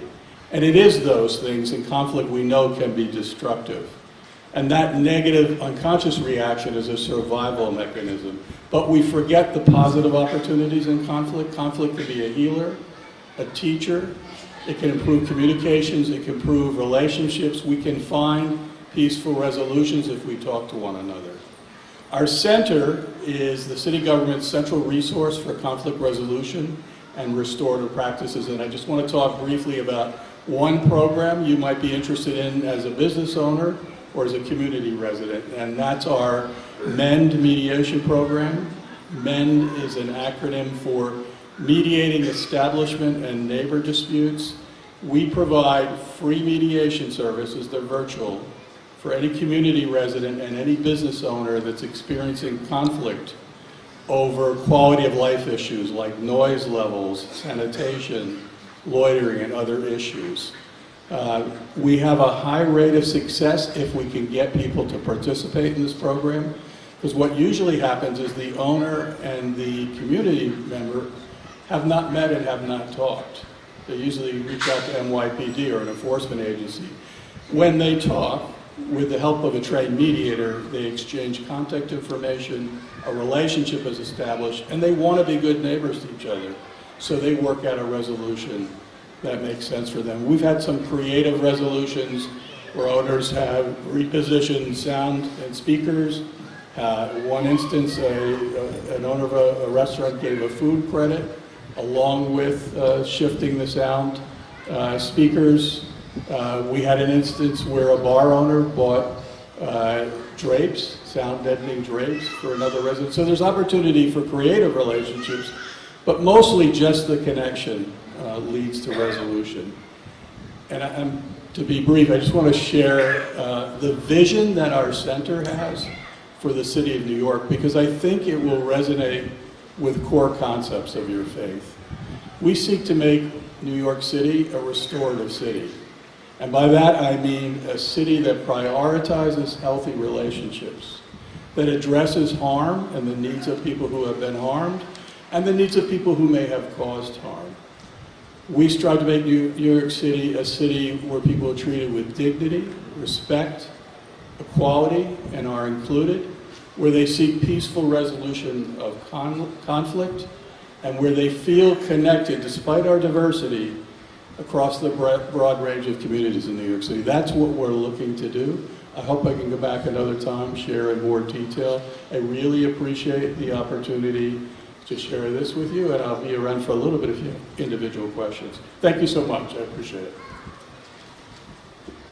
Thank you very much, Judge. We're going to be in the future going to set up the workshop on the second floor. This way the people can understand all what the kind of they have a problem. But now I recognize the two more people that come in company with them. We welcome them too. Rachel and John, thank you. You guys make company with them. Thank you so much. So I really appreciate it. We take some time because today is a very busy day and a very tight schedule. So thank you so much. Waheguru Ji Ka Khalsa, Waheguru Ji Ki Fateh. Waheguru ji. Shri Waheguru Sahib जी। हम संतन की rain प्यारे, हम संतन की शरणा, संत हमारी ओट सताणी, संत हमारा गहना, हम संतन स्यो बन आई, पूर्व लिखिया पाई, एहो मान तेरा भाई, संतन स्यो मेरे लेवा देवी, संतन स्यो व्यवहारा, ਸੰਤਨ ਸਿਉ ਹਮ ਲਾਹਾ ਖਾਟਿਆ, ਹਰ ਭਗਤ ਭਰੇ ਭੰਡਾਰਾ। ਸੰਤਨ ਮੋਕੋ ਪੂੰਜੀ ਸੌਪੀ, ਤੋ ਉਤਰਿਆ ਮਨ ਕਾ ਧੋਖਾ। ਧਰਮ ਰਾਏ ਅਬ ਕਹਾਂ ਕਰੈ ਗੋ, ਜੋ ਫਾਟਿਓ ਸਗਲੋ ਲੇਖਾ। ਮਹਾ ਆਨੰਦ ਭਇਆ ਸੁਖ ਪਾਇਆ, ਸੰਤਨ ਕੈ ਪ੍ਰਸਾਦੇ। ਕਹੋ ਨਾਨਕ ਹਰਿ ਸਿਉ ਮਨ ਮਾਨਿਆ, ਰੰਗ ਰਤੇ ਬਿਸਮਾਦੇ। ਹਰ ਕੇ ਸੇਵਕ ਜੋ ਹਰ ਭਾਏ, ਤਿਨ ਕੀ ਕਥਾ ਨਿਰਾਰੀ ਰੇ। ਆਵਹਿ ਨ ਜਾਹਿ ਨ ਕਬਹੁ ਮਾਤੇ, ਪਾਰ ਬ੍ਰਹਮ ਸੰਗਾਰੀ ਰੇ। ਜਿਨਾ ਸਾਸ ਗੁਰਾ ਸੁਨਾ ਵਿਸਰੈ, ਹਰ ਨਾਮਾ ਮਨ ਮੰਤ। ਧਨ ਸੇ ਨਾਨਕਾ ਪੂਰਨ ਸੋਈ ਸੰਤ। ਧਨ ਸੇ ਨਾਨਕਾ ਪੂਰਨ ਸੋਈ ਸੰਤ। ਵਾਹਿਗੁਰੂ ਜੀ ਕਾ ਖਾਲਸਾ, ਵਾਹਿਗੁਰੂ ਜੀ ਕੀ ਫਤਿਹ। ਸਤਿਗੁਰੂ ਜੀ ਦੀ ਸਾਜੀ ਨਵਾਜੀ, ਪਰਮ ਸਨਮਾਨਯੋਗ ਗੁਰੂ ਖਾਲਸਾ ਸਾਧ ਸੰਗਤ ਜੀ। ਜਬਰ ਛਤਰ ਤਖਤ ਦੇ ਮਾਲਕ, ਦੀਨਾ ਬੰਧੂ, ਜਾਹਰਾ ਜਹੂਰ, ਹਾਜ਼ਰਾ ਹਜੂਰ। ਪਤਿਤ ਪਾਵਨ ਭਗਤ ਵਛਲ, ਜੁਗੋ ਜੋਗਾ ਟਲ ਸਤਿਗੁਰੂ। ਸ੍ਰੀ ਗੁਰੂ ਗ੍ਰੰਥ ਸਾਹਿਬ ਮਹਾਰਾਜ ਸੱਚੇ ਪਾਤਸ਼ਾਹ ਜੀ ਦੀ ਕਲਿਆਣਕਾਰੀ ਗੋਦ ਅੰਦਰ ਆਪ ਗੁਰਮੁਖ ਪਿਆਰੇ ਸੱਜ ਬੈਠੇ ਹੋ। ਆਪ ਜੀ ਨੇ ਗੁਰੂ ਕੀ ਬਾਣੀ ਦੇ ਕੀਰਤਨ ਸਰਵਣ ਕੀਤੇ, ਗੁਰਮੁਖਾਂ ਪਿਆਰਿਆਂ ਦੇ ਵਿਚਾਰ ਸਰਵਣ ਕੀਤੇ ਹਨ ਜੀ। ਕੁਝ ਮਿੰਟਾਂ ਵਾਸਤੇ ਆਪਾਂ ਗੁਰਮਤਿ ਵਿਚਾਰਾਂ ਦੁਆਰਾ ਆਪਣੇ ਸਮੇਂ ਨੂੰ ਹੋਰ ਸਫਲਾ ਕਰਾਂਗੇ। ਜਿਵੇਂ ਗੁਰਮੁਖਾਂ ਨੇ ਆਪ ਜੀ ਨੂੰ ਦੱਸਿਆ ਵੀ ਇਹ ਜਿਹੜਾ ਸਾਰੇ ਹਫ਼ਤੇ ਦੇ ਦੀਵਾਨ ਸਨ, ਇਹ ਸਿੱਖ ਕੌਮ ਦੇ ਪਹਿਲੇ ਬਾਦਸ਼ਾਹ ਮਹਾਨ ਜਰਨੈਲ ਬਾਬਾ ਬੰਦਾ ਸਿੰਘ ਜੀ ਬਹਾਦਰ, ਉਹਨਾਂ ਦੀ ਸ਼ਹਾਦਤ, ਉਹਨਾਂ ਦੇ ਬੱਚੇ ਦੀ, ਉਹਨਾਂ ਦੇ ਨਾਲ ਜਿਹੜੇ ਸ਼ਹੀਦ ਹੋਏ ਸਮੂਹ ਸਿੰਘਾਂ ਨੂੰ ਯਾਦ ਕਰਦਿਆਂ ਹੋਇਆ। ਔਰ ਦੂਸਰਾ ਸਿੱਖ ਕੌਮ ਦੇ ਦੂਸਰੇ ਬਾਦਸ਼ਾਹ ਮਹਾਰਾਜਾ ਰਣਜੀਤ ਸਿੰਘ, ਜਿਨ੍ਹਾਂ ਦੀ ਬਰਸੀ ਸਾਹਿਬ ਸਿੰਘ ਜੀ ਇਸੇ ਹਫ਼ਤੇ ਵਿੱਚ ਉਹਨਾਂ ਨੂੰ ਸਮਰਪਿਤ ਸਨ। ਅਤੇ ਤੀਸਰਾ, ਜਿਵੇਂ ਕੰਗ ਸਾਹਿਬ ਜੀ ਨੇ ਦੱਸਿਆ ਕਿ ਸੰਤ ਗਿਆਨੀ ਗੁਰਬਚਨ ਸਿੰਘ ਜੀ ਖਾਲਸਾ ਮਹਾਂਪੁਰਸ਼ ਦਮਦਮੀ ਟਕਸਾਲ ਦੇ 12ਵੇਂ ਮੁਖੀ, ਉਹਨਾਂ ਦੀ ਸਾਲਾਨਾ ਯਾਦ ਮਨਾਈ ਜਾ ਰਹੀ ਹੈ। ਪੂਰਾ ਹਫ਼ਤਾ ਆਪਾਂ ਬਾਬਾ ਬੰਦਾ ਸਿੰਘ ਜੀ ਬਹਾਦਰ ਦਾ ਥੋੜ੍ਹਾ ਥੋੜ੍ਹਾ ਇਤਿਹਾਸ ਆਪ ਜੀ ਨਾਲ ਸਾਂਝਾ ਕਰਦੇ ਆਏ ਹਾਂ। ਥੋੜ੍ਹਾ ਥੋੜ੍ਹਾ ਮਹਾਰਾਜਾ ਰਣਜੀਤ ਸਿੰਘ ਜੀ ਦਾ ਵੀ ਆਪਾਂ ਸਾਂਝਾ ਕੀਤਾ ਸੀ ਲੜੀਵਾਰ ਕਥਾ ਦੇ ਨਾਲ ਨਾਲ। ਔਰ 2 ਦਿਨ ਤੋਂ ਡਾਕਟਰ ਸੁਖਪ੍ਰੀਤ ਸਿੰਘ ਜੀ ਉਦੋਂ ਕਿ ਆਪ ਜੀ ਨਾਲ ਇਹ ਇਤਿਹਾਸਕ ਵਿਚਾਰਾਂ ਸਾਂਝੀਆਂ ਕਰਦੇ ਆਏ ਨੇ। ਇਸ ਕਰਕੇ ਅੱਜ ਆਪਾਂ ਸੰਤ ਗਿਆਨੀ ਗੁਰਬਚਨ ਸਿੰਘ ਜੀ ਖਾਲਸਾ ਜੀ ਦਾ ਥੋੜ੍ਹਾ ਜੀਵਨ ਆਪ ਜੀ ਨਾਲ ਸਾਂਝਾ ਕਰਾਂਗੇ, ਕਿਉਂਕਿ ਬਾਕੀ ਇਤਿਹਾਸ ਉਹਨਾਂ ਨੇ ਆਪ ਜੀ ਨਾਲ ਸਾਂਝਾ ਕਰ ਦੇਣਾ ਹੈ ਅਤੇ ਕੁਝ 2 ਦਿਨਾਂ ਤੋਂ ਉਹਨਾਂ ਨੇ ਕੀਤਾ ਵੀ ਹੈ। ਇਸ ਕਰਕੇ ਉਹ ਪਾਸਾ ਆਪਾਂ ਸਾਧ ਸੰਗਤ ਜੀ ਛੱਡ ਲਵਾਂਗੇ। ਸੰਤ ਗਿਆਨੀ ਗੁਰਬਚਨ ਸਿੰਘ ਜੀ ਖਾਲਸਾ ਮਹਾਂਪੁਰਸ਼ ਪੰਥ ਦੀ ਸਤਿਕਾਰਯੋਗ ਹਸਤੀ। 1920 ਵਿੱਚ ਉਹਨਾਂ ਨੇ ਬੋਪਾਰਾਏ ਆਣ ਕੇ ਸੰਤ ਗਿਆਨੀ ਸੁੰਦਰ ਸਿੰਘ ਜੀ ਖਾਲਸਾ ਜੀ ਨੂੰ ਬੇਨਤੀ ਕੀਤੀ, ਜੇ ਆਪ ਜੀ ਕਿਰਪਾ ਕਰੋ ਤਾਂ ਮੈਨੂੰ ਪੱਕੇ ਤੌਰ 'ਤੇ ਜਥੇ ਵਿੱਚ ਲੈ ਲਓ।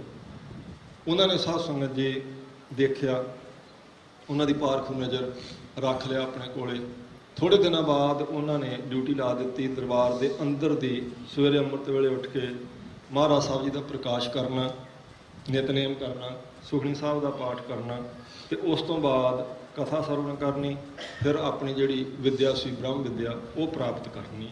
ਇਹ ਉਹਨਾਂ ਦਾ ਸਾਧ ਸੰਗਤ ਜੀ ਨਿੱਤ ਕਰਮ ਬਣ ਗਿਆ, ਨਿੱਤ ਦੀ ਮਰਿਆਦਾ ਸੀ। ਔਰ ਕਦੀ ਉਹਨਾਂ ਨੇ ਇੰਨੇ ਸਾਲਾਂ ਵਿੱਚ ਆਲਸ ਨਹੀਂ ਸੀ ਕੀਤਾ ਇਸ ਡਿਊਟੀ ਵਿੱਚ ਜੋ ਸੰਤ ਗਿਆਨੀ ਸੁੰਦਰ ਸਿੰਘ ਜੀ ਖਾਲਸਾ ਜੀ ਨੇ ਉਹਨਾਂ ਦੀ ਲਾਈ ਸੀ। 1930 ਵਿੱਚ ਸੰਤ ਗਿਆਨੀ ਸੁੰਦਰ ਸਿੰਘ ਜੀ ਖਾਲਸਾ ਉਹ ਪਰਲੋਕਗਮਨ ਕਰ ਗਏ। ਉਹਨਾਂ ਦੇ ਸੱਚਖੰਡ ਪਿਆਨੇ 'ਤੇ ਜਿਹੜੀ ਜ਼ਿੰਮੇਵਾਰੀ ਹੈ ਉਹ ਸੰਤ ਗਿਆਨੀ ਗੁਰਬਚਨ ਸਿੰਘ ਜੀ ਖਾਲਸਾ ਜੀ ਨੂੰ ਮਿਲੀ, ਕਿਉਂਕਿ ਕਥਾ ਦੇ ਭੋਗ 'ਤੇ ਬਾਬਾ ਸੁੰਦਰ ਸਿੰਘ ਜੀ ਨੇ ਆਪ ਹੀ ਸਾਧ ਸੰਗਤ ਜੀ ਉਹਨਾਂ ਦਾ ਨਾਮ ਲੈ ਦਿੱਤਾ ਸੀ, ਆਪ ਉਹਨਾਂ ਦੀ ਦਸਤਾਰਬੰਦੀ ਕਰ ਦਿੱਤੀ ਸੀ। ਉਹਨਾਂ ਤੋਂ 5 ਮਿੰਟਾਂ ਵਿੱਚ ਗੁਰੂ ਗ੍ਰੰਥ ਸਾਹਿਬ ਮਹਾਰਾਜ ਸਾਹਿਬ ਜੀ ਦਾ ਸਿਧਾਂਤ ਪੁੱਛਿਆ ਤਾਂ ਸਾਰਿਆਂ ਤੋਂ ਹੀ ਗਿਆ ਸੀ, ਭਾਈ ਜਿੰਨੇ ਵਿਦਿਆਰਥੀ ਸਾਡੇ ਤੋਂ ਪੜ੍ਹਦੇ ਆ, ਅਗਰ ਗੁਰੂ ਗ੍ਰੰਥ ਸਾਹਿਬ ਮਹਾਰਾਜ ਜੀ ਦਾ ਸਿਧਾਂਤ 5 ਮਿੰਟਾਂ 'ਚ ਕੋਈ ਸਾਨੂੰ ਉੱਠ ਕੇ ਸੁਣਾ ਦੇਵੇ ਤੇ ਸਾਨੂੰ ਬਹੁਤ ਖੁਸ਼ੀ ਹੋਵੇਗੀ। ਸੰਤ ਬਾਬਾ ਗੁਰਬਚਨ ਸਿੰਘ ਜੀ ਉੱਠੇ, ਆਖਿਆ ਜੀ ਜੇ ਆਪ ਜੀ ਅਸੀਸ ਦਿਓ ਤਾਂ ਮੈਂ ਕਾਵ ਰੂਪ ਵਿੱਚ ਆਪ ਜੀ ਨੂੰ ਸੁਣਾ ਦਿਆਂਗਾ।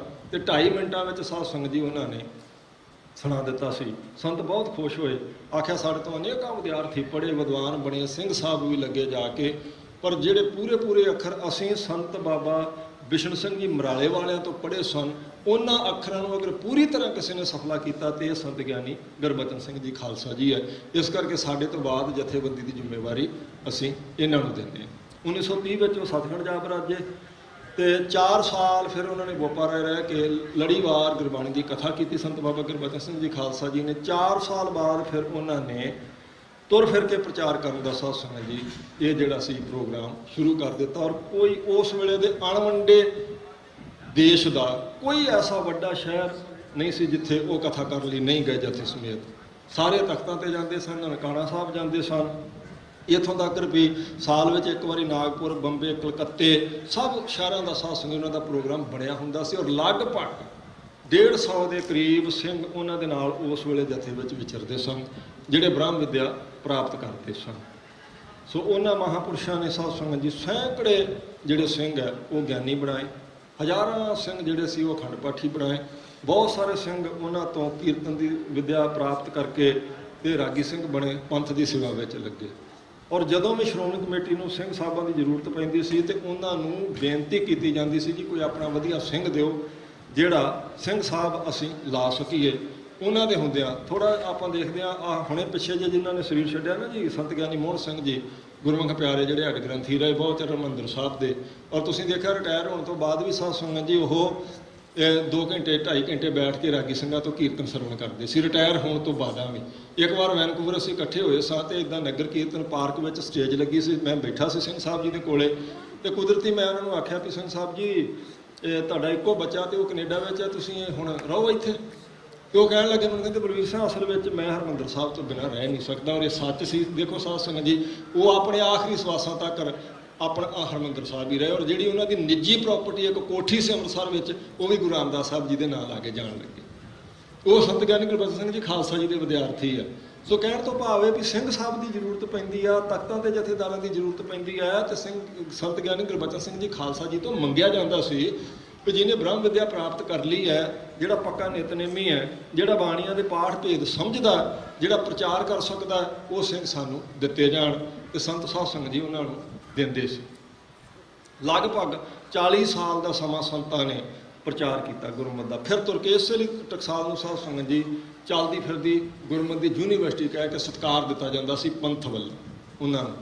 ਉਹਨਾਂ ਗੁਰਮੁਖਾਂ ਪਿਆਰਿਆਂ ਨੇ ਸਾਧ ਸੰਗਤ ਜੀ ਮਹਾਰਾਜਾ ਰਣਜੀਤ ਸਿੰਘ ਜਿਨ੍ਹਾਂ ਦਾ ਵੀ ਅੱਜ ਆਪਾਂ ਇਹ ਸਾਲਾਨਾ ਦਿਹਾੜਾ ਮਨਾ ਰਹੇ ਹਾਂ ਨਾ ਜੀ, ਉਹਨਾਂ ਦੀ ਬਰਸੀ ਮਹਾਰਾਜਾ ਰਣਜੀਤ ਸਿੰਘ ਦੀ। ਮਹਾਰਾਜਾ ਰਣਜੀਤ ਸਿੰਘ ਦੀ ਹੁਣ ਆਪਾਂ ਹਰਿਮੰਦਰ ਸਾਹਿਬ ਜਾਈਏ ਨਾ ਜੀ ਦਰਸ਼ਨ ਕਰਨ ਵਾਸਤੇ ਤੇ ਜਿਹੜਾ ਆਟਾ ਮੰਡੀ ਵਾਲੇ ਪਾਸੇ ਦਾ ਜਿਹੜਾ ਦਰਵਾਜ਼ਾ ਬਿਲਕੁਲ ਉਹਦੇ ਆਪੋਜਿਟ ਜਿਹੜਾ ਘੰਟਾ ਘਰ ਵਾਲੇ ਪਾਸੇ ਦਰਵਾਜ਼ਾ ਉਹਦੇ ਉੱਪਰ ਇੱਕ ਇਬਾਰਤ ਲਿਖੀ ਹੋਈ ਆ। ਤੁਸੀਂ ਕਦੀ ਜਾਣਾ ਜਦੋਂ ਪਰਿਕਰਮਾ ਛੁੱਟੀਆਂ ਕਰੋਗੇ ਤੇ ਉੱਥੇ ਲਿਖਿਆ ਹੋਇਆ ਮਹਾਰਾਜਾ ਰਣਜੀਤ ਸਿੰਘ ਜੀ ਵੱਲੋਂ ਕਿ ਦਾਸ ਤੋਂ ਇਹ ਹਰਿਮੰਦਰ ਸਾਹਿਬ ਸੱਚਖੰਡ ਸਾਹਿਬ ਜੀ ਦੀ ਸੋਨੇ ਦੀ ਸੇਵਾ ਗੁਰੂ ਰਾਮਦਾਸ ਸਾਹਿਬ ਜੀ ਨੇ ਕਿਰਪਾ ਕਰਕੇ ਕਰਵਾਈ ਮਾਰਫਤ ਗਿਆਨੀ ਸੰਤ ਸਿੰਘ ਜੀ। ਉਹ ਗਿਆਨੀ ਸੰਤ ਸਿੰਘ ਸਾਧ ਸੰਗਤ ਜੀ ਉਸ ਵੇਲੇ ਹੱਡ ਗ੍ਰੰਥੀ ਸਨ ਹਰਿਮੰਦਰ ਸਾਹਿਬ ਦੇ ਔਰ ਟਕਸਾਲ ਦੇ ਵੀ ਮੁੱਖ ਸੇਵਾਦਾਰ ਸੀ ਮਹਾਰਾਜਾ ਰਣਜੀਤ ਸਿੰਘ ਦੇ ਰਾਜ ਵੇਲੇ। ਇੱਕ ਘਟਨਾ ਉਹਨਾਂ ਦੇ ਜੀਵਨ ਦੀ, ਕਿਉਂਕਿ ਮਹਾਰਾਜਾ ਰਣਜੀਤ ਸਿੰਘ ਦਾ ਵੀ ਅੱਜ ਮਨਾਇਆ ਜਾ ਰਿਹਾ, ਉਹ ਵੀ ਭਾਵਨਾ ਵਾਲਾ ਸਾਧ ਸੰਗਤ ਜੀ ਬਾਦਸ਼ਾਹ ਹੋਇਆ ਗੁਰਮੁਖ ਪਿਆਰਾ। ਉਹ ਜਦੋਂ ਇੱਕ ਦਰਬਾਰ ਉਹ ਅੰਮ੍ਰਿਤਸਰ ਆਣ ਕੇ ਲਾਉਂਦਾ ਸੀ, ਰਾਜਧਾਨੀ ਤਾਂ ਲਾਹੌਰ ਹੀ ਹੈ। ਜਦੋਂ ਉਹ ਦਰਬਾਰ ਲਾਉਣ ਵਾਸਤੇ ਆਉਂਦਾ ਤਾਂ ਉਹ ਆਪਣੇ ਬਰਾਬਰ ਹਰਿਮੰਦਰ ਸਾਹਿਬ ਦੇ ਹੈੱਡ ਗ੍ਰੰਥੀ ਨੂੰ ਬਿਠਾਉਂਦਾ ਸੀ। ਇਹ ਮਾਣ ਸਤਿਕਾਰ ਉਹਦੇ ਵੱਲੋਂ ਦਿੱਤਾ। ਇਹ ਵੀ ਤੁਸੀਂ ਇਤਿਹਾਸ ਵਿੱਚ ਸੁਣਿਆ ਜਾਂ ਗੁਰਮੁਖਾਂ ਨੇ ਆਪ ਜੀ ਨੂੰ ਦੱਸਿਆ ਹੋਊ ਜਾਂ ਦੱਸਣਗੇ ਵੀ ਉਹ ਦਰਬਾਰ ਸਾਹਿਬ ਦੇ ਰਾਗੀ ਸਿੰਘਾਂ ਦੀ ਸਾਧ ਸੰਗਤ ਸੋਨੇ ਦੇ ਬਰਤਨ ਲੈ ਕੇ ਨੰਗੇ ਚਰਨੀ ਗਿਆ ਸੀ ਉਹਨਾਂ ਦੇ ਘਰ। ਹਾਲਾਂਕਿ ਉਹਨਾਂ ਨੇ ਪ੍ਰਵਾਨ ਨਹੀਂ ਸੀ ਕੀਤੇ। ਉਹ ਕਹਿੰਦੇ ਸਾਨੂੰ ਜ਼ਰੂਰਤ ਪਵੇਗੀ ਅਸੀਂ ਮਹਾਰਾਜ ਗੁਰੂ ਰਾਮਦਾਸ ਸਾਹਿਬ ਜੀ ਤੋਂ ਮੰਗ ਲਿਆ ਪਰ ਤੁਹਾਡਾ ਧੰਨਵਾਦ ਆ। ਉਹ ਇੰਨਾ ਸਤਿਕਾਰ ਕਰਦਾ ਸੀ। ਬਰਾਬਰ ਬਿਠਾਲ ਕੇ ਤੇ ਫਿਰ ਦਰਬਾਰ ਸ਼ੁਰੂ ਕਰਨਾ ਉਹਨੇ। ਉਹਦਾ ਸੇਵਾਦਾਰ ਆਇਆ ਵੀ ਆਪਾਂ ਦਰਬਾਰ ਦੀ ਪ੍ਰਾਰੰਭਤਾ ਕਰਨੀ ਹੈ ਤੇ ਤੁਸੀਂ ਆਓ ਜੀ, ਤੁਹਾਨੂੰ ਬਾਦਸ਼ਾਹ ਡੀਕ ਰਿਹਾ ਮਹਾਰਾਜਾ ਰਣਜੀਤ ਸਿੰਘ। ਉਸ ਵੇਲੇ ਸੰਤ ਗਿਆਨੀ ਸੰਤ ਸਿੰਘ ਜੀ ਦਰਸ਼ਨ ਡੋਲੀ ਦੇ ਪੁਲ ਤੋਂ ਅੰਦਰ ਜਾ ਰਹੇ ਸੀ ਆਪਣੀ ਸੇਵਾ ਵਾਸਤੇ ਤੇ ਸੇਵਾਦਾਰ ਨੇ ਭੱਜ ਕੇ ਜਾ ਕੇ ਆਖਿਆ ਜੀ ਤੁਹਾਨੂੰ ਮਹਾਰਾਜਾ ਦਾ ਸੁਣਿਆ ਵੀ ਆਪ ਜੀ ਆਓ ਤੇ ਦਰਬਾਰ ਸ਼ੁਰੂ ਕਰਨਾ। ਗਿਆਨੀ ਸੰਤ ਸਿੰਘ ਜੀ ਨੇ ਆਖਿਆ ਗੱਲ ਸੁਣ। ਮਹਾਰਾਜਾ ਰਣਜੀਤ ਸਿੰਘ ਨੂੰ ਆਖੀ ਜੇ ਮੁੜ ਕੇ ਅੱਜ ਤੇ ਤੈਨੂੰ ਮੈਂ ਕੁਝ ਨਹੀਂ ਕਹਿੰਦਾ ਪਰ ਜੇ ਗੁਰੂ ਰਾਮਦਾਸ ਸੱਚੇ ਪਾਤਸ਼ਾਹ ਜੀ ਦੇ ਦਰ ਤੇ ਮੈਨੂੰ ਸੇਵਾ ਕਰਦੇ ਜਾਂਦੇ ਨੂੰ ਮੁੜ ਕੇ ਤੇਰਾ ਸੁਨੇਹਾ ਮਿਲਿਆ ਵੀ ਤੂੰ ਇੱਥੋਂ ਪਛਾਣ ਤੇ ਆਪਣਾ ਪੜਿਆ ਵਿਚਾਰ ਲਈ। ਤੇ ਸੇਵਾਦਾਰ ਨੇ ਜਾ ਕੇ ਉਦੋਂ ਉਹਨੂੰ ਦੱਸ ਦਿੱਤਾ ਜੀ। ਅੱਗੇ ਉਹ ਮਹਾਰਾਜਾ ਰਣਜੀਤ ਸਿੰਘ ਹੈ ਰਾਮਬਾਗ ਜਿਹੜਾ ਉਹਨੇ ਗੁਰੂ ਰਾਮਦਾਸ ਸੱਚੇ ਪਾਤਸ਼ਾਹ ਦੇ ਨਾਂ ਤੇ ਸਾਧ ਸੰਗਤ ਜੀ ਬਣਾਇਆ, ਉੱਥੇ ਆਪਣਾ ਜੋੜਾ ਉਤਾਰ ਕੇ ਤੇ ਉਹ ਹਰਿਮੰਦਰ ਸਾਹਿਬ ਨੰਗੇ ਪੈਰੀਂ ਆਇਆ। ਜਿੰਨੇ ਚਿਰ ਨੂੰ ਉਹ ਪਹੁੰਚਿਆ ਉਹਨੇ ਚਿਰ ਨੂੰ ਅੰਦਰੋਂ ਸੰਤ ਗਿਆਨੀ ਸੰਤ ਸਿੰਘ ਜੀ ਆਪਣੀ ਡਿਊਟੀ ਪੂਰੀ ਕਰਕੇ ਤੇ ਪੁਲ ਤੇ ਵਾਪਸ ਤੇ ਦੇਵ ਨੇ ਤੇ ਵੀ ਪੁਲ ਤੇ ਦੋਨਾਂ ਦਾ ਮਿਲਾਪ ਹੋਇਆ, ਗਿਆਨੀ ਸੰਤ ਸਿੰਘ ਜੀ ਦਾ ਤੇ ਮਹਾਰਾਜਾ ਰਣਜੀਤ ਸਿੰਘ ਜੀ ਦਾ। ਉੱਥੇ ਇੱਕ ਦੂਜੇ ਨੂੰ ਫਤਿਹ ਬੁਲਾਈ ਤੇ ਉੱਥੋਂ ਗਿਆਨੀ ਜੀ ਵਾਪਸ ਮੁੜ ਗਏ। ਮਹਾਰਾਜਾ ਰਣਜੀਤ ਸਿੰਘ ਅੰਦਰ ਗਏ, ਉਹਨਾਂ ਨੇ ਦਰਬਾਰ ਸਾਹਿਬ ਮੱਥਾ ਟੇਕਿਆ, ਪਰਿਕਰਮਾ ਕੀਤੀਆਂ, ਬਾਹਰ ਆਏ ਤੇ ਜਦੋਂ ਵੱਡੀ ਪਰਿਕਰਮਾ ਤੋਂ ਬਾਹਰ ਆਏ ਉਦੋਂ ਫਿਰ ਉਹਨਾਂ ਨੇ ਮਹਾਰਾਜੇ ਨੂੰ ਫਤਿਹ ਬੁਲਾਈ ਤੇ ਮਹਾਰਾਜਾ ਨੇ ਬੜੇ ਅਦਬ ਨਾਲ ਫਤਿਹ ਬੁਲਾਈ ਤੇ ਗਿਆਨੀ ਸੰਤ ਸਿੰਘ ਜੀ ਕਹਿਣ ਲੱਗੇ ਦੱਸੋ ਜੀ ਕੀ ਗੱਲ ਆ। ਉਹ ਕਹਿਣ ਲੱਗੇ ਜੀ ਤੁਹਾਡਾ ਬੜਾ ਕਰੜਾ ਜਿਹਾ ਸੁਨੇਹਾ ਮਿਲਿਆ ਸੀ, ਮੈਂ ਤੇ ਮਾਫੀ ਮੰਗਣੀ ਆਇਆ ਤੇ ਸਿਰਫ ਕਹਿਣਾ ਇਹ ਸੀ ਵੀ ਤੁਸੀਂ ਆਣ ਕੇ ਬੈਠੋ ਤੇ ਆਪਾਂ ਦਰਬਾਰ ਸ਼ੁਰੂ ਕਰੀਏ। ਤੇ ਉਹ ਗਿਆਨੀ ਸੰਤ ਸਿੰਘ ਜੀ ਕਹਿਣ ਲੱਗੇ ਦੇਖੋ ਦਰਬਾਰ ਦੇ ਅੰਦਰ ਪਰਿਕਰਮਾ ਤੋਂ ਅੰਦਰ ਮੈਂ ਗੁਰੂ ਰਾਮਦਾਸ ਸੱਚੇ ਪਾਤਸ਼ਾਹ ਜੀ ਦਾ ਸੇਵਕ ਹਾਂ ਤੇ ਤੂੰ ਵੀ ਗੁਰੂ ਰਾਮਦਾਸ ਸਾਹਿਬ ਜੀ ਦੇ ਦਰ ਦਾ ਮੰਗਤਾ ਤੇ ਪਰਿਕਰਮਾ ਤੋਂ ਬਾਹਰ ਤੂੰ ਠੀਕ ਹੈ ਕੌਮ ਦਾ ਬਾਦਸ਼ਾਹ। ਹੁਣ ਆਪਾਂ ਪਰਿਕਰਮਾ ਤੋਂ ਬਾਹਰ, ਹੁਣ ਮੈਂ ਤੇਰੀ ਪਰਜਾ ਤੂੰ ਬਾਦਸ਼ਾਹ, ਦੱਸੋ ਕੀ ਗੱਲ। ਉਹ ਕਹਿੰਦੇ ਨੇ ਗੱਲ ਕੋਈ ਨਹੀਂ ਜੀ, ਗੱਲ ਤਾਂ ਸਿਰਫ ਇਹ ਸੀ ਵੀ ਤੁਸੀਂ ਆਉਂਦੇ ਤੇ ਆਪਾਂ ਦਰਬਾਰ ਸ਼ੁਰੂ ਕਰਦੇ। ਉਹ ਗਿਆਨੀ ਸੰਤ ਸਿੰਘ ਜੀ ਉਸ ਵੇਲੇ ਜਥੇਬੰਦੀ ਦੇ ਮੁਖੀ ਸੀ ਤੇ ਮਹਾਰਾਜਾ ਰਣਜੀਤ ਸਿੰਘ ਜੀ ਤੋਂ ਸੋਨੇ ਦੀ ਸੇਵਾ ਹਰਿਮੰਦਰ ਸਾਹਿਬ ਦੀ, ਉੱਥੇ ਲਿਖਿਆ ਹੋਇਆ ਜੋ ਇਤਿਹਾਸ ਘੰਟਾ ਘਰ ਵਾਲੇ ਦਰਵਾਜ਼ੇ ਤੇ ਸੱਚਖੰਡ ਸ੍ਰੀ ਹਰਿਮੰਦਰ ਸਾਹਿਬ ਜੀ ਦੇ, ਉਹ ਵੀ ਸਾਧ ਸੰਗਤ ਟਕਸਾਲ ਦੇ ਮੁਖੀ ਰਹੇ। ਇਉਂ ਸੰਤ ਗਿਆਨੀ ਗੁਰਬਚਨ ਸਿੰਘ ਜੀ ਖਾਲਸਾ ਮਹਾਂਪੁਰਸ਼ ਜਿਹਨਾਂ ਦਾ ਆਪਾਂ ਕਹਿ ਸਕਦੇ ਹਾਂ। ਕੱਲ ਮੈਂ ਇੱਕ ਬੇਨਤੀ ਕੀਤੀ ਸੀ ਗੁਰਮੁਖੋ ਅਗਰ ਆਪਾਂ ਨੁਕਸ ਲੱਭਣੇ ਆ ਨਾ ਤਾਂ ਮਹਾਰਾਜਾ ਰਣਜੀਤ ਸਿੰਘ 'ਚ 20 ਲੱਭ ਲਾਂਗੇ ਤੇ ਬਾਬਾ ਬੰਦਾ ਸਿੰਘ ਬਹਾਦਰ 'ਚ 30 ਲੱਭ ਲਾਂਗੇ, ਪਰ ਕੋਈ ਜਿਹੜੀ ਸਿਆਣੀ ਕੌਮ ਹੁੰਦੀ ਆ ਆਪਣੇ ਜਰਨੈਲਾਂ 'ਚ ਕਦੇ ਨੁਕਸ ਨਹੀਂ ਕੱਢਦੀ ਹੁੰਦੀ, ਕਦੇ ਕੱਢਣਾ ਵੀ ਨਹੀਂ ਚਾਹੀਦਾ। ਮਨੁੱਖਾ ਤੌਰ ਤੇ ਵੇਖਣਾ ਤਾਂ ਫਿਰ ਬਹੁਤ ਕੁਝ ਆਪਾਂ ਨੂੰ ਲੱਭ ਜਾਵੇਗਾ, ਪਰ ਕੌਮ ਆਪਣੇ ਜਰਨੈਲਾਂ ਤੇ ਉਂਗਲ ਨਹੀਂ ਕਦੇ ਵੀ ਚੁੱਕਦੀ ਹੁੰਦੀ ਗੁਰਮੁਖੋ। ਔਰ ਖਾਸ ਕਰਕੇ ਉਹਨਾਂ ਤੇ ਜਿਨ੍ਹਾਂ ਦਾ ਰੋਮ ਰੋਮ ਗੁਰਮਤ ਨੂੰ ਪ੍ਰਣਾਇਆ ਹੋਇਆ ਹੋਵੇ, ਜਿਨ੍ਹਾਂ ਨੇ ਕੌਮ ਦੀ ਸ਼ਾਨ ਉੱਚੀ ਕੀਤੀ ਹੋਵੇ। ਤੇ ਇਵੇਂ ਹੀ ਉਹ ਗੁਰਮੁਖ ਪਿਆਰੇ ਮਹਾਤਮਾ, ਰੱਬ ਦੇ ਭਗਤ, ਆਤਮ ਗਿਆਨੀ ਜਿਨ੍ਹਾਂ ਨੇ ਸਾਧ ਸੰਗਤ ਜੀ ਸਾਰੀ ਜ਼ਿੰਦਗੀ ਆਪਣੀ ਕੌਮ ਨੂੰ ਸਮਰਪਿਤ ਕਰ ਦਿੱਤੀ ਹੋਵੇ, ਗੁਰਮਤ ਨੂੰ ਪ੍ਰਣਾਏ ਹੋਣ, ਉਹਨਾਂ ਤੇ ਵੀ ਛੇਤੀ ਕੀਤੇ ਆਪਾਂ ਨੂੰ ਉਂਗਲ ਚੁੱਕਣ ਤੋਂ ਗਰੇਜ ਕਰਨਾ ਚਾਹੀਦਾ। ਨੁਕਸ ਲੱਭਣੇ ਹੋਣ ਤੇ ਮੈਂ ਬੇਨਤੀ ਕੀਤੀ ਕੋਈ ਨਹੀਂ, ਮਹਾਰਾਜ ਤੋਂ ਥੱਲੇ ਸਾਰਿਆਂ 'ਚ ਆਪਾਂ ਨੂੰ ਲੱਭ ਜਾਣੇ। ਤਾਂ ਉਹਨਾਂ ਨੇ ਸਾਧ ਸੰਗਤ ਜੀ ਸੰਤ ਗਿਆਨੀ ਗੁਰਬਚਨ ਸਿੰਘ ਜੀ ਖਾਲਸਾ ਜੀ ਨੇ ਕਲਕੱਤੇ 1 ਮਹੀਨਾ ਕਥਾ ਕੀਤੀ ਗੁਰਦੁਆਰਾ ਜਗਤ ਸੁਧਾਰ, ਗੁਰਦੁਆਰਾ ਸਾਹਿਬ ਦਾ ਨਾਮ ਹੈ ਜਗਤ ਸੁਧਾਰ। 1 ਮਹੀਨੇ ਬਾਅਦ ਉਹਨਾਂ ਨੇ ਕਥਾ ਦਾ ਭੋਗ ਪਾਇਆ। ਰਾਤ ਪ੍ਰਬੰਧਕਾਂ ਨੇ, ਗੁਰਦੁਆਰਾ ਸਾਹਿਬ ਦੇ ਪ੍ਰਬੰਧਕਾਂ ਨੇ ਪ੍ਰਬੰਧ ਕੀਤਾ ਵੀ ਕੱਲ੍ਹ ਨੂੰ ਜਥੇ ਦੀ ਵਿਦਾਇਗੀ ਆ ਤੇ ਮਹਾਂਪੁਰਸ਼ਾਂ ਵਾਸਤੇ ਇੱਕ ਕਾਰ ਜਿਹੜੀ ਸੀ ਉਹ ਫੁੱਲਾਂ ਨਾਲ ਸਜਾਈ ਵੀ ਸਟੇਸ਼ਨ ਤੇ ਆਪਾਂ ਇਹਨਾਂ ਨੂੰ ਛੱਡ ਕੇ ਆਉਣਾ। 10:30 ਵਜੇ ਪੰਜਾਬ ਮੇਲ ਚੱਲਣੀ ਆ ਕਲਕੱਤੇ ਤੋਂ ਤੇ ਉਹਦੇ ਤੇ ਇਹਨਾਂ ਨੇ ਚੜ੍ਹਨਾ ਪੂਰੇ ਜਥੇ ਨੇ ਤੇ ਪੂਰਾ ਆਪਾਂ ਸਤਿਕਾਰ ਨਾਲ ਇਹਨਾਂ ਨੂੰ ਵਿਦਾ ਕਰਕੇ ਆਉਣਾ। ਜਦੋਂ ਕਾਰ ਨੂੰ ਫੁੱਲ ਜੇ ਲਾਏ ਜਾ ਰਹੇ ਸੀ ਤੇ ਸ਼ਾਮ ਦੇ ਦੀਵਾਨ ਦੀ ਸਮਾਪਤੀ ਤੋਂ ਬਾਅਦ ਸੰਤਾਂ ਨੇ ਪੁੱਛਿਆ ਵੀ ਇਹ ਕੀ ਹੋ ਰਿਹਾ। ਕਹਿੰਦੇ ਜੀ ਇਹ ਆਪ ਜੀ ਵਾਸਤੇ ਤਿਆਰੀ ਹੋ ਰਹੀ ਆ, ਕਾਰ ਨੂੰ ਸ਼ਿੰਗਾਰਿਆ ਜਾ ਰਿਹਾ ਕਿਉਂਕਿ ਤੁਹਾਨੂੰ ਬਿਠਾਲ ਕੇ ਕੱਲ ਸਟੇਸ਼ਨ ਤੇ ਛੱਡ ਕੇ ਆਉਣਾ ਤੇ ਇਹ ਤੁਹਾਡੇ ਵਾਸਤੇ ਸਾਰੀ ਤਿਆਰੀ ਕੀਤੀ ਜਾ ਰਹੀ ਹੈ। ਸੰਤ ਚੁੱਪ ਕੀਤੇ ਰਹੇ। ਜਦੋਂ ਰਾਤ ਸੂਈ 12 ਵਜੇ ਤੋਂ ਅੱਗੇ ਗਈ ਤੇ ਸੰਤ ਬਾਬਾ ਕਰਤਾਰ ਸਿੰਘ ਜੀ ਖਾਲਸਾ ਜੀ ਨੂੰ ਮਹਾਂਪੁਰਖਾਂ ਨੇ ਆਖਿਆ ਵੀ ਠਾਲ ਦਿਓ ਸਾਰਿਆਂ ਨੂੰ, ਸਾਰੇ ਸਿੰਘਾਂ ਨੂੰ ਆਖੋ ਉੱਠ ਕੇ ਇਸ਼ਨਾਨ ਕਰਨ ਤੇ ਜਿਹੜਾ ਨਿਤਨੇਮ ਹੈ ਇਹ ਆਪਾਂ ਸਟੇਸ਼ਨ ਤੇ ਜਾ ਕੇ ਕਰਨਾ। ਇਸ਼ਨਾਨ ਇੱਥੋਂ ਕਰ ਲਓ। ਗੁਰਦੁਆਰਾ ਸਾਹਿਬ ਤੋਂ ਇਸ਼ਨਾਨ ਕੀਤਾ ਸਾਰਿਆਂ ਨੇ ਤੇ ਤੁਰ ਕੇ ਰਾਤ ਹੀ ਰੇਲਵੇ ਸਟੇਸ਼ਨ ਤੇ ਚਲੇ ਗਏ। ਉੱਥੇ ਜਾ ਕੇ ਕੇਸ ਕੂਸ ਵਿਛਾ ਕੇ ਸਾਰੇ ਸਿੰਘਾਂ ਨੇ ਸਾਧ ਸੰਗਤ ਜੀ ਉੱਥੇ ਨਿਤਨੇਮ ਕੀਤਾ। ਦਿਨੇ ਪ੍ਰਬੰਧਕ ਆਏ ਤੇ ਗੁਰਦੁਆਰਾ ਸਾਹਿਬ ਖਾਲੀ ਹੈ। ਤਾਂ ਗ੍ਰੰਥੀ ਸਾਹਿਬ ਜੀ ਨੂੰ ਪੁੱਛਿਆ ਵੀ ਜਥਾ ਤੇ ਸੰਤ ਕਿੱਥੇ ਗਏ। ਉਹ ਕਹਿੰਦੇ ਜੀ ਸੰਤ ਤਾਂ ਰਾਤ ਦੇ ਚਲ ਗਏ ਸਟੇਸ਼ਨ ਤੇ। ਪ੍ਰਬੰਧਕ ਉੱਦਾਂ ਹੀ ਭੱਜੇ ਗਏ। ਸੰਗਤ ਬਹੁਤ ਜ਼ਿਆਦਾ ਆਈ ਸੀ, ਸਾਰੇ ਸਟੇਸ਼ਨ ਤੇ ਪਹੁੰਚੇ। ਜਾ ਕੇ ਸੰਤ ਜਦੋਂ ਵੇਖਿਆ ਵੀ ਸੰਗਤ ਤੁਰੀ ਆਉਂਦੀ, ਸੰਤ ਉੱਠ ਕੇ ਖੜ ਕੇ ਫਤਿਹ ਬੁਲਾਈ। ਉਹਨਾਂ ਇਤਰਾਜ਼ ਕੀਤਾ ਥੋੜ੍ਹਾ ਜਿਹਾ ਵੀ ਵੇਖੋ ਮਹਾਂਪੁਰਸ਼ੋ ਤੁਸੀਂ ਇੱਦਾਂ ਕਿਉਂ ਕੀਤਾ, ਵਿਦਾਇਗੀ ਅੱਜ ਸੀ, ਤੁਸੀਂ ਰਾਤ ਆ ਗਏ। ਇੱਕ ਵਾਰ ਬਾਹਰ ਤਾਂ ਨਿਕਲ ਕੇ ਵੇਖੋ, ਆ ਗੱਡੀ ਤੁਹਾਡੇ ਵਾਸਤੇ ਆ। ਸੰਗਤ ਦਾ ਇੰਨਾ ਚਾਅ ਵੀ ਫੁੱਲਾਂ ਨਾਲ ਗੱਡੀ ਸ਼ਿੰਗਾਰੀ ਆ, ਸਵਾਰੀ ਇਹਦੇ ਵਿੱਚ ਬਿਠਾਲ ਕੇ ਤੁਹਾਨੂੰ ਲਿਆਉਣਾ ਸੀ। ਕਲਕੱਤੇ ਨੂੰ ਪਤਾ ਲੱਗਦਾ ਕੋਈ ਮਹਾਂਪੁਰਸ਼ ਚੱਲਿਆ।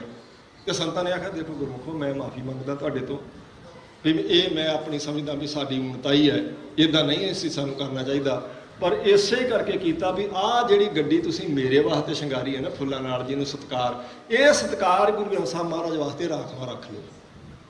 ਇਹ ਸਰੀਰ ਮੇਰਾ ਵੀ ਤੁਹਾਡੇ ਵਰਗਾ ਹੀ ਹੈ। ਬਸ ਇਸੇ ਗੱਲ ਤੋਂ ਵੀ ਇਹ ਇੰਨਾ ਸਤਿਕਾਰ ਤੁਸੀਂ ਮੇਰਾ ਨਾ ਕਰੋ। ਕਦੀ ਮਹਾਰਾਜ ਦਾ ਸਰੂਪ ਲੈ ਕੇ ਜਾਣਾ ਹੋਵੇ, ਨਗਰ ਕੀਰਤਨ ਹੋਵੇ ਤੇ ਇਹ ਸਤਿਕਾਰ ਗੁਰੂ ਸਾਹਿਬ ਜੀ ਵਾਸਤੇ ਰਾਖਵਾਂ ਰੱਖੋ ਤੁਸੀਂ। ਫਿਰ ਵੀ ਸਾਧ ਸੰਗਤ ਜਦੋਂ ਚੱਲਣ ਲੱਗੀ ਟ੍ਰੇਨ, ਸੰਗਤਾਂ ਨੇ ਬਹੁਤ ਸਿਹਰੇ ਉਹਨਾਂ ਦੇ ਗਲ 'ਚ ਪਾਏ, ਬਹੁਤ ਸਤਿਕਾਰ ਕੀਤਾ, ਜਕਾਰੇ ਛੱਡੇ। ਚਲੋ ਜੀ ਜਥਾ ਟ੍ਰੇਨ ਤੇ ਚੜ੍ਹ ਗਿਆ। ਜਦੋਂ ਚੱਲ ਪਏ ਤੇ ਉਦੋਂ ਸੰਤ ਗਿਆਨੀ ਕਰਤਾਰ ਸਿੰਘ ਜੀ ਨੂੰ ਮਹਾਂਪੁਰਸ਼ ਬਾਬਾ ਗੁਰਬਚਨ ਸਿੰਘ ਜੀ ਪੁੱਛਦੇ ਆ ਵੀ ਕਰਤਾਰ ਸਿੰਘ ਭਜੰਗੀਆ ਇੰਨਾ ਅਦਬ ਆਪਣਾ ਕਿਉਂ ਕੀਤਾ ਇਹਨਾਂ ਨੇ। ਜੋ ਕਹਿਣ ਲੱਗੇ ਜੀ ਮਹਾਂਪੁਰਸ਼ ਤੁਸੀਂ ਦੱਸੋ ਮੈਨੂੰ ਪਤਾ ਕਿਉਂ। ਮੈਂ ਬੇਨਤੀ ਕੀਤੀ ਵੀ ਜਿਹਨਾਂ ਦਾ ਵਿਆਹ ਹੋਵੇ ਨਾ ਘੋੜੀਆਂ ਉਹਦੀਆਂ ਗਾਈਦੀਆਂ, ਅੱਜ ਉਹਨਾਂ ਦੀ ਬਰਸੀ ਮਨਾ ਰਹੇ ਆਪਾਂ, ਬਾਕੀ ਇਤਿਹਾਸ ਤੁਹਾਨੂੰ ਉਹਨਾਂ ਨੇ ਦੱਸ ਦੇਣਾ ਡਾਕਟਰ ਸਾਹਿਬ ਨੇ। ਤੇ ਉਹ ਆਖਿਆ ਵੀ ਇੰਨਾ ਸਤਿਕਾਰ ਕਿਉਂ ਕੀਤਾ। ਸੰਤ ਬਾਬਾ ਕਰਤਾਰ ਸਿੰਘ ਜੀ ਕਹਿਣ ਲੱਗੇ ਜੀ ਆਪ ਜੀ ਦੱਸੋ, ਮੈਨੂੰ ਤਾਂ ਨਹੀਂ ਪਤਾ। ਉਹ ਕਹਿਣ ਲੱਗੇ ਦੇਖੋ ਜਿਨ੍ਹਾਂ ਨੇ ਸਤਿਕਾਰ ਕੀਤਾ ਉਹਨਾਂ ਦਾ ਵੀ ਸਰੀਰ ਪੰਜਾਂ ਤੱਤਾਂ ਦਾ, ਔਰ ਉਹ ਵੀ ਗੁਰੂ ਕੇ ਸਿੱਖ ਆ, ਉਹ ਵੀ ਸਿੱਖ ਹੀ ਨੇ ਜਿਨ੍ਹਾਂ ਨੇ ਆਪਣਾ ਸਤਿਕਾਰ ਕੀਤਾ। ਇੰਨਾ ਸਤਿਕਾਰ ਆਪਣਾ ਸਿਰਫ ਇਸ ਕਰਕੇ ਕੀਤਾ ਵੀ ਆਪਣੇ ਕੋਲੇ ਬਾਣੀ ਤੇ ਬਾਣਾ। ਇਹ ਸਤਿਕਾਰ ਸਰੀਰਾਂ ਦਾ ਨਾ ਸਮਝਣਾ, ਕਦੀ ਐਸੀ ਭੁੱਲ ਨਾ ਕਰਨੀ ਮੇਰਾ ਅਦਬ ਕੀਤਾ। ਇਹ ਸਤਿਕਾਰ ਉਹਨਾਂ ਨੇ ਬਾਣੀ ਦਾ ਕੀਤਾ, ਉਸ ਬਾਣੀ ਦਾ ਕੀਤਾ ਜਿਹੜੀ ਆਪਾਂ ਪੜ੍ਹਦੇ ਹਾਂ, ਤੇ ਸਾਰੀ ਜ਼ਿੰਦਗੀ ਇਹ ਚੇਤਾ ਰੱਖਣਾ ਬਾਣੀ ਤੇ ਬਾਣੀ ਦਾ ਪੱਲਾ ਨਹੀਂ ਛੱਡਣਾ। ਐਸਾ ਜੀਵਨ ਸਾਧ ਸੰਗਤ ਸੰਤ ਗਿਆਨੀ ਗੁਰਬਚਨ ਸਿੰਘ ਜੀ ਖਾਲਸਾ, ਬਹੁਤ ਸਾਰੀਆਂ ਗਾਥਾਵਾਂ, ਕਥਾਵਾਂ, ਘਟਨਾਵਾਂ ਉਹਨਾਂ ਦੇ ਜੀਵਨ ਦੀਆਂ ਹੈਗੀਆਂ ਜਿਹੜੀਆਂ ਆਪਾਂ ਸਾਂਝੀਆਂ ਕਰ ਸਕਦੇ, ਪਰ ਆਪਾਂ ਸਮੇਂ ਦੇ ਅੰਦਰ ਰਹਿ ਕੇ ਸਮਾਪਤੀ ਕਰਨੀ। ਉਹ ਫਿਰ ਸਾਧ ਸੰਗਤ ਜੀ ਪਹੁੰਚਦੇ ਆ ਮਹਿਤੇ। ਮਹਿਤੇ ਉਹਨਾਂ ਨੇ ਸਾਧ ਸੰਗਤ ਜੀ ਪਹਿਲਾਂ ਇੱਕ ਪੂਰੀ ਕਥਾ ਕੀਤੀ। ਸਿੰਘ ਬੇਲਾ ਇੱਕ ਸਥਾਨ ਹੈ, ਇਹ ਜਦੋਂ ਆਪਾਂ ਮਹਿਤਾ ਚੌਂਕ ਤੋਂ ਬਟਾਲੇ ਤੋਂ ਬਾਬਾ ਕਾਲਾ ਸਾਹਿਬ ਨੂੰ ਜਾਂਦੇ ਹਾਂ ਤਾਂ ਉਹਦੇ ਉੱਪਰ ਇੱਕ ਸਾਧ ਸੰਗਤ ਨਿਸ਼ਾਨ ਸਾਹਿਬ ਲੱਗਾ, ਤੁਸੀਂ ਰੋਡ ਦੇ ਉੱਪਰ ਦੇਖੋਗੇ। ਉੱਥੇ ਉਹਨਾਂ ਨੇ ਇੱਕ ਕਥਾ ਪੂਰੀ ਸੰਪੂਰਨ ਕੀਤੀ ਸੀ। ਫਿਰ ਦੂਜੀ ਵਾਰ ਗਏ ਤੇ ਹੁਣ ਤੀਜੀ ਵਾਰ ਗਏ ਸੀ ਜਦੋਂ ਮਹਿਤੇ, ਉੱਥੇ ਕਥਾ ਚੱਲਦੀ ਪਈ ਸੀ। ਉੱਥੇ ਸਾਧ ਸੰਗਤ ਜੀ ਗੁਰਮੁਖ ਪਿਆਰੇ ਆ ਮਹਿਤੇ ਦੇ, ਬੜੇ ਧਨਾੜ ਸਿੱਖਿਆ, ਹੁਣ ਵੀ ਉਹਨਾਂ ਕੋਲ ਖੁੱਲੀ ਜ਼ਮੀਨ ਹੈ। ਉਹਨਾਂ ਨੂੰ ਕਹਿੰਦੇ ਸ਼ਾਹਾਂ ਦਾ ਪਰਿਵਾਰ, ਸੰਤ ਸਿੰਘ ਸ਼ਾਹ। ਉਹ ਬਹੁਤ ਪਿਆਰ ਕਰਦੇ ਸੀ ਮਹਾਂਪੁਰਸ਼ਾਂ ਦੇ ਨਾਲ। ਉਹੀ ਲੈ ਕੇ ਗਏ ਸੀ ਸਾਧ ਸੰਗਤ ਜੀ ਮਹਿਤੇ ਪਿੰਡ, ਤੇ ਉਹਨਾਂ ਨੇ ਕਥਾ ਦਾ ਉੱਥੇ ਪ੍ਰਬੰਧ ਕੀਤਾ ਸੀ। ਉਹਨਾਂ ਦਾ ਉਹੀ ਸਾਰੇ ਜਥੇ ਨੂੰ ਸਮਝਦੇ ਸੀ। ਚੰਗੀ ਖੁੱਲੀ ਉਹਨਾਂ ਦੇ ਕੋਲ ਜ਼ਮੀਨ ਸੀ, ਚੰਗਾ ਤਕੜਾ ਜ਼ਮੀਂਦਾਰਾ ਸੀ, ਕਿਸੇ ਗੱਲ ਦੀ ਤੰਗੀ ਕਮੀ ਨਹੀਂ ਸੀ ਹੈਗੀ। ਉਹਨਾਂ ਕਰਕੇ ਸਾਧ ਸੰਗਤ ਜੀ ਫਿਰ ਸੰਤ ਹਰੇਕ ਸਾਲ ਉੱਥੇ ਜਾਂਦੇ ਸੀ। ਤੇ ਇਹ ਜਿਹੜਾ ਦਿਹਾੜਾ ਅੱਜ ਆਪਾਂ ਮਨਾ ਰਹੇ ਹਾਂ, ਉਸ ਵੇਲੇ ਵੀ ਸੰਤ ਗਿਆਨੀ ਗੁਰਬਚਨ ਸਿੰਘ ਜੀ ਖਾਲਸਾ ਮਹਿਤੇ ਪਿੰਡ ਸਨ। ਇੱਕ ਕੱਚਾ ਚੁਬਾਰਾ ਸੀ ਜਿੱਥੇ ਅੱਜ ਗੁਰਦੁਆਰਾ ਸਾਹਿਬ ਬਣਿਆ ਹੈ। ਉਸ ਚੁਬਾਰੇ ਵਿੱਚ ਸੰਤਾਂ ਦਾ ਆਸਣ ਸੀ, ਤੇ ਬਾਕੀ ਸਾਰਿਆਂ ਦੇ ਪਿੰਡ ਵਿੱਚ ਕਿਸੇ ਦੇ ਘਰੇ 2 ਸਿੰਘਾਂ ਦਾ, ਕਿਸੇ ਦੇ 4, ਕਿਸੇ ਦੇ 6 ਸਿੰਘਾਂ ਦਾ, ਜਿੰਨੀ ਕਿਸੇ ਦੀ ਸਮਰੱਥਾ, ਇੱਦਾਂ ਆਸਣ ਲੱਗੇ ਸੀ। ਕੁਝ ਸਿੰਘ ਐਸੇ ਜਿਹੜੇ ਸ਼ਾਹਾਂ ਦੀ ਬੰਬੀ ਤੇ ਸੀ ਬਾਹਰ, ਉਹਨਾਂ ਦੀਆਂ 2-3 ਮੋਟਰਾਂ, ਉਹਦੇ ਉੱਪਰ 2-2, 4-4 ਸਿੰਘ ਸੁੱਤੇ ਸੀ। ਤੇ ਇਹ ਰਾਤ ਆਉਂਦੀ ਹੈ 28 ਜੂਨ ਦੀ, ਜਦ ਸੰਤ ਗਿਆਨੀ ਗੁਰਬਚਨ ਸਿੰਘ ਜੀ ਖਾਲਸਾ ਸਾਧ ਸੰਗਤ ਜੀ ਸੱਚਖੰਡ ਪਿਆਨਾ ਕਰਦੇ। 2:10 ਹੋਏ ਸਨ। ਬਾਹਰ ਉਹਨਾਂ ਦਾ ਮੰਜਾ ਸੀ, ਆਹੀ ਮਹੀਨਾ ਸੀ, ਗਰਮੀਆਂ ਦੇ ਦਿਨ ਸਨ। ਉਹਨਾਂ ਨੂੰ ਸਾਹ ਦੀ ਤਕਲੀਫ ਹੋਈ। ਸੰਤ ਗਿਆਨੀ ਕਰਤਾਰ ਸਿੰਘ ਜੀ ਉਸ ਵੇਲੇ ਤੇ ਬਾਕੀ ਸਿੰਘ ਸੇਵਾ ਵਿੱਚ ਹਾਜ਼ਰ ਸਨ। ਉਹਨਾਂ ਦੇ ਕਹਿਣ ਤੇ ਸਾਧ ਸੰਗਤ ਜੀ ਉਹਨਾਂ ਦਾ ਪਲੰਘਾ ਜਿਹੜਾ ਸੀ ਉਹ ਚੱਕ ਕੇ ਅੰਦਰ ਲੈ ਕੇ ਗਏ।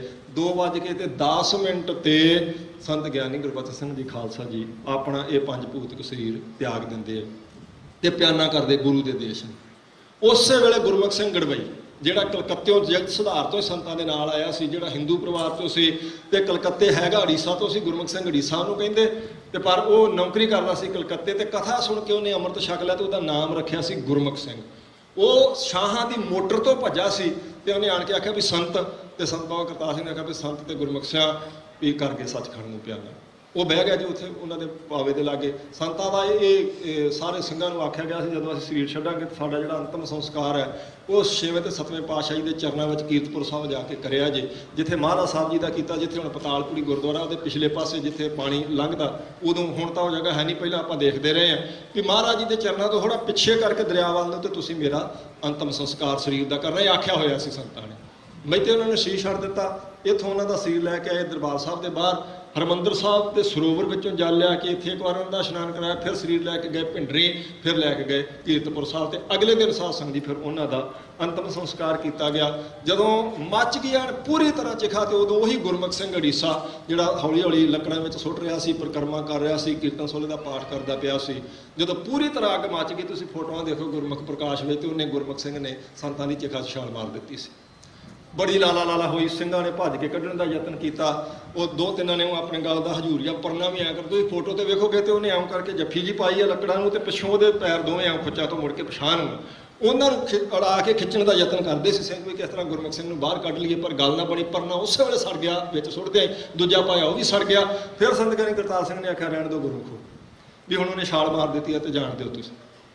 ਉਹਨਾਂ ਦਾ ਸਾਧ ਸੰਗਤ ਜੀ ਇਹ, ਕਿਉਂਕਿ 28 ਜੂਨ ਨੂੰ 1973 ਉਹਨਾਂ ਨੇ ਆਪਣਾ ਇਹ 5 ਭੂਤਿਕ ਜਿਹੜਾ ਚੋਲਾ ਤਿਆਗਿਆ ਸੀ, ਉਹਨਾਂ ਦੀ ਵੀ ਯਾਦ ਅੱਜ ਮਨਾਈ ਜਾ ਰਹੀ। ਬਹੁਤ ਸੰਖੇਪ ਰੂਪ ਵਿੱਚ ਸਾਧ ਸੰਗਤ ਜੀ ਆਪਾਂ ਉਹਨਾਂ ਦੀ ਬਾਬਤ ਕੁਝ ਬਚਨ ਕੀਤੇ ਨੇ। ਭੁੱਲਾਂ ਚੁੱਕਾਂ ਦੀ ਖਿਮਾ। 1 ਮਹੀਨਾ ਆਪ ਸੰਗਤਾਂ ਦੇ ਦਰਸ਼ਨ ਕਰਨ ਦਾ ਸੁਭਾਗ ਪ੍ਰਾਪਤ ਹੋਇਆ ਸੀ ਹਰੇਕ ਸਾਲ ਦੀ ਤਰ੍ਹਾਂ। ਸੋ ਬਹੁਤ ਪਿਆਰ ਆਪ ਸੰਗਤਾਂ ਤੋਂ ਮਿਲਦਾ। ਧੰਨਵਾਦ ਸਤਿਗੁਰੂ ਗੁਰੂ ਗ੍ਰੰਥ ਸਾਹਿਬ ਜੀ ਦਾ, ਆਪ ਸਾਰੀਆਂ ਸੰਗਤਾਂ ਦਾ, ਗੁਰੂ ਘਰ ਦੀ ਪ੍ਰਬੰਧਕ ਕਮੇਟੀ ਦਾ, ਗੁਰਮੁਖ ਪਿਆਰੇ ਵਪਾਰਾ ਸਾਹਿਬ ਬੈਠੇ ਆ, ਕੰਗ ਸਾਹਿਬ ਪਹਿਲਾਂ ਕਹਿ ਕੇ ਸਾਰੇ ਆਪਾਂ ਕਹੀਏ ਆ ਤੁਸੀਂ ਜਥੇਬੰਦੀਆਂ ਵਾਲੇ ਬੈਠੇ ਭਾਈ ਹਿੰਮਤ ਸਿੰਘ ਸਾਹਿਬ, ਮੈਨੂੰ ਦਿਸਦੇ ਰਹੇ ਵੀ ਸਾਰਿਆਂ ਦਾ ਆਪਾਂ ਨਾਮ ਸਾਰਿਆਂ ਦਾ ਸਮੁੱਚੇ ਰੂਪ 'ਚ ਆਪਾਂ ਵੈਸੇ ਧੰਨਵਾਦ ਕਰ ਦਿੰਦੇ ਆ। ਇਹ ਜਥੇਬੰਦੀਆਂ ਜਿਹੜੀਆਂ ਅਸਲ 'ਚ ਸਾਧ ਸੰਗਤ ਜੀ ਦੀਵਾ ਜਗਦਾ ਰੱਖਿਆ, ਜਿਨ੍ਹਾਂ ਨੇ ਅੱਜ ਗੱਲ ਚੱਲ ਰਹੀ ਸਿੱਖ ਰਾਜ ਦੀ, ਸਿੱਖ ਕੌਮ ਦੀ, ਇਸ ਕਰਕੇ ਵੀ ਧੰਨਵਾਦ ਦੇ ਯੋਗ। ਭੁੱਲਾਂ ਚੁੱਕਾਂ ਦੀ ਖਿਮਾ। ਬੁਲਾਓ ਫਤਿਹ। ਅਗਲਾ ਪ੍ਰੋਗਰਾਮ ਗੁਰਮੁਖਾਂ ਤੋਂ ਸਰਵਣ ਕਰੋ ਜੀ। ਵਾਹਿਗੁਰੂ ਜੀ ਕਾ ਖਾਲਸਾ। ਵਾਹਿਗੁਰੂ ਜੀ ਕੀ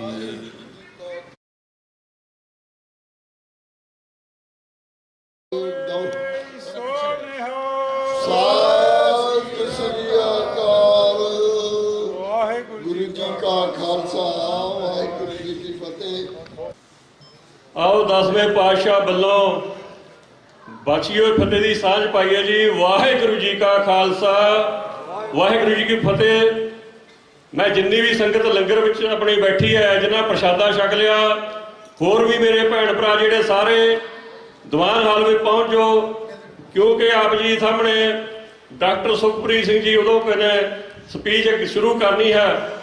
ਉਸ ਤੋਂ ਪਹਿਲਾਂ ਸਾਧ ਸੰਗਤ ਜੀ ਮੈਂ ਦੋ ਬੇਨਤੀਆਂ ਕਰਨੀਆਂ ਚਾਹੁੰਦਾ ਹਾਂ, ਕਿਉਂਕਿ ਜਦੋਂ ਵੀ ਬਾਬਾ ਬੰਦਾ ਸਿੰਘ ਬਹਾਦਰ ਦੀ ਆਪਣਾ ਦਿਹਾੜਾ ਮਨਾਇਆ ਜਾਂਦਾ ਹੈ, ਉਦੋਂ ਕੋਈ ਨਾ ਕੋਈ RSS ਵੱਲੋਂ ਬਿਆਨ ਦਿੱਤਾ ਜਾਂਦਾ ਹੈ, ਲੋਕਾਂ ਵਿੱਚ ਭੰਬਲ ਗੁੱਸਾ ਪਾਉਣ ਨੂੰ, ਗੁੰਮਰਾਹ ਕਰਨ ਨੂੰ। ਇਸੇ ਤਰ੍ਹਾਂ ਮਹਾਰਾਜਾ ਰਣਜੀਤ ਸਿੰਘ ਦੇ ਬਾਰੇ ਬੜਾ ਕੁਝ ਕਿਹਾ ਜਾਂਦਾ ਹੈ, ਪਰ ਸਾਡੀਆਂ ਜਿਹੜੀਆਂ ਸਿੱਖ ਸੰਤਾਵਾਂ, ਸਾਡਾ ਅਕਾਲ ਤਖਤ ਸਾਹਿਬ, ਵੈਸੇ ਐਕਤੀ ਅਕਾਲ ਤਖਤ ਸਾਹਿਬ ਦੇ ਜਥੇਦਾਰ ਕੁਲਦੀਪ ਸਿੰਘ ਜੀ ਗੁਰਗੱਜ ਨੇ ਬਣਦਾ ਆਪਣਾ ਰੋਲ ਨਿਭਾਇਆ ਹੈ। ਜਦੋਂ ਹਰਿਆਣੇ ਦੇ ਵਿੱਚ ਬਾਬਾ ਬੰਦਾ ਸਿੰਘ ਬਹਾਦਰ ਨੂੰ ਬਰਾਗੀ ਦੇ ਨਾਂ ਤੇ ਉਹਨਾਂ ਨੇ ਆਪਣੇ ਅਖਬਾਰਾਂ ਵਿੱਚ ਬਿਆਨ ਦਿੱਤਾ ਵੀ ਉਹਨਾਂ ਦੇ ਅਸੀਂ ਦਿਹਾੜਾ ਮਨਾ ਰਹੇ ਹਾਂ, ਜਥੇਦਾਰ ਸਾਹਿਬ ਨੇ ਕਲੀਅਰ ਕੀਤਾ ਵੀ ਨਹੀਂ, ਉਹ ਬਰਾਗੀ ਨਹੀਂ, ਉਹ ਆਪਣੇ ਸਾਡੇ ਮਹਾਨ ਜਰਨੈਲ ਹੈ।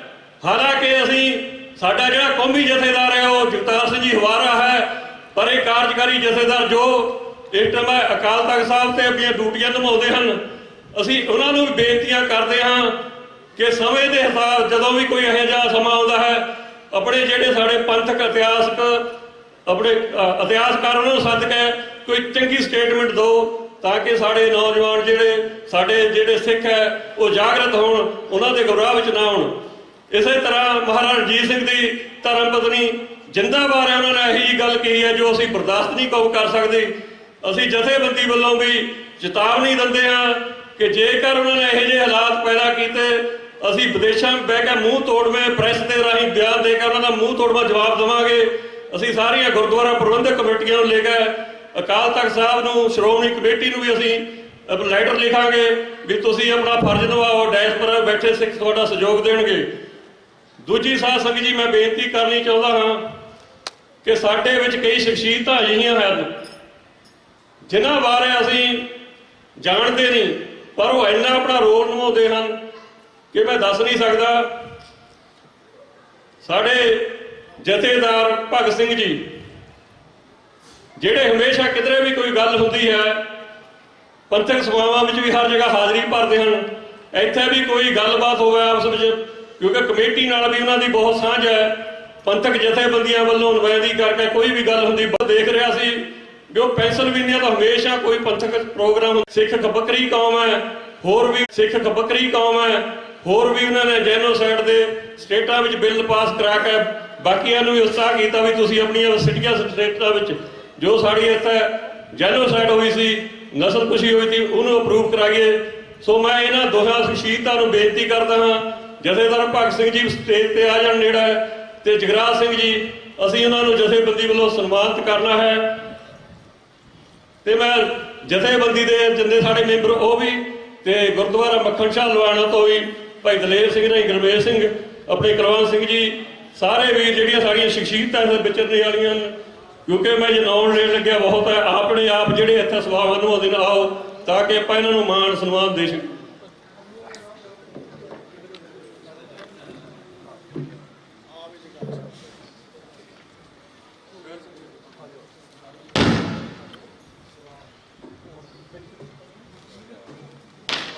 ਵਾਹਿਗੁਰੂ ਜੀ ਕਾ ਖਾਲਸਾ ਵਾਹਿਗੁਰੂ ਜੀ ਕੀ ਫਤਿਹ। ਬਾਬਾ ਬੰਦਾ ਸਿੰਘ ਬਹਾਦਰ ਦੀ ਸੁਸਾਇਟੀ ਵੱਲੋਂ ਸਨਮਾਨਿਤ ਕੀਤਾ ਜਾ ਰਿਹਾ ਹੈ।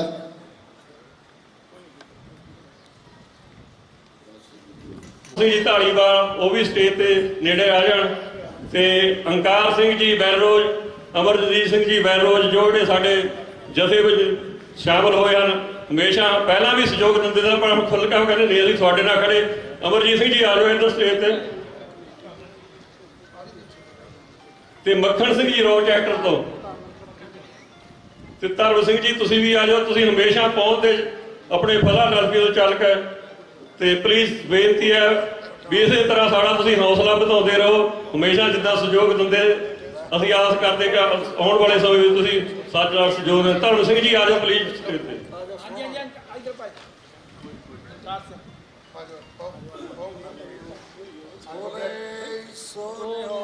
ਸਤਿ ਸ੍ਰੀ ਅਕਾਲ। ਤੇ ਦੂਜੀ ਬੇਨਤੀ ਇਹੀ ਹੈ, ਮੈਂ ਪੰਥਕ ਜਥੇਬੰਦੀਆਂ ਨੂੰ ਆਪਣੇ ਜਥੇਬੰਦੀ ਵੱਲੋਂ ਪੂਰਾ ਭਰੋਸਾ ਦਿੰਦਾ ਹਾਂ ਕਿ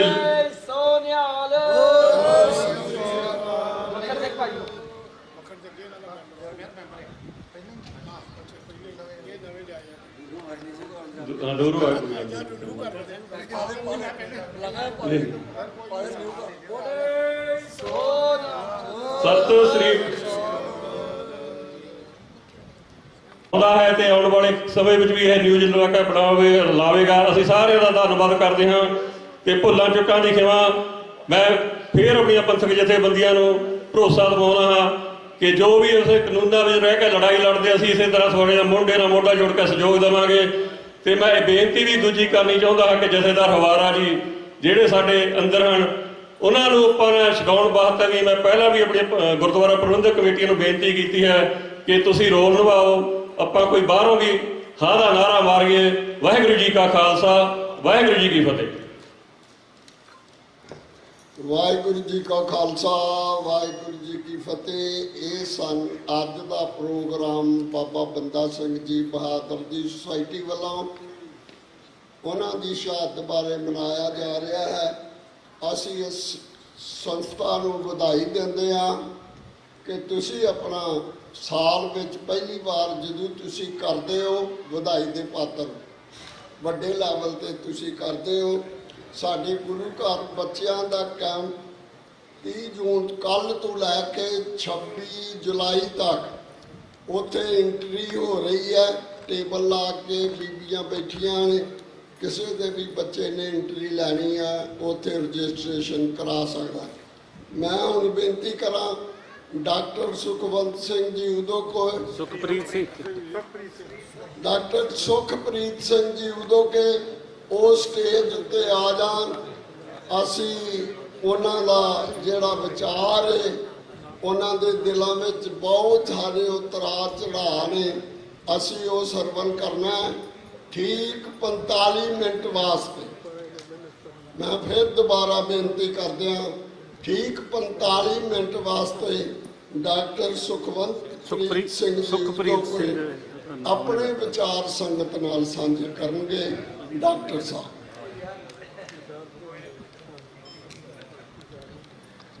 ਸਾਹਿਬ ਸ੍ਰੀ ਗੁਰੂ ਗ੍ਰੰਥ ਸਾਹਿਬ ਮਹਾਰਾਜ ਦੀ ਪਾਵਨ ਪਵਿੱਤਰ ਹਜ਼ੂਰੀ ਦੇ ਵਿੱਚ ਜੁੜ ਬੈਠੇ ਬਹੁਤ ਹੀ ਸਤਿਕਾਰਯੋਗ ਹਾਜ਼ਰੀਨ, ਆਓ ਸਭ ਤੋਂ ਪਹਿਲਾਂ ਗੁਰਦੇਵ ਪਾਤਸ਼ਾਹ ਦੀ ਬਖਸ਼ਿਸ਼ ਮੁਕੱਦਸ ਫਤਿਹ ਬੁਲੰਦ ਕਰੀਏ। ਸਤਿਕਾਰ ਸਹਿਤ ਆਖਣਾ ਜੀ ਵਾਹਿਗੁਰੂ ਜੀ ਕਾ ਖਾਲਸਾ, ਵਾਹਿਗੁਰੂ ਜੀ ਕੀ ਫਤਿਹ। 45 ਮਿੰਟ ਪ੍ਰਬੰਧਕ ਸਾਹਿਬਾਨ ਦੇ ਵੱਲੋਂ ਕਹੇ ਗਏ ਨੇ। ਮੈਂ ਕੁਝ ਮਿੰਟਾਂ ਦੇ ਵਿੱਚ ਹੀ ਸਮਾਪਤੀ ਦਾ ਯਤਨ ਕਰਾਂਗਾ। ਸਮਾਗਮ ਦੇ ਵਿੱਚ ਮੇਰੇ ਤੋਂ ਪਹਿਲਾਂ ਮੇਰੇ ਬਹੁਤ ਹੀ ਸਤਿਕਾਰਯੋਗ ਵੀਰ ਜੀ ਸਰਦਾਰ ਹਰਿੰਦਰ ਸਿੰਘ ਜੀ ਟੈਕਸਿਸ ਵਾਲਿਆਂ ਨੇ ਜਿਹੜਾ ਉਹਨਾਂ ਨੂੰ ਵਿਸ਼ਾ ਦਿੱਤਾ ਗਿਆ ਸੀਗਾ ਕਿ 2025 ਦੇ ਸੰਦਰਭ ਦੇ ਵਿੱਚ ਅਕਾਲ ਤਖਤ ਸਾਹਿਬ ਦੀ ਭੂਮਿਕਾ, ਉਹਦੇ ਨਾਲ ਅਗਲੀ ਲੜੀ ਸੀ ਕਿ 2025 ਦੇ ਵਿੱਚ ਸਿੱਖ ਰਾਜ, ਖਾਲਸਾ ਰਾਜ ਦੇ ਬਾਰੇ ਸਿੱਖ ਕੀ ਸੋਚਦਾ ਹੈ ਤੇ ਅੰਤਰਰਾਸ਼ਟਰੀ ਵਰਤਾਰੇ ਜਿਹੜੇ ਨੇ ਉਹ ਕਿਸ ਤਰ੍ਹਾਂ ਦੇ ਵਾਪਰ ਰਹੇ ਨੇ। ਸੋ ਇਸ ਨੂੰ ਇੱਕ ਜਿਸ ਨੂੰ ਅਸੀਂ ਕਹਿ ਸਕਦੇ ਕਿ ਸਸਟੇਨਡ ਕੰਟੀਨਿਊਟੀ, ਇੱਕ ਲਗਾਤਾਰ ਇਕਸਾਰਤਾ 'ਚ ਹੀ ਸਮਝਿਆ ਜਾ ਸਕਦਾ ਸੀ। ਸੋ ਇਸ ਕਰਕੇ ਮੈਂ ਥੋੜੇ ਸਮੇਂ ਦੇ ਵਿੱਚ ਹੀ ਵਿਸ਼ੇ ਦੀ ਸਮਾਪਤੀ ਦਾ ਯਤਨ ਕਰਾਂਗਾ। ਜਿਹੜੀ ਗੱਲ ਵੀਰ ਜੀ ਨੇ ਸ਼ੁਰੂ ਕੀਤੀ ਸੀ, ਗੱਲ ਉੱਥੋਂ ਹੀ ਸ਼ੁਰੂ ਕਰਨ ਦਾ ਯਤਨ ਕਰਦੇ ਆ। ਤੇ ਮੈਨੂੰ ਤੇ ਸਭ ਤੋਂ ਵੱਧ ਖੁਸ਼ੀ ਇਹ ਹੁੰਦੀ ਹੈ ਕਿ ਜਦੋਂ ਹਰਿੰਦਰ ਸਿੰਘ ਵੀਰ ਜੀ ਪਹਿਲਾਂ ਬੋਲਦੇ ਨੇ, ਉਹਦੇ ਤੋਂ ਬਾਅਦ ਉਸੇ ਵਿਸ਼ੇ ਨੂੰ ਲਗਾਤਾਰਤਾ 'ਚ ਰੱਖਣਾ ਬਹੁਤ ਸੌਖਾ ਹੋ ਜਾਂਦਾ ਹੈ। ਵੀਰ ਜੀ ਨੇ ਰਾਗੀ ਸਿੰਘਾਂ ਦੇ ਵੱਲੋਂ ਜਿਹੜਾ ਸ਼ਬਦ ਪੜਿਆ ਗਿਆ ਸੀ, ਪਹਿਲਾ ਮਰਨ ਕਬੂਲ, ਉਹਨਾਂ ਨੇ ਸਾਡੇ ਸਾਹਮਣੇ ਉਸ ਪ੍ਰਵਾਨਗੀ ਦਾ ਪੱਖ ਰੱਖ ਦਿੱਤਾ ਕਿ ਕੀ ਉਹ ਪ੍ਰਵਾਨਗੀ ਹੈ। ਰਾਗੀ ਸਾਹਿਬਾਨ ਨੇ ਉਸ ਤੋਂ ਪਹਿਲਾਂ ਸ਼ਬਦ ਪੜਿਆ ਸੀ, ਡਗਮਗ ਛਾੜ ਰੇ ਮਨ ਬੌਰਾ, ਅਬ ਤੋਂ ਜਰੈ ਮਰੇ ਸਿੱਧ ਪਾਈਐ, ਲੀਨੋ ਹਾਲ ਸਦੌਰਾ। ਉਹਦਾ ਅਗਲਾ ਕਦਮ ਹੈ ਕਿ ਜੇ ਪ੍ਰਵਾਨ ਕਰ ਲਿਆ ਫਿਰ ਦੁਬਦਾ ਵੀ। ਹੁਣ ਇੱਥੇ ਹਵਾਲਾ ਇੱਕ ਸਤੀ ਹੋ ਰਹੀ ਇਸਤਰੀ ਦਾ ਦਿੱਤਾ ਗਿਆ ਤੇ ਗੁਰਬਾਣੀ ਦੇ ਵਿੱਚ ਸਤੀ ਪ੍ਰਥਾ ਦਾ ਖੰਡਨ ਵੀ ਕੀਤਾ ਗਿਆ, ਪਰ ਇੱਥੇ ਭਾਵ ਅਰਥ ਹੋਰ ਨੇ। ਇੱਥੇ ਭਾਵ ਅਰਥ ਇਹ ਨੇ ਕਿ ਪਤੀ ਦੀ ਮੌਤ ਤੋਂ ਬਾਅਦ ਇਸਤਰੀ ਜਿਹੜੀ ਮਰਨ ਦੇ ਵਾਸਤੇ ਤਿਆਰ ਹੈ, ਉਹ ਮਾਨਸਿਕ ਤੌਰ ਤੇ ਕਿੰਨੀ ਤਿਆਰ। ਡਗਮਗ ਛਾੜ ਰੇ ਮਨ ਬੌਰਾ, ਉਹ ਕਹਿੰਦੇ ਕਿ ਹੁਣ ਦੁਬਿਧਾ ਛੱਡ ਦੇ, ਅਬ ਤੋਂ ਜਰੈ ਮਰੈ ਸਿਧ ਪਾਈਏ, ਲੀਨੋ ਹਾਸ ਸਦੌਰਾ। ਸਤੀ ਪ੍ਰਥਾ ਦੇ ਵਿੱਚ ਜਦੋਂ ਔਰਤ ਪ੍ਰਵਾਨਗੀ ਦੇ ਦਿੰਦੀ ਹੈ ਕਿ ਮੈਂ ਆਪਣੀ ਪਤੀ ਦੀ ਚਿਖਾ ਦੇ ਵਿੱਚ ਸੜਨ ਦੇ ਵਾਸਤੇ ਤਿਆਰ ਹੈ, ਉਹਨੂੰ ਥਾਲੀ ਦੇ ਵਿੱਚ ਕੁਝ ਸੁਹਾਗ ਨਾਲ ਸੰਬੰਧਿਤ ਵਸਤਾਂ ਰੱਖ ਕੇ ਦਿੱਤੀਆਂ ਜਾਂਦੀਆਂ ਨੇ, ਜਿਹਨੂੰ ਸਦੌਰਾ ਕਿਹਾ ਜਾਂਦਾ। ਹੁਣ ਸਦੌਰਾ ਹੱਥ 'ਚ ਲੈ ਲਿਆ, ਹੁਣ ਦੁਬਿਧਾ ਦਾ ਕੋਈ ਸਮਾਂ ਨਹੀਂ। ਸੋ ਪਹਿਲੀ ਗੱਲ ਤਾਂ ਇਹ ਕਿ ਜਦੋਂ ਅਸੀਂ ਪਾਤਸ਼ਾਹੀ ਦਾਅਵੇ ਦੀ ਗੱਲ ਕਰਨੀ ਹੈ, ਉਹਦੇ ਪ੍ਰਤੀ ਦੁਬਿਧਾ ਨਾ ਹੋਵੇ। ਸਿੱਖ ਨਜ਼ਰੀਏ ਤੋਂ ਸੋਚਣਾ ਹੈ ਤਾਂ ਸਾਡੇ ਸਾਹਮਣੇ ਜਿਹੜੀਆਂ ਦੋ ਤਸਵੀਰਾਂ ਨੇ, ਸਰਦਾਰੀ ਤੋਂ ਲੈ ਕੇ ਸ਼ਹਾਦਤ ਤੱਕ, ਇਹਦੇ ਦੋਵੇਂ ਪੱਖ ਨੇ। ਸ਼ਹਾਦਤ ਤੋਂ ਬਿਨਾਂ ਸਰਦਾਰੀ ਦੀ, ਬਾਦਸ਼ਾਹਤ ਦੀ ਪ੍ਰਾਪਤੀ ਨਹੀਂ, ਤੇ ਬਾਦਸ਼ਾਹਤ ਨੂੰ ਕਾਇਮ ਦੇ ਰੱਖਣ ਦੇ ਵਾਸਤੇ ਸ਼ਹਾਦਤ ਦੇਣੀ ਪੈ ਸਕਦੀ ਹੈ। ਸੋ ਇਹ ਦੋਵੇਂ ਪੱਖ ਜਿਹੜੇ ਨੇ ਆਪਸ 'ਚ ਜੁੜੇ ਹੋਏ ਨੇ, ਜਿਨ੍ਹਾਂ ਨੂੰ ਵੱਖ ਨਹੀਂ ਕੀਤਾ ਜਾ ਸਕਦਾ। ਪਰ ਇੱਥੋਂ ਤੱਕ ਪਹੁੰਚਣ ਦੇ ਵਾਸਤੇ ਕਿਸ ਚੀਜ਼ ਦੀ ਲੋੜ ਹੈ? ਸਿੱਖ ਲੀਡਰਸ਼ਿਪ ਜਾਂ ਸਿੱਖ ਆਗੂ ਪ੍ਰਣਾਲੀ ਦੇ 18ਵੀਂ ਸਦੀ ਦੇ ਸੰਘਰਸ਼ ਦੇ ਵਿੱਚੋਂ ਇਹ ਗੱਲਾਂ ਸਮਝੀਆਂ ਜਾ ਸਕਦੀਆਂ। ਉਹਦੇ 'ਚ ਅਹਿਮ ਪੱਖ ਵੇਖੀਏ ਤੇ ਪਹਿਲੀ ਗੱਲ ਹੈ ਆਪੇ ਦਾ ਤਿਆਗ, ਦੂਸਰਾ ਹੈ ਅਹੁਦੇ ਦਾ ਤਿਆਗ, ਤੀਸਰਾ ਹੈ ਸਮਾਜਿਕ ਸੁਰੱਖਿਆ, ਉਤੋਂ ਅਗਲੀ ਜਿਹੜੀ ਸਭ ਤੋਂ ਅਹਿਮ ਗੱਲ ਹੈ ਦੂਰ ਦ੍ਰਿਸ਼ਟੀ। ਜਿਸ ਕੌਮ ਦੀ ਆਗੂ ਪ੍ਰਣਾਲੀ ਦੇ ਵਿੱਚ ਇਹ ਚੀਜ਼ਾਂ ਨਹੀਂ ਹੁੰਦੀਆਂ, ਉਹਦੇ ਤੋਂ ਫਿਰ ਪਾਤਸ਼ਾਹੀ ਦਾਅਵੇ ਦੀ ਆਸ ਨਹੀਂ ਰੱਖੀ ਜਾ ਸਕਦੀ। ਇਹਨੂੰ ਸਮਝਣ ਦੇ ਵਾਸਤੇ ਅਸੀਂ ਦੋ ਜਰਨੈਲਾਂ ਦੇ ਜਦੋਂ ਜੀਵਨ ਦੀ ਗੱਲ ਕਰਦੇ ਹਾਂ, ਤਾਂ ਪਹਿਲੀ ਹੈ ਕਿ ਆਪੇ ਦੀ ਭਾਵਨਾ ਨੂੰ ਮਿਟਾਉਣਾ।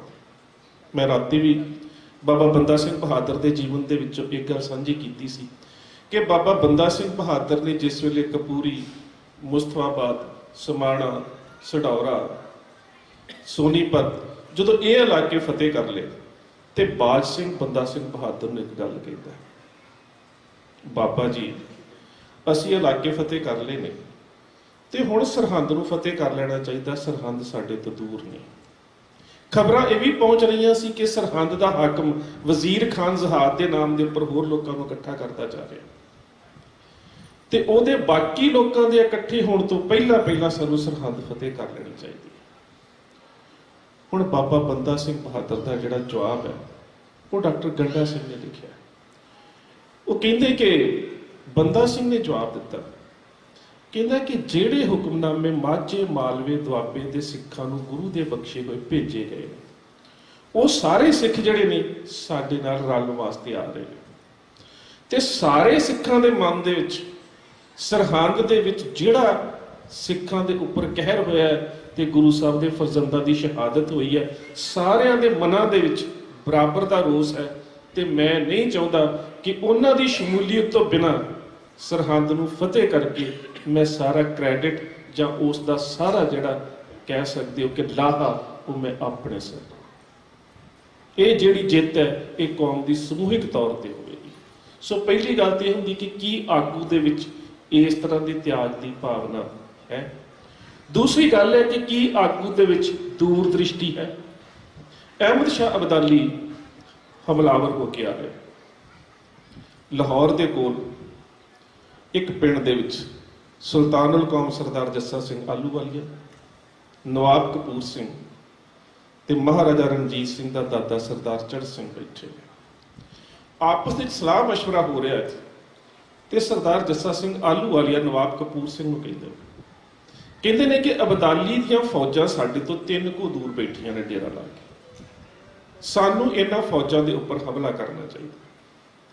ਸਰਦਾਰ ਚੜ੍ਹ ਸਿੰਘ ਕਹਿੰਦੇ ਨੇ ਕਿ ਅਬਦਾਲੀ ਸਾਡੇ ਉੱਪਰ ਹਮਲਾਵਰ ਹੋ ਕੇ ਨਹੀਂ ਆਇਆ, ਇਸ ਵਾਰੀ ਅਬਦਾਲੀ ਦਿੱਲੀ ਜਾ ਰਿਹਾ ਹੈ ਤੇ ਸਾਨੂੰ ਅਬਦਾਲੀ ਦੇ ਨਾਲ ਇਸ ਵੇਲੇ ਖਾਮ-ਖਾ ਲੜਾਈ 'ਚ ਪੈਣ ਦੀ ਲੋੜ ਨਹੀਂ। ਹੁਣ ਇਹ ਦੋ ਜਰਨੈਲਾਂ ਦੀ ਗੱਲ ਹੈ, ਸਰਦਾਰ ਜੱਸਾ ਸਿੰਘ ਆਹਲੂਵਾਲੀਆ ਤੇ ਸਰਦਾਰ ਝੜਕ ਸਿੰਘ, ਪਰ ਉਹਨਾਂ ਤੋਂ ਵਡੇਰੇ ਉੱਥੇ ਬੈਠੇ ਨੇ ਨਵਾਬ ਕਪੂਰ ਸਿੰਘ। ਸਰਦਾਰ ਕਪੂਰ ਸਿੰਘ ਕਹਿੰਦੇ ਨੇ ਜੱਸਾ ਸਿੰਘ ਆਹਲੂਵਾਲੀਆ ਠੀਕ ਕਹਿ ਰਿਹਾ, ਸਾਨੂੰ ਅਬਦਾਲੀ ਤੇ ਹਮਲਾ ਕਰਨਾ ਚਾਹੀਦਾ। ਸਰਦਾਰ ਝੜਕ ਸਿੰਘ ਕਿਉਂ? ਕਹਿੰਦੇ ਕਿ ਦਿੱਲੀ ਅਬਦਾਲੀ ਦੇ ਸਾਹਮਣੇ ਬਿੱਲੀ ਦੇ ਬਰਾਬਰ ਹੈ। ਦਿੱਲੀ ਅਹਿਮਦ ਸ਼ਾਹ ਅਬਦਾਲੀ ਦੇ ਅੱਗੇ ਨਹੀਂ ਟਿਕ ਸਕਦੀ। ਅਗਲਾ ਨਿਸ਼ਾਨਾ ਅਸੀਂ ਹੋਵਾਂਗੇ, ਪਰ ਜੇਕਰ ਅਸੀਂ ਅੱਜ ਉਸ ਦੇ ਉੱਪਰ ਹਮਲਾ ਕਰਕੇ ਉਹਦੀ ਯੁੱਧ ਨੀਤੀ, ਉਹਦੇ ਹਥਿਆਰ, ਉਹਦੇ ਘੋੜੇ, ਉਹਦੇ ਘੋੜਸਵਾਰ ਤੇ ਉਹਦੀ ਪੈਦਲ ਸੈਨਾ ਤੇ ਬਾਕੀ ਉਹਦੀ ਸ਼ਸਤਰਬੱਧਤਾ ਜਿਹੜੀ ਹੈ, ਜੇਕਰ ਉਹਨੂੰ ਹੁਣ ਹੀ ਭਾਂਪ ਲਈਏ ਤੇ ਅਗਲੇਰੇ ਸਮੇਂ ਦੇ ਵਿੱਚ ਜਿਹੜੀਆਂ ਜੰਗਾਂ ਲੜਨੀਆਂ ਨੇ ਸਾਨੂੰ ਉਹਨਾਂ ਦੇ ਵਿੱਚ ਆਸਾਨੀ ਹੋਵੇਗੀ। ਸੋ ਇਹ ਇੱਕ ਆਗੂ ਦੀ ਦੂਰਦ੍ਰਿਸ਼ਟੀ ਹੈ ਕਿ ਦੁਸ਼ਮਣ ਨੂੰ ਸਮਝਣਾ। ਅੱਜ ਦੇ ਸਮੇਂ ਦੇ ਵਿੱਚ ਸਾਡੀ ਆਗੂ ਪ੍ਰਣਾਲੀ ਦੇ ਵਿੱਚ ਇਹ ਵੀ ਇੱਕ ਬਹੁਤ ਵੱਡੀ ਘਾਟ ਰਹੀ ਹੈ। ਉਹਦੇ ਤੋਂ ਜਿਹੜੀ ਅਹਿਮ ਗੱਲ ਹੈ ਉਹ ਹੈ ਸਮਾਜ ਦੀ ਸੁਰੱਖਿਆ। ਜਿੰਨਾ ਚਿਰ ਤੱਕ ਕਿਸੇ ਵੀ ਸਮਾਜ ਜਾਂ ਕਿਸੇ ਖਿੱਤੇ 'ਚ ਰਹਿ ਰਹੇ ਲੋਕਾਂ ਨੂੰ ਆਗੂ ਪ੍ਰਣਾਲੀ ਦੇ ਪ੍ਰਤੀ ਇਹ ਭਾਵਨਾ ਜਨਮ ਨਹੀਂ ਲੈਂਦੀ ਕਿ ਇਹ ਆਗੂ ਪ੍ਰਣਾਲੀ ਜਿਹੜੀ ਹੈ ਉਹ ਸਾਡੀ ਸਮਾਜਿਕ ਸੁਰੱਖਿਆ ਦੀ ਜਾਮਨ ਹੋਵੇਗੀ, ਉਹਨਾਂ ਚਿਰ ਸੰਘਰਸ਼ ਕਦੀ ਵੀ ਲੋਕ ਸੰਘਰਸ਼ ਨਹੀਂ ਬਣਦਾ। ਬਾਬਾ ਬਘੇਲ ਸਿੰਘ ਤੇ ਸਰਦਾਰ ਆਹਲੂਵਾਲੀਆ ਜਦੋਂ ਦਿੱਲੀ ਫਤਿਹ ਕਰਦੇ ਨੇ, ਦਿੱਲੀ ਬੈਠੇ ਨੇ, ਦਿੱਲੀ ਦੇ ਹਾਕਮ ਜਿਹੜੇ ਨੇ ਉਹਨਾਂ ਨੇ ਤਕਰੀਬਨ ਜਿਹੜੀ ਹੈ ਨਜ਼ਰਾਨੇ ਦੇ ਕੇ ਈਨ ਮੰਨ ਲਈ। ਉਸ ਵੇਲੇ ਦੀ ਇੱਕ ਘਟਨਾ ਪ੍ਰਿੰਸੀਪਲ ਸਰਦਾਰ ਜੱਸਾ ਸਿੰਘ ਨੂੰ ਕਹਿੰਦੇ ਲੱਗਦਾ ਹੈ ਕਿ ਸਾਡੇ ਨਾਲ ਆਏ ਕਿਸੇ ਜਥੇ ਨੇ ਜ਼ੋਹਰੀ ਬਾਜ਼ਾਰ ਦੇ ਜੌਹਰੀਆਂ ਨੂੰ ਸ਼ਾਇਦ ਲੁੱਟ ਲਿਆ। ਇਹਨਾਂ ਦੀ ਅੱਖਾਂ ਦੇ ਵਿੱਚ ਹੰਝੂ ਤਾਂ ਨੇ ਕਿ ਕਿਸੇ ਨਾ ਕਿਸੇ ਸੁਨਿਆਰੇ ਨੂੰ ਸ਼ਾਇਦ ਲੁੱਟ ਲਿਆ ਸਾਡੇ ਕਿਸੇ ਜਥੇ ਨੇ। ਤੇ ਚਲੋ ਕੋਈ ਗੱਲ ਨਹੀਂ, ਜੇ ਕਿਸੇ ਜਥੇ ਨੇ ਐਵੇਂ ਦੀ ਆਪ ਉਦਰੀ ਕਾਰਵਾਈ ਕਰ ਦਿੱਤੀ ਹੈ ਤੇ ਅਸੀਂ ਇਹਨਾਂ ਨੂੰ ਯਕੀਨ ਦਿਵਾਉਂਦੇ ਹਾਂ ਕਿ ਤੁਹਾਡਾ ਹਰਜ਼ਾਨਾ ਅਸੀਂ ਭਰ ਦਿਆਂਗੇ। ਉਹ ਸਾਹਮਣੇ ਆਏ ਤੇ ਉਹਨਾਂ ਦੇ ਬੋਲਣ ਤੋਂ ਪਹਿਲਾਂ ਹੀ ਸਰਦਾਰ ਜੱਸਾ ਸਿੰਘ ਕਹਿੰਦੇ ਨੇ ਕਿ ਜੇ ਤੁਹਾਡਾ ਕੋਈ ਹਰਜ ਹੋਇਆ, ਜੇ ਤੁਹਾਡਾ ਕੋਈ ਨੁਕਸਾਨ ਹੋਇਆ, ਜੇ ਕਿਸੇ ਜਥੇ ਨੇ ਤੁਹਾਡੀ ਕਿਸੇ ਦੁਕਾਨ ਦੀ ਜਾਂ ਕਿਸੇ ਵਪਾਰੀ ਦੀ ਕੋਈ ਲੁੱਟਮਾਰ ਕੀਤੀ ਹੈ ਤੇ ਤੁਸੀਂ ਰੋਵੋ ਨਾ, ਤੁਹਾਡੀਆਂ ਅੱਖਾਂ 'ਚ ਹੰਝੂ ਨਹੀਂ ਚਾਹੀਦੇ, ਤੁਸੀਂ ਰੋਵੋ ਨਾ, ਤੁਸੀਂ ਸਾਡੇ ਤੋਂ ਇਹ ਵਿਸ਼ਵਾਸ ਲੈ ਕੇ ਜਾਓ ਕਿ ਜਿਸ ਦਾ ਵੀ ਹਰਜ਼ਾਨਾ ਹੈ ਇਮਾਨਦਾਰੀ ਨਾਲ ਦੱਸ ਦਿਓ, ਇਮਾਨਦਾਰੀ ਨਾਲ ਤੁਹਾਡੀ ਪੂਰਤੀ ਕਰ ਦੇਵਾਂਗੇ। ਉਹਨਾਂ ਦਾ ਜਵਾਬ ਪਤਾ ਕੀ ਸੀ? ਨਹੀਂ ਜਥੇਦਾਰ ਜੀ, ਨਹੀਂ ਸਰਦਾਰ ਜੀ, ਨਹੀਂ, ਅਸੀਂ ਇਸ ਕਰਕੇ ਨਹੀਂ ਰੋ ਰਹੇ, ਸਾਡੀਆਂ ਅੱਖਾਂ ਦੇ ਵਿੱਚ ਹੰਝੂ ਜਾਂ ਸਾਡੇ ਚਿਹਰੇ ਜਿਹੜੇ ਨੇ ਉਹ ਇਸ ਕਰਕੇ ਤੁਹਾਡੇ ਸਾਹਮਣੇ ਅੱਜ ਪੇਸ਼ ਨਹੀਂ ਹੋਏ ਕਿ ਸਾਨੂੰ ਕਿਸੇ ਨੇ ਲੁੱਟ ਲਿਆ ਜਾਂ ਸਾਨੂੰ ਕਿਸੇ ਨੇ ਹਰਜ਼ਾਨਾ ਜਾਂ ਸਾਡਾ ਕੋਈ ਹਰਜ ਹੋ ਗਿਆ। ਸਾਡੀਆਂ ਅੱਖਾਂ ਦੇ ਵਿੱਚ ਹੰਝੂ ਦਾ ਇਸ ਕਰਕੇ ਆਏ ਕਿ ਜਿੰਨੀ ਵਾਰ ਵੀ ਕਿਸੇ ਨੇ ਦਿੱਲੀ ਨੂੰ ਲੁੱਟਿਆ, ਉਹਨੇ ਇੱਜ਼ਤ ਨੂੰ ਵੀ ਲੁੱਟਿਆ ਤੇ ਉਹਨੇ ਵਪਾਰੀਆਂ ਨੂੰ ਵੀ ਲੁੱਟਿਆ। ਇਹ ਪਹਿਲੇ ਜੇਤੂ ਆਏ ਨੇ ਜਿਨ੍ਹਾਂ ਨੇ ਦਿੱਲੀ ਨੂੰ ਤੇ ਜਿੱਤਿਆ, ਪਰ ਨਾ ਇੱਜ਼ਤ ਲੁੱਟੀ ਤੇ ਨਾ ਦੌਲਤ ਲੁੱਟੀ। ਬੋਲੇ ਸੋ ਨਿਹਾਲ, ਸਤਿ ਸ੍ਰੀ ਅਕਾਲ। ਇਹ ਸਾਡੇ ਆਗੂਆਂ ਦਾ ਕਿਰਦਾਰ ਸੀ। ਜਿੰਨਾ ਚਿਰ ਕੌਮ ਦੇ ਵਿੱਚ ਇਵੇਂ ਦਾ ਕਿਰਦਾਰ ਜਨਮ ਨਹੀਂ ਲੈਂਦਾ, ਉਹਨਾਂ ਚਿਰ ਤੱਕ ਪਾਤਸ਼ਾਹੀ ਦਾਵਾ ਜਿਹੜਾ ਹੈ ਉਹਦੀ ਪ੍ਰਾਪਤੀ ਜਾਂ ਉਹਦੇ ਤੱਕ ਪਹੁੰਚਣਾ ਬਹੁਤ ਔਖਾ ਹੈ। ਅਗਲੀ ਗੱਲ ਹੈ ਜਾਂਦੀ ਕਿ ਇਹ ਦਾਵਾ ਜਿਹੜਾ ਪਾਤਸ਼ਾਹੀ ਦਾਵਾ ਹੈ, ਇਹ ਹੈ ਕਿਵੇਂ ਦਾ, ਇਹਨੂੰ ਸਮਝਿਆ ਕਿਵੇਂ ਜਾ ਸਕਦਾ ਹੈ। ਤੇ ਇਹਦੇ ਤੋਂ ਅਗਲੀ ਗੱਲ ਕਿ ਇਸ ਦਾਅਵੇ ਦੇ ਉੱਪਰ ਦਾਅਵੇਦਾਰੀ ਕਰਨ ਵਾਲੇ ਲੋਕਾਂ ਦਾ ਕਿਰਦਾਰ ਕਿਵੇਂ ਦਾ ਹੋਵੇ, ਉਹ ਆਗੂ ਪ੍ਰਣਾਲੀ ਕਿਵੇਂ ਦੀ ਹੋਵੇ ਜਿਹੜੀ ਪਾਤਸ਼ਾਹੀ ਦਾਅਵੇ ਦੀ ਗੱਲ ਕਰ ਸਕਦੀ। ਜ਼ਕਰੀਆ ਖਾਨ ਉਸ ਸਮੇਂ ਦੇ ਮਿਲ ਵਰਤਨੀਏ ਸਿੱਖ ਰਾਏ ਭਾਗੂ ਦੇ ਖਾਨਦਾਨ ਦੇ ਵਿੱਚੋਂ ਜੰਬਰ ਪਿੰਡ ਦੇ ਰਹਿਣ ਵਾਲੇ ਸਰਦਾਰ ਸ਼ਬੀਕ ਸਿੰਘ ਅਮੀਰ ਪਰਿਵਾਰ ਦੇ ਵਿੱਚੋਂ ਨੇ, ਪੜ੍ਹੇ ਲਿਖੇ ਨੇ, ਉਸ ਸਮੇਂ ਦੀ ਜਿਹੜੀ ਦਫ਼ਤਰੀ ਭਾਸ਼ਾ ਫਾਰਸੀ ਹੈ ਉਹਦੇ ਬੜੇ ਚੰਗੇ ਜਾਣਕਾਰ ਨੇ। ਆਪਣੀ ਉਸ ਸਮੇਂ ਜ਼ਕਰੀਆ ਖਾਨ ਦੇ ਲਾਹੌਰ ਦਰਬਾਰ ਦੇ ਵਿੱਚ ਠੇਕੇਦਾਰੀ ਦਾ ਕੰਮ ਵੀ ਉਹਨਾਂ ਦੇ ਕੋਲ ਹੈ। ਕਹਿਣ ਤੋਂ ਭਾਵ ਹੈ ਕਿ ਰਾਜਸੀ ਸੰਬੰਧ ਬੜੇ ਚੰਗੇ ਨੇ। ਅੱਜ ਜਿਹੜੀ ਇੱਕ ਸਮੱਸਿਆ ਜਿਸ ਦੀ ਵੀਰ ਜੀ ਨੇ ਨਿਸ਼ਾਨਦੇਹੀ ਕਰਕੇ ਤੁਹਾਨੂੰ ਉਹ ਸੀਮਤ ਸਮਝ ਦੱਸਿਆ ਸੀ ਕਿ ਉਸ ਸਮੇਂ ਜਿਹੜੀ ਸਿੱਖਾਂ ਦੀ ਨੁਮਾਇੰਦਗੀ ਹੈ ਜਾਂ ਸਰਬੱਤ ਖਾਲਸਾ ਹੈ, ਉਹ ਧਿਰ ਕਰਦੀ ਹੈ ਜਿਹੜੀ ਧਿਰ ਸੰਘਰਸ਼ਸ਼ੀਲ ਹੈ ਤੇ ਜਿਹੜੀ ਪਾਤਸ਼ਾਹੀ ਦਵੇ ਵੱਲ ਵਧਣਾ ਚਾਹੁੰਦੀ। ਜਿਹੜੀ ਸਰਕਾਰ ਦੇ ਨਾਲ ਮਿਲ ਕੇ ਚੱਲਣ ਵਾਲੀ ਧਿਰ ਹੈ, ਮਿਲ ਵਰਤਨੀ ਸਿੱਖ ਜਿਹੜੇ ਨੇ, ਉਹਨਾਂ ਨੂੰ ਸੱਦਾ ਤੇ ਦਿੱਤਾ ਜਾਂਦਾ ਹੈ ਪਰ ਉਹ ਕੌਮੀ ਨੁਮਾਇੰਦਗੀ ਨਹੀਂ ਕਰਦੇ। ਹੁਣ ਇਸੇ ਤਰ੍ਹਾਂ ਦੇ ਨਾਲ ਜਿਹੜੀ ਇਹ ਮਿਲ ਵਰਤਨੀਆਂ ਵਾਲੀ ਧਿਰ ਹੈ, ਸਰਦਾਰ ਸ਼ਬੇਗ ਸਿੰਘ ਹੋਣੀ, ਉਹਨਾਂ ਨੂੰ ਜ਼ਕਰੀਆ ਖਾਨ ਕਹਿੰਦਾ ਹੈ ਕਿ ਹਕੂਮਤ ਦੀ ਮਨਸ਼ਾ ਹੈ ਕਿ ਹੁਣ ਇਹਨਾਂ ਨੂੰ ਖਤਮ ਨਹੀਂ ਕੀਤਾ ਜਾ ਸਕਦਾ, ਲੜਨਾ ਵੀ ਔਖਾ ਹੈ। ਇਸ ਕਰਕੇ ਇਹਨਾਂ ਨੂੰ ਕੰਗਨਵਾਲ, ਦੀਪਾਲਪੁਰ ਤੇ ਪੱਟੀ ਦੇ ਇਲਾਕੇ ਦੀ ਨਵਾਬੀ ਦੀ ਪੇਸ਼ਕਸ਼ ਕੀਤੀ ਜਾਵੇ। ਅਪ੍ਰੈਲ 1733 ਦੀ ਘਟਨਾ ਹੈ। ਪਹਿਲੀ ਗੱਲ ਤੇ ਵੇਖਣ ਵਾਲੀ ਸਭ ਤੋਂ ਅਹਿਮ ਇਹ ਹੈ ਕਿ ਆਹ ਜਿਹੜੀ ਤੁਸੀਂ ਤਸਵੀਰ ਵੇਖ ਰਹੇ ਹੋ ਬਾਬਾ ਬੰਦਾ ਸਿੰਘ ਬਹਾਦਰ ਦੀ ਸ਼ਹਾਦਤ, ਇਹ ਤਸਵੀਰ ਜੂਨ 1716 ਦੀ ਹੈ ਤੇ ਜੂਨ 1716 ਤੱਕ 1610 ਤੋਂ ਲੈ ਕੇ ਤੇ 1716 ਤੱਕ 6 ਸਾਲ ਦੇ ਸਮੇਂ ਦੇ ਵਿੱਚ 4 ਵਾਰੀ ਇਹ ਫਰਮਾਨ ਵੀ ਜਾਰੀ ਹੋ ਚੁੱਕਾ ਹੈ ਬਹਾਦਰ ਸ਼ਾਹ ਤੋਂ ਲੈ ਕੇ ਫਰਖਸੀਰ ਤੱਕ, ਨਾਨਕ ਪ੍ਰਸਤਾ ਬਾ ਬੇਅੰਤ ਬਾ ਕਤਲ ਰਸਾਲਾ, ਜਿੱਥੇ ਵੀ ਗੁਰੂ ਨਾਨਕ ਨੂੰ ਮੰਨਣ ਵਾਲਾ ਸਿੱਖ ਮਿਲਦਾ ਹੈ ਉਹਦਾ ਸਿਰ ਵੱਢ ਕੇ ਜਾਂਦਾ ਜਾਵੇ। ਹੁਣ ਤੁਸੀਂ ਵੇਖੋ ਜਿਹੜੀ ਗੱਲ ਵੀਰ ਜੀ ਹਰਿੰਦਰ ਸਿੰਘ ਹੋਣਾ ਨੇ ਕਹੀ ਸੀ ਕਿ ਲੰਬਾ ਸਮਾਂ, 1 ਸਦੀ ਹੋ ਗਈ ਹੈ, ਇਸ ਦਾਅਵੇ ਤੋਂ ਦੂਰ ਕਿਉਂ? ਪਰ ਇਸ ਤਸਵੀਰ ਤੋਂ ਬਾਅਦ ਨਵਾਬ ਕਪੂਰ ਸਿੰਘ ਨੂੰ ਵੇਖੋ ਤੇ ਇਹ ਜਿਹੜਾ 16 ਸਾਲ ਦਾ ਸਮਾਂ ਹੈ, ਉਹਦੇ ਵਿੱਚ ਸਾਡੇ ਆਗੂ ਪ੍ਰਣਾਲੀ ਦੇ ਕੋਲ ਗੁਣ ਕਿਹੜੇ ਹੋਣਗੇ ਕਿ ਜਿਹੜੀ ਹਕੂਮਤ ਸਿਰਾਂ ਦੇ ਮੁੱਲ ਪਾ ਰਹੀ ਹੈ ਉਹ ਸਿਰਾਂ ਨੂੰ ਨਵਾਬੀ ਪੇਸ਼ ਕਰ ਰਹੀ ਹੈ। ਕੋਈ ਗੁਣ ਤਾਂ ਹੋਵੇ ਨਾ ਸਾਡੇ 'ਚ, ਆਗੂ ਪ੍ਰਣਾਲੀ ਦਾ ਕੁਝ ਗੁਣ ਤਾਂ ਹੋਣਗੇ ਕਿ ਇੰਨੇ ਥੋੜੇ ਸਮੇਂ ਦੇ ਵਿੱਚ ਇੱਕ ਹਕੂਮਤ ਜਿਹੜੀ ਤੁਹਾਡੇ ਸਿਰਾਂ ਦੇ ਮੁੱਲ ਪਾ ਰਹੀ ਸੀ ਉਹ ਤੁਹਾਨੂੰ ਨਵਾਬੀ ਦੇਣ ਦੇ ਵਾਸਤੇ ਝੁਕੀ ਬੈਠੀ ਹੈ। ਨਵਾਬੀ ਦੀ ਖਿੱਲਤ ਲੈ ਕੇ ਜਿਹਦੇ ਵਿੱਚ 1 ਲੱਖ ਰੁਪਈਆ ਨਗਦ, ਕੰਗਨਵਾਲ, ਦੀਪਾਲਪੁਰ, ਝਪਾਲ ਪੱਟੀ ਦਾ ਇਲਾਕਾ ਜਿਹੜਾ ਹੈ ਉਹਨਾਂ ਦੀ ਸਾਰੀ ਨਵਾਬੀ, ਉਸ ਤੋਂ ਇਲਾਵਾ 1 ਖਿੱਲਤ, 1 ਜੜਾਊ ਤਲਵਾਰ, ਸੋਨੇ ਦੇ ਕੰਗਣ 2 ਤੇ ਉਹਦੇ ਨਾਲ 1 ਕਲਗੀ, ਇਹ ਚੀਜ਼ਾਂ ਲੈ ਕੇ ਸਰਦਾਰ ਸ਼ਬੇਗ ਸਿੰਘ ਅੰਮ੍ਰਿਤਸਰ ਪਹੁੰਚੇ।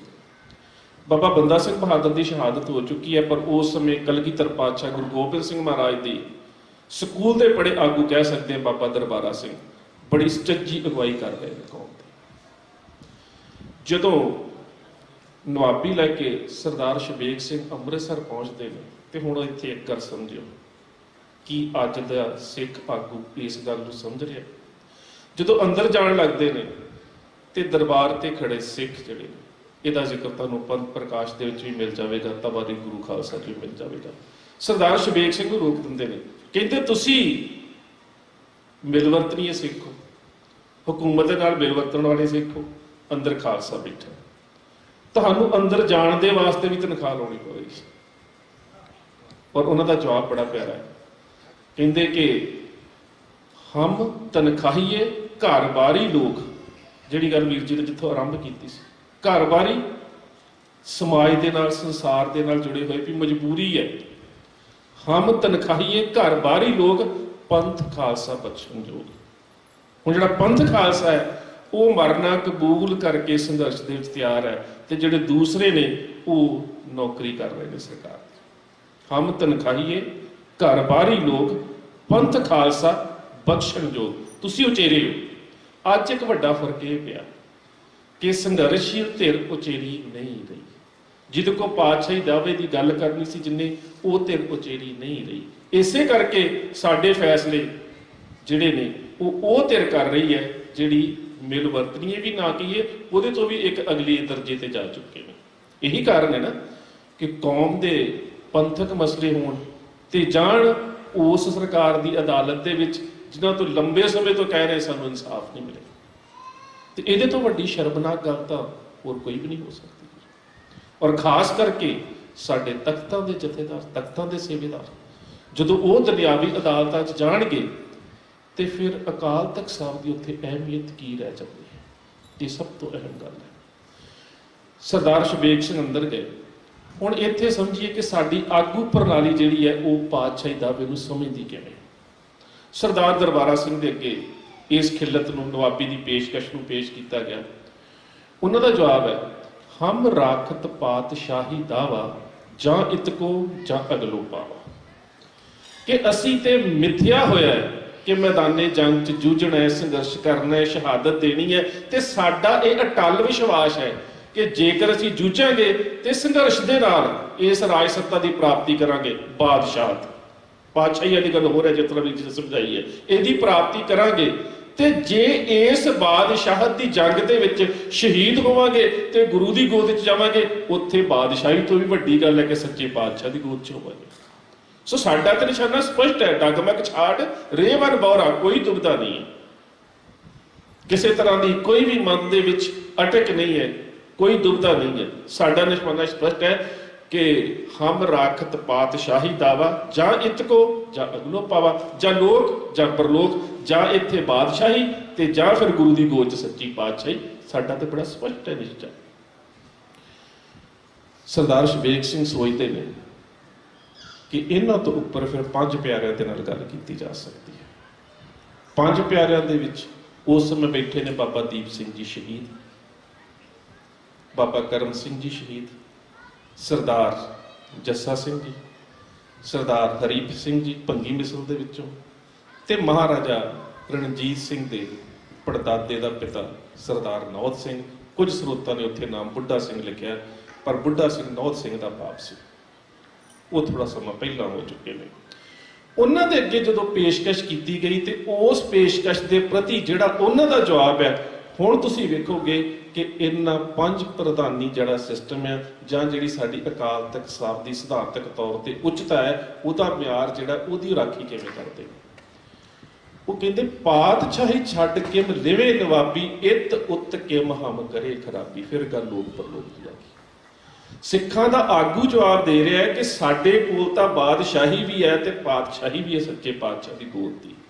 ਮੈਦਾਨੇ ਜੰਗ 'ਚ ਜੂਝਾਂਗੇ, ਬਾਦਸ਼ਾਹਤ ਲਵਾਂਗੇ, ਸ਼ਹੀਦ ਹੋਵਾਂਗੇ, ਸੱਚੇ ਪਾਤਸ਼ਾਹ ਦੀ ਗੋਦ 'ਚ ਹੋਵਾਂਗੇ, ਕਿ ਸਾਡਾ ਲੋਕ ਵੀ ਸੁਖੀ ਆ ਤੇ ਪਰਲੋਕ ਵੀ ਸੁਹੇਲਾ ਹੈ। ਹੁਣ ਜਿਹੜੇ ਪੰਜ ਸਿੰਘ ਨੇ, ਉਹਨਾਂ ਦਾ ਜਵਾਬ ਕੀ ਹੈ? ਕਹਿੰਦੇ, ਪਾਤਸ਼ਾਹੀ ਛੱਡ, ਸਾਡੇ ਕੋਲ ਤੇ ਆਲਰੇਡੀ ਪਾਤਸ਼ਾਹੀ ਹੈ, ਕਿਉਂਕਿ ਜਿਹੜੀ ਪੰਜ ਪ੍ਰਧਾਨੀ ਸਿਸਟਮ, ਜਦੋਂ ਪੰਥ ਗੁਰੂ ਹੈ ਤੇ ਗੁਰੂ ਦੇ ਕੋਲ ਪਾਤਸ਼ਾਹੀ ਹਮੇਸ਼ਾ, ਜਿਹੜੀ ਗੱਲ ਵੀਰ ਜੀ ਨੇ ਕੀਤੀ ਸੀ।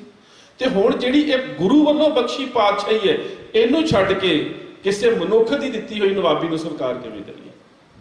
ਉਹ ਕਹਿ ਰਹੇ ਸੀ ਕਿ ਸਾਡੇ ਕੋਲ ਦੋਵੇਂ ਵੀ ਨੇ, ਲੋਕ ਵੀ ਨੇ ਤੇ ਪਰਲੋਕ ਵੀ ਨੇ। ਇਹ ਕਹਿੰਦੇ ਲੋਕ ਪਰਲੋਕ ਤੋਂ ਵਾਂਝੇ ਕਿਵੇਂ ਹੋ ਜਾਈਏ? ਸਾਨੂੰ ਤਾਂ ਗੁਰੂ ਪੰਥ ਨੂੰ ਪਾਤਸ਼ਾਹ ਨੇ ਪਾਤਸ਼ਾਹੀ ਬਖਸ਼ੀ ਹੈ।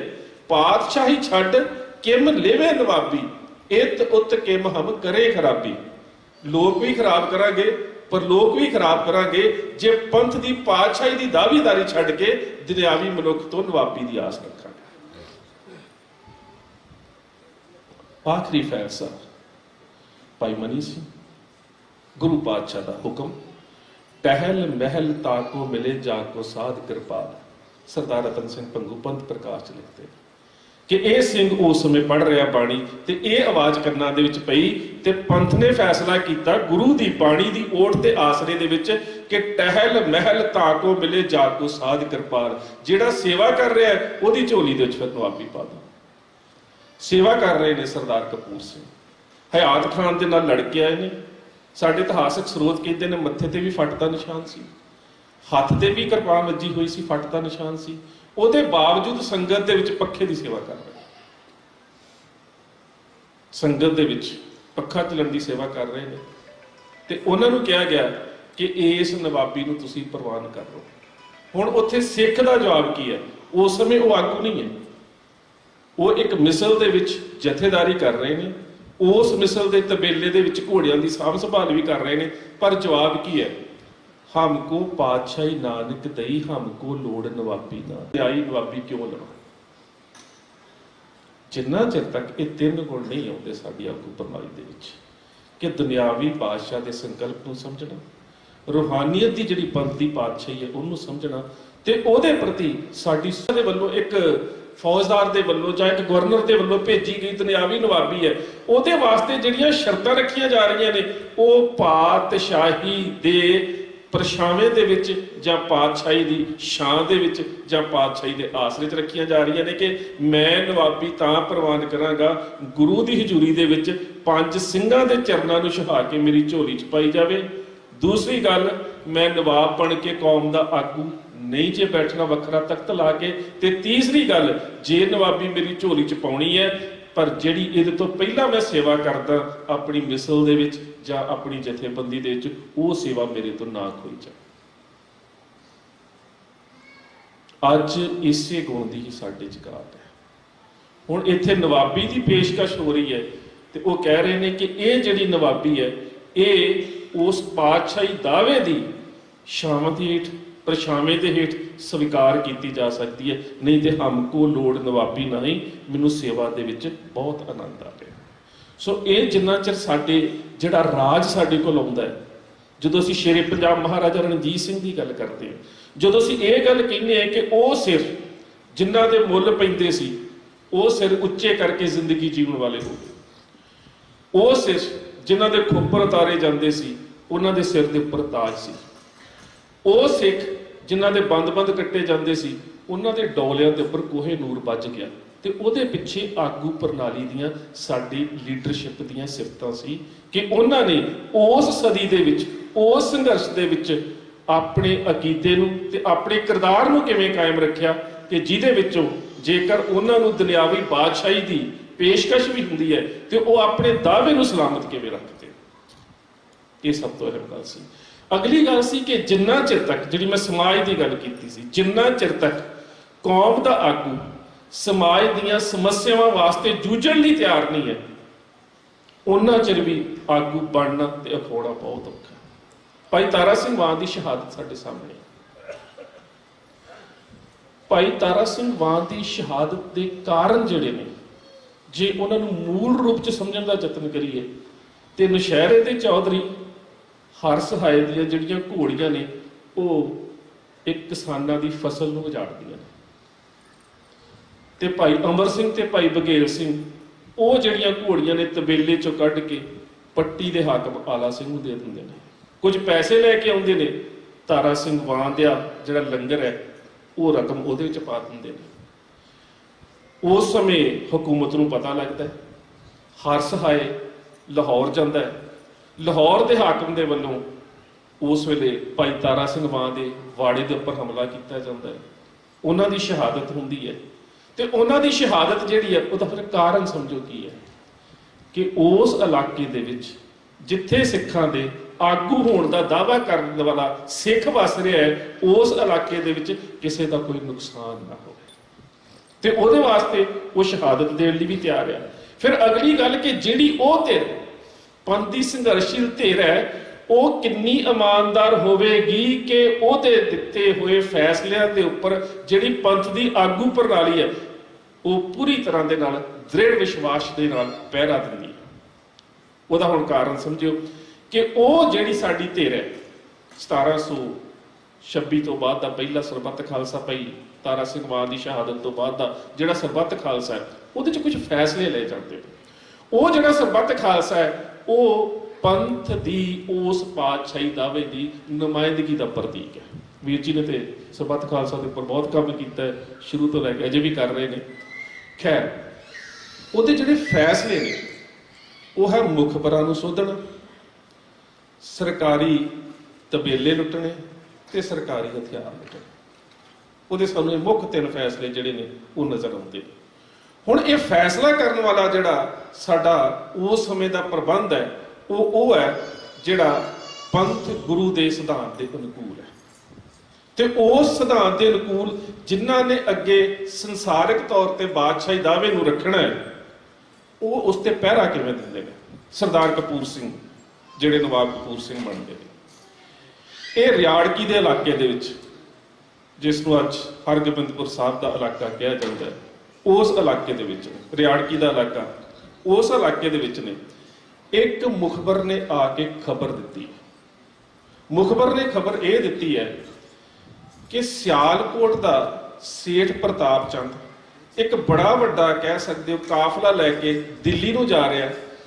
ਉਸ ਕਾਫਲੇ ਦੇ ਵਿੱਚ ਬਹੁਤ ਸਾਰੀਆਂ ਖਾਣ ਵਾਲੇ ਪਦਾਰਥ ਨੇ, ਜਿਸ ਨੂੰ ਅੱਜ ਡਰਾਈ ਫਰੂਟ ਕਹਿ ਸਕਦੇ ਹਾਂ, ਉਸ ਸਮੇਂ ਸਰੋਤਾਂ 'ਚ ਲਿਖਿਆ ਮੇਵੇ ਤੇ ਗਿਰੀਆਂ, ਇਹ ਕੁਝ ਹੈ। ਇਹਦੇ ਤੋਂ ਇਲਾਵਾ ਚਾਦਰਾਂ, ਅੱਜ ਦੇ ਹਿਸਾਬ ਦੇ ਨਾਲ ਕੰਬਲ ਕਹਿ ਲਈਏ ਜਾਂ ਲੋਈਆਂ ਕਹਿ ਲਈਏ, ਇਹ ਸਭ ਕੁਝ ਉਹਦੇ ਵਿੱਚ ਹੈ। ਕਹਿਣ ਤੋਂ ਭਾਵ ਕਿ ਵਸਤਰ ਤੇ ਖਾਣ ਵਾਲੇ ਪਦਾਰਥ, ਤੇ ਉਹ ਦਿੱਲੀ ਲੈ ਕੇ ਜਾ ਰਿਹਾ। ਹੁਣ ਇਹਨਾਂ ਦੋਵਾਂ ਚੀਜ਼ਾਂ ਦੀ ਲੋੜ ਹੈ ਉਸ ਵੇਲੇ ਪੰਥ। ਉਹਨਾਂ ਦੇ ਸਿਰਾਂ ਦੇ ਮੁੱਲ ਪਏ ਨੇ, ਉਹ ਜੰਗਲਾਂ ਦੇ ਵਿੱਚ ਰਹਿ ਰਹੇ ਨੇ, ਉਹਨਾਂ ਨੂੰ ਰੋਜ਼ ਸੰਘਰਸ਼ ਕਰਨਾ ਪੈ ਰਿਹਾ। ਤਨ ਤੇ ਕੋਈ ਕੱਪੜਾ ਵੀ ਨਹੀਂ। ਗਿਆਨੀ ਗਿਆਨ ਸਿੰਘ ਨੇ ਉਸ ਸਮੇਂ ਜਿਹੜੇ ਸਿੱਖਾਂ ਦੇ ਹਾਲਾਤ ਚਿੱਤਰੇ ਨੇ ਬੜੇ ਪਿਆਰੇ ਨੇ, ਕਿ ਉਹਨਾਂ ਦੇ ਕਿਰਪਾਨਾਂ ਦੇ ਮਿਆਨ ਵੀ ਟੁੱਟੇ ਹੋਏ ਨੇ, ਰੱਸੀਆਂ ਦੇ ਨਾਲ ਘੋੜਿਆਂ ਦੀਆਂ ਲਗਾਮਾਂ ਬਣਾਈਆਂ ਹੋਈਆਂ ਨੇ, ਉਹਨਾਂ ਦੀਆਂ ਦਸਤਾਰਾਂ ਦੇ ਕੱਪੜੇ ਫਟੇ ਹੋਏ ਨੇ, ਉਹਨਾਂ ਦੇ ਕਸ਼ਹਿਰਿਆਂ ਦਾ ਬੁਰਾ ਹਾਲ ਹੈ। ਬੜਾ ਲੰਬਾ ਤੇ ਬਹੁਤ ਪਿਆਰਾ ਉਹਨਾਂ ਨੇ ਲਿਖਿਆ। ਇਸ ਚੀਜ਼ ਦੀ ਲੋੜ ਹੈ। ਤੇ ਜਦੋਂ ਸੇਠ ਪ੍ਰਤਾਪ ਚੰਦ ਉਧਰੋਂ ਸਿਆਲਕੋਟ ਤੋਂ ਹੁੰਦਾ ਹੋਇਆ ਜੰਮੂ ਕਸ਼ਮੀਰ ਦੇ ਰਸਤੇ ਇੱਧਰ ਨੂੰ ਲੰਘਣ ਲੱਗਾ ਤੇ ਰਿਆੜਕੀ ਦੇ ਇਲਾਕੇ 'ਚ ਸਿੰਘਾਂ ਨੇ ਘੇਰ ਲਿਆ, ਉਹ ਆਪ ਤੇ ਭੱਜ ਗਿਆ। ਇਸ ਗੱਲ ਦਾ ਬੜਾ ਵਿਸਥਾਰ ਜ਼ਿਕਰ ਗਿਆਨੀ ਗਿਆਨ ਸਿੰਘ ਨੇ ਕੀਤਾ, ਜਿਨ੍ਹਾਂ ਦਾ ਨਾਮ ਵੀਰ ਜੀ ਨੇ ਹੁਣੇ ਥੋੜਾ ਚਿਰ ਪਹਿਲਾਂ ਲਿਆ, ਮਹਾਰਾਜਾ ਰਣਜੀਤ ਸਿੰਘ ਦੇ ਸਮੇਂ ਜਿਹੜੇ ਹੋਏ। ਉਹਨਾਂ ਨੇ ਬੜਾ ਵਿਸਥਾਰ ਜ਼ਿਕਰ ਕੀਤਾ ਹੈ ਕਿ ਸੇਠ ਪ੍ਰਤਾਪ ਚੰਦ ਜਿਹੜਾ ਸੀ ਕਿਸੇ ਦੇ ਘਰ ਜਾ ਕੇ ਲੁਕ ਗਿਆ। ਉਹਦੇ ਬਾਕੀ ਜਿਹੜੇ ਗਡਵਾਨ ਸੀ, ਉਹ ਜਿਹੜੇ ਸੀਗੇ ਕੁਝ ਸਿੱਖਾਂ ਦੇ ਹੱਥ ਆ ਗਏ। ਜਿਹੜਾ ਉਹਦਾ ਕਹਿ ਸਕਦੇ ਹੋ ਕਾਫਲੇ ਦੇ ਵਿੱਚ ਸਮਾਨ ਸੀ, ਰਸਦ ਸੀ, ਉਹ ਜਥਿਆਂ ਦੇ ਵਿੱਚ ਪਿਆ। ਤੇ ਸਰਦਾਰ ਕਪੂਰ ਸਿੰਘ ਪੁੱਛਦੇ ਨੇ, ਕਹਿੰਦੇ ਨੇ ਕਿ ਤੁਹਾਡਾ ਮਾਲਕ ਕਿੱਥੇ? ਉਹ ਗੱਡੇ ਨੂੰ ਹਿੱਕਣ ਵਾਲਾ ਇੱਕ ਆ ਕੇ ਦੱਸਦਾ ਹੈ ਕਿ ਤੁਹਾਡੇ ਤੋਂ ਡਰਦਾ ਮਾਰਾ ਕਿਤੇ ਲੁਕਿਆ ਬੈਠਾ। ਕਹਿੰਦਾ ਜਾਓ ਉਹਨੂੰ ਕੱਢ ਕੇ ਲੈ ਕੇ ਆਓ। ਸੇਠ ਪ੍ਰਤਾਪ ਚੰਦ ਨੂੰ ਕੱਢ ਕੇ ਲਿਆਂਦਾ ਜਾਂਦਾ ਹੈ, ਸਰਦਾਰ ਕਪੂਰ ਸਿੰਘ ਦੇ ਸਾਹਮਣੇ ਪੇਸ਼ ਕੀਤਾ ਜਾਂਦਾ ਹੈ।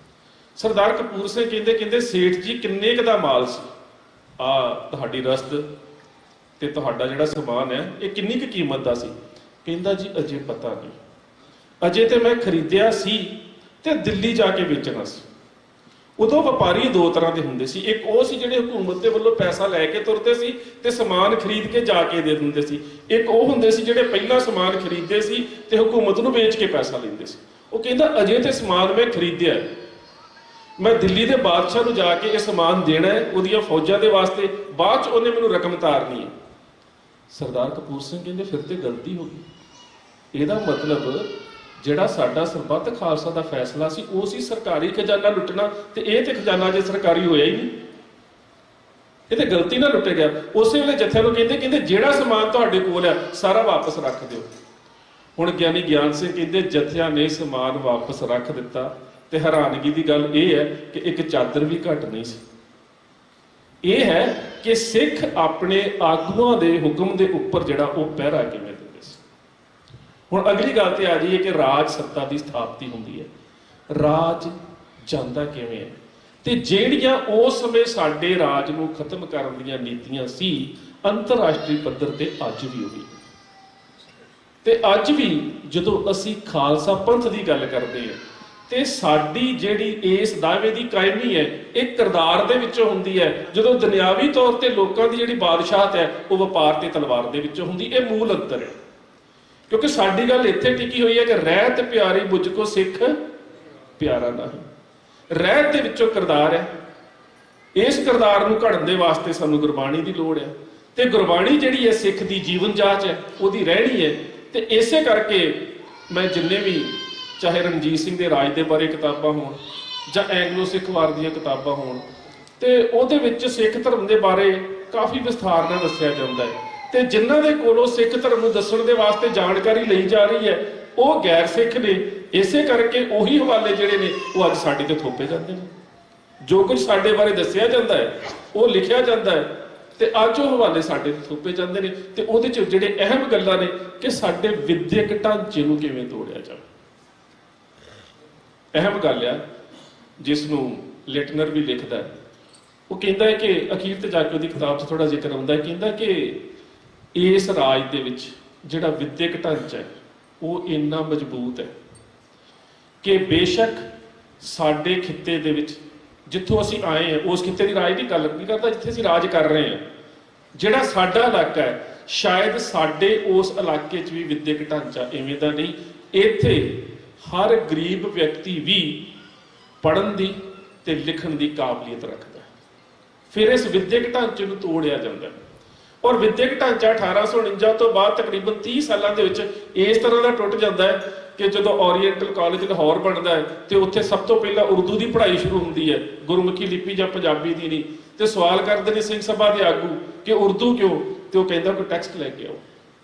ਪੰਜਾਬੀ ਦੇ ਕਾਇਦੇ ਜਿਹੜੇ ਸ਼ੇਰੇ ਪੰਜਾਬ ਮਹਾਰਾਜਾ ਰਣਜੀਤ ਸਿੰਘ ਦੇ ਸਮੇਂ ਸੀ ਉਹ ਸਾਰੇ ਖਤਮ ਕਰ ਦਿੱਤੇ ਗਏ। ਵੀ ਲੱਭਾ ਜਾਂਦਾ ਕੋਈ ਕਿ ਨਹੀਂ? ਮੇਰੇ ਖਿਆਲ ਨਹੀਂ ਲੱਭ ਰਿਹਾ, ਇੱਕ ਵੀ ਨਹੀਂ ਲੱਭ ਰਿਹਾ। ਇੰਨੀ ਜ਼ਿਆਦਾ ਯੋਜਨਾਬੱਧ ਤਰੀਕੇ ਦੇ ਨਾਲ ਉਹ ਖਤਮ ਕੀਤਾ ਗਿਆ। ਮੈਂ ਵੀਰ ਜੀ ਨੂੰ ਇਸ ਕਰਕੇ ਪੁੱਛਿਆ ਕਿ ਇਹਨਾਂ ਦਾ ਇੱਕ ਬਹੁਤ ਵੱਡਾ ਪ੍ਰੋਜੈਕਟ ਹੈ ਜਿਹਦੇ 'ਚ ਸਾਰੇ ਸਿੱਖ ਇਤਿਹਾਸ ਨੂੰ ਜਾਂ ਸਾਡੇ ਪੁਰਾਤਨ ਹੱਥ ਲਿਖਤਾਂ ਤੇ ਸਰੋਤਾਂ ਨੂੰ ਡਿਜੀਟਲਾਈਜ਼ ਕਰਦੇ ਨੇ।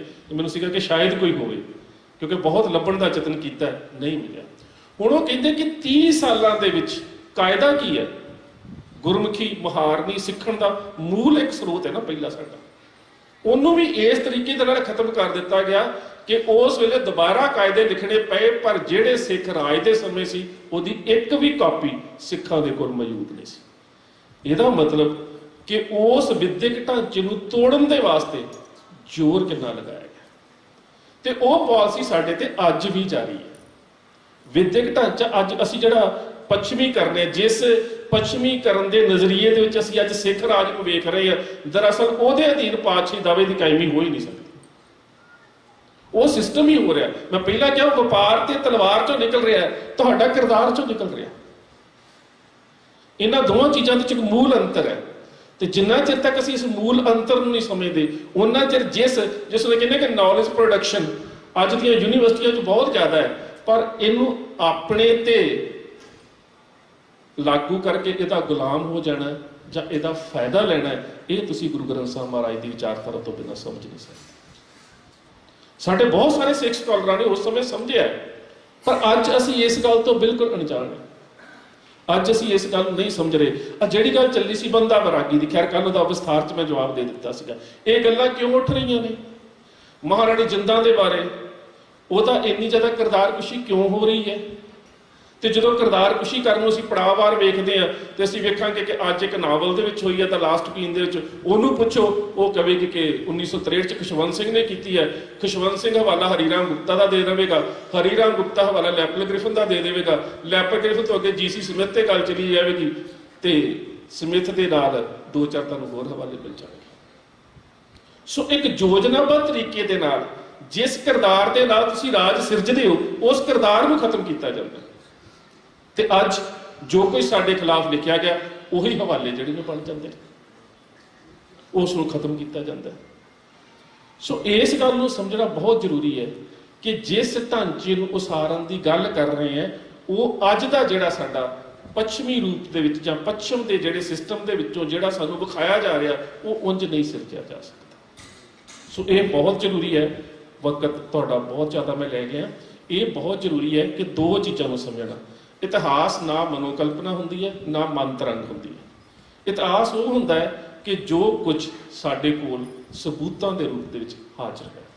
ਤੇ ਸਾਡੇ ਕੋਲ ਇੱਕ ਸਭ ਤੋਂ ਵੱਡੀ ਜਿਹੜੀ ਖੂਬੀ ਇਹ ਹੈ ਕਿ ਇਤਿਹਾਸ ਦਾ ਜਿਹੜਾ ਅੰਸ਼ ਸਾਡੀ ਗੁਰਮਤ ਵਿਚਾਰਧਾਰਾ ਦੇ ਵਿਰੋਧ 'ਚ ਜਾਂਦਾ ਹੈ, ਅਸੀਂ ਬਿਨਾਂ ਕਿਸੇ ਦਲੀਲ ਦੇ ਉਹਨੂੰ ਰੱਦ ਕਰ ਸਕਦੇ ਹਾਂ, ਕਿਉਂਕਿ ਸਾਡੇ ਕੋਲ ਜਿਸ ਤਰ੍ਹਾਂ ਵੀਰ ਜੀ ਨੇ ਕਿਹਾ ਕਿ ਸਭ ਤੋਂ ਵੱਡੀ ਜਿਹੜੀ ਚੀਜ਼ ਹੈ ਉਹ ਗੁਰਬਾਣੀ ਹੈ, ਉਹ ਸਾਡੀ ਰੂਹਾਨੀਅਤ ਹੈ। ਤੇ ਉਸ ਰੂਹਾਨੀ ਦੇ ਦਾਇਰੇ ਦੇ ਵਿੱਚ ਹੀ ਹਲੇਮੀ ਰਾਜ ਦੀ ਜਿਹੜੀ ਗੱਲ ਕੀਤੀ ਜਾ ਸਕਦੀ ਹੈ। ਤੇ ਹਲੇਮੀ ਰਾਜ ਨੂੰ ਕਾਇਮ ਰੱਖਣ ਦੇ ਵਾਸਤੇ ਪਾਤਸ਼ਾਹੀ ਦਾਅਵੇ ਦੀ ਲੋੜ ਹੈ। ਗੱਲਾਂ ਦੋ ਹੁੰਦੀਆਂ ਨੇ। ਇੱਕ ਗੱਲ ਹੁੰਦੀ ਹੈ ਕਿ ਰਾਜ ਕਿਵੇਂ ਦਾ, ਉਹ ਵੀ ਗੁਰੂ ਪਾਤਸ਼ਾਹ ਨੇ ਦੱਸ ਦਿੱਤਾ ਕਿ ਨਾਨਕ ਰਾਜ ਚਲਾਇਆ ਸੱਚ ਕੋਟ ਸਤਾਣੀ ਨੀਂਹ ਦੇ, ਕਿ ਗੁਰੂ ਨਾਨਕ ਦਾ ਜਿਹੜਾ ਰਾਜ ਹੈ ਉਹ ਸੱਚ ਦੇ ਉਸ ਕਿਲੇ ਦੇ ਉੱਪਰ ਟਿਕਿਆ ਜਿਹਦੀ ਨੀਂਹ ਜਿਹੜੀ ਕਦੀ ਨਹੀਂ ਹਿੱਲਣੀ। ਪਰ ਉਹ ਜਿਹੜਾ ਰਾਜ ਹੈ ਉਹਦੇ ਵਿੱਚ ਵਸਣ ਵਾਲੇ ਲੋਕਾਂ ਦੀ ਜੀਵਨ ਕਿਵੇਂ ਦੀ ਹੈ? ਸਭ ਸੁਖਾਲੀ ਉਠੀਆਂ, ਇਹ ਹੋਆ ਹਲੇਮੀ ਰਾਜ ਜੀ। ਉਦੋਂ ਵਸਣ ਵਾਲੇ ਸਭ ਲੋਕ ਨੇ, ਪਰ ਇਹਦੇ 'ਚ ਜ਼ਰੂਰੀ ਹੈ ਜੋਤ ਔਰ ਜੁਗਤ ਨੂੰ ਸਮਝਣਾ। ਉਹਦੇ ਵਿੱਚ ਸਮਝਣਾ ਕਿ ਜਿਹੜਾ ਸਾਡਾ ਪਾਤਸ਼ਾਹੀ ਦਾਅਵਾ ਉਹਦੀ ਕਾਇਮੀ ਕਿਵੇਂ ਹੋਵੇ, ਤੇ ਉਸ ਪਾਤਸ਼ਾਹੀ ਦਾਅਵੇ ਦਾ ਜਿਹੜਾ ਵਰਤਾਰਾ ਹੈ ਉਹ ਸਮਾਜ ਨੂੰ ਕਿਵੇਂ ਪ੍ਰਭਾਵਿਤ ਕਰੇ, ਇਹਨੂੰ ਸਮਝਣਾ ਬਹੁਤ ਜ਼ਰੂਰੀ ਹੈ। ਸੋ ਇੰਨੀਆਂ ਬੇਨਤੀਆਂ ਪ੍ਰਵਾਨ, ਫਤਿਹ ਦੀ ਸਾਂਝ, ਸਤਿਕਾਰ ਸਹਿਤ ਆਖਣਾ ਜੀ। ਵਾਹਿਗੁਰੂ ਜੀ ਕਾ ਖਾਲਸਾ, ਵਾਹਿਗੁਰੂ ਜੀ ਕੀ ਫਤਿਹ। ਬੋਲੇ ਸੋ ਨਿਹਾਲ। ਮੈਂ ਪੰਥਕ ਜਥੇਬੰਦੀਆਂ ਨੂੰ ਬੇਨਤੀ ਕਰਾਂਗਾ ਕਿ ਉਹ ਸਟੇਜ ਉੱਤੇ ਆ ਜਾਣ ਅਸੀਂ ਸੁਖਪ੍ਰੀਤ ਸਿੰਘ ਜੀ ਉਦੋਕਿਆਂ ਨੂੰ ਡਾਕਟਰ ਸਾਹਿਬ ਨੂੰ ਸਨਮਾਨਿਤ ਕਰਨਾ ਚਾਹੁੰਦੇ ਹਾਂ। ਸਾਰੀਆਂ ਸਿੱਖ ਸੁਸਾਇਟੀਆਂ ਸਾਰੇ ਸਟੇਜ ਉੱਤੇ ਆ ਜਾਣ, ਭਾਈ ਟਹਿਲ ਸਿੰਘ ਹੋਰੀ ਵੀ ਸਟੇਜ ਉੱਤੇ ਆ ਜਾਣ ਤਾਂ ਕਿ ਅਸੀਂ ਉਹਨਾਂ ਨੂੰ ਸਨਮਾਨਿਤ ਕਰ ਸਕੀਏ। ਭਾਈ ਸੁਖਪ੍ਰੀਤ ਸਿੰਘ ਜੀ ਉਦੋਕੇ।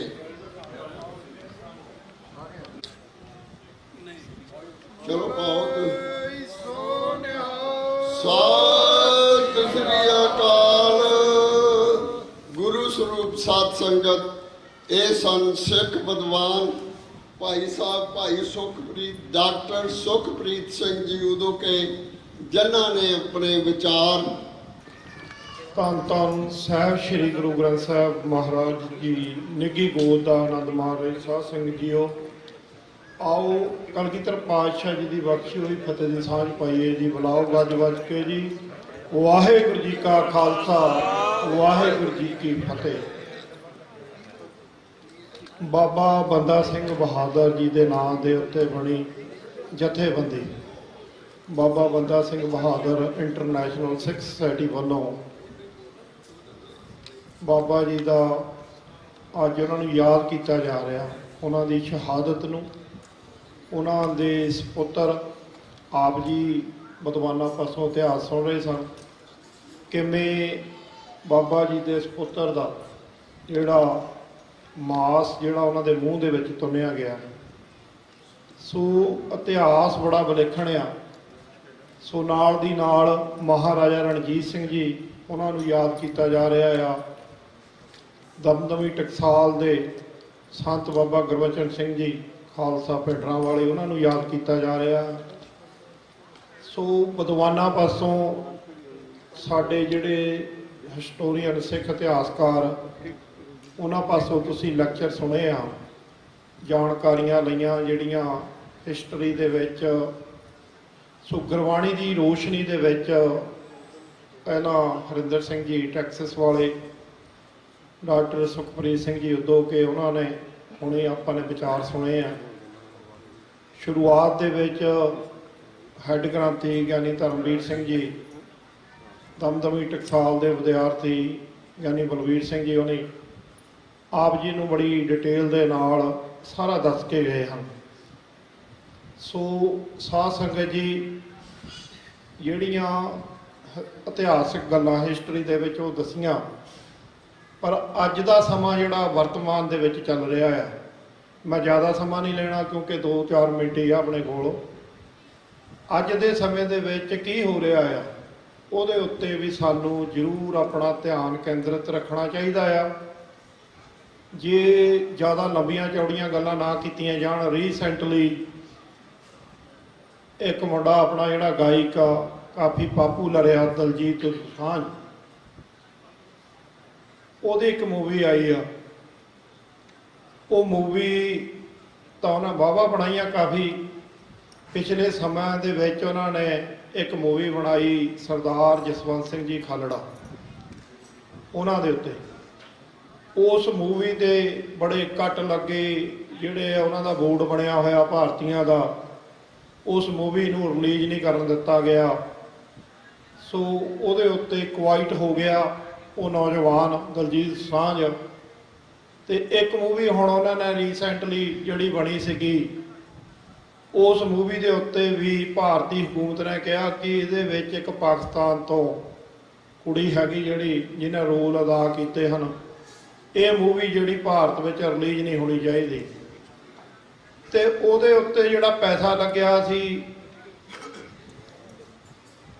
ਬੰਦਿਆਂ ਦਾ, ਉਹ ਕਹਿੰਦੇ ਵੀ ਅਸੀਂ ਕਰਨੇ ਆ, ਤੇ ਸਾਡਾ ਪੈਸਾ ਡੁੱਬ ਚੱਲਿਆ, ਜਿਵੇਂ ਉਹਦੀਆਂ ਸਟੇਟਮੈਂਟਾਂ ਆਪਾਂ ਦੇਖ ਰਹੇ ਹਾਂ।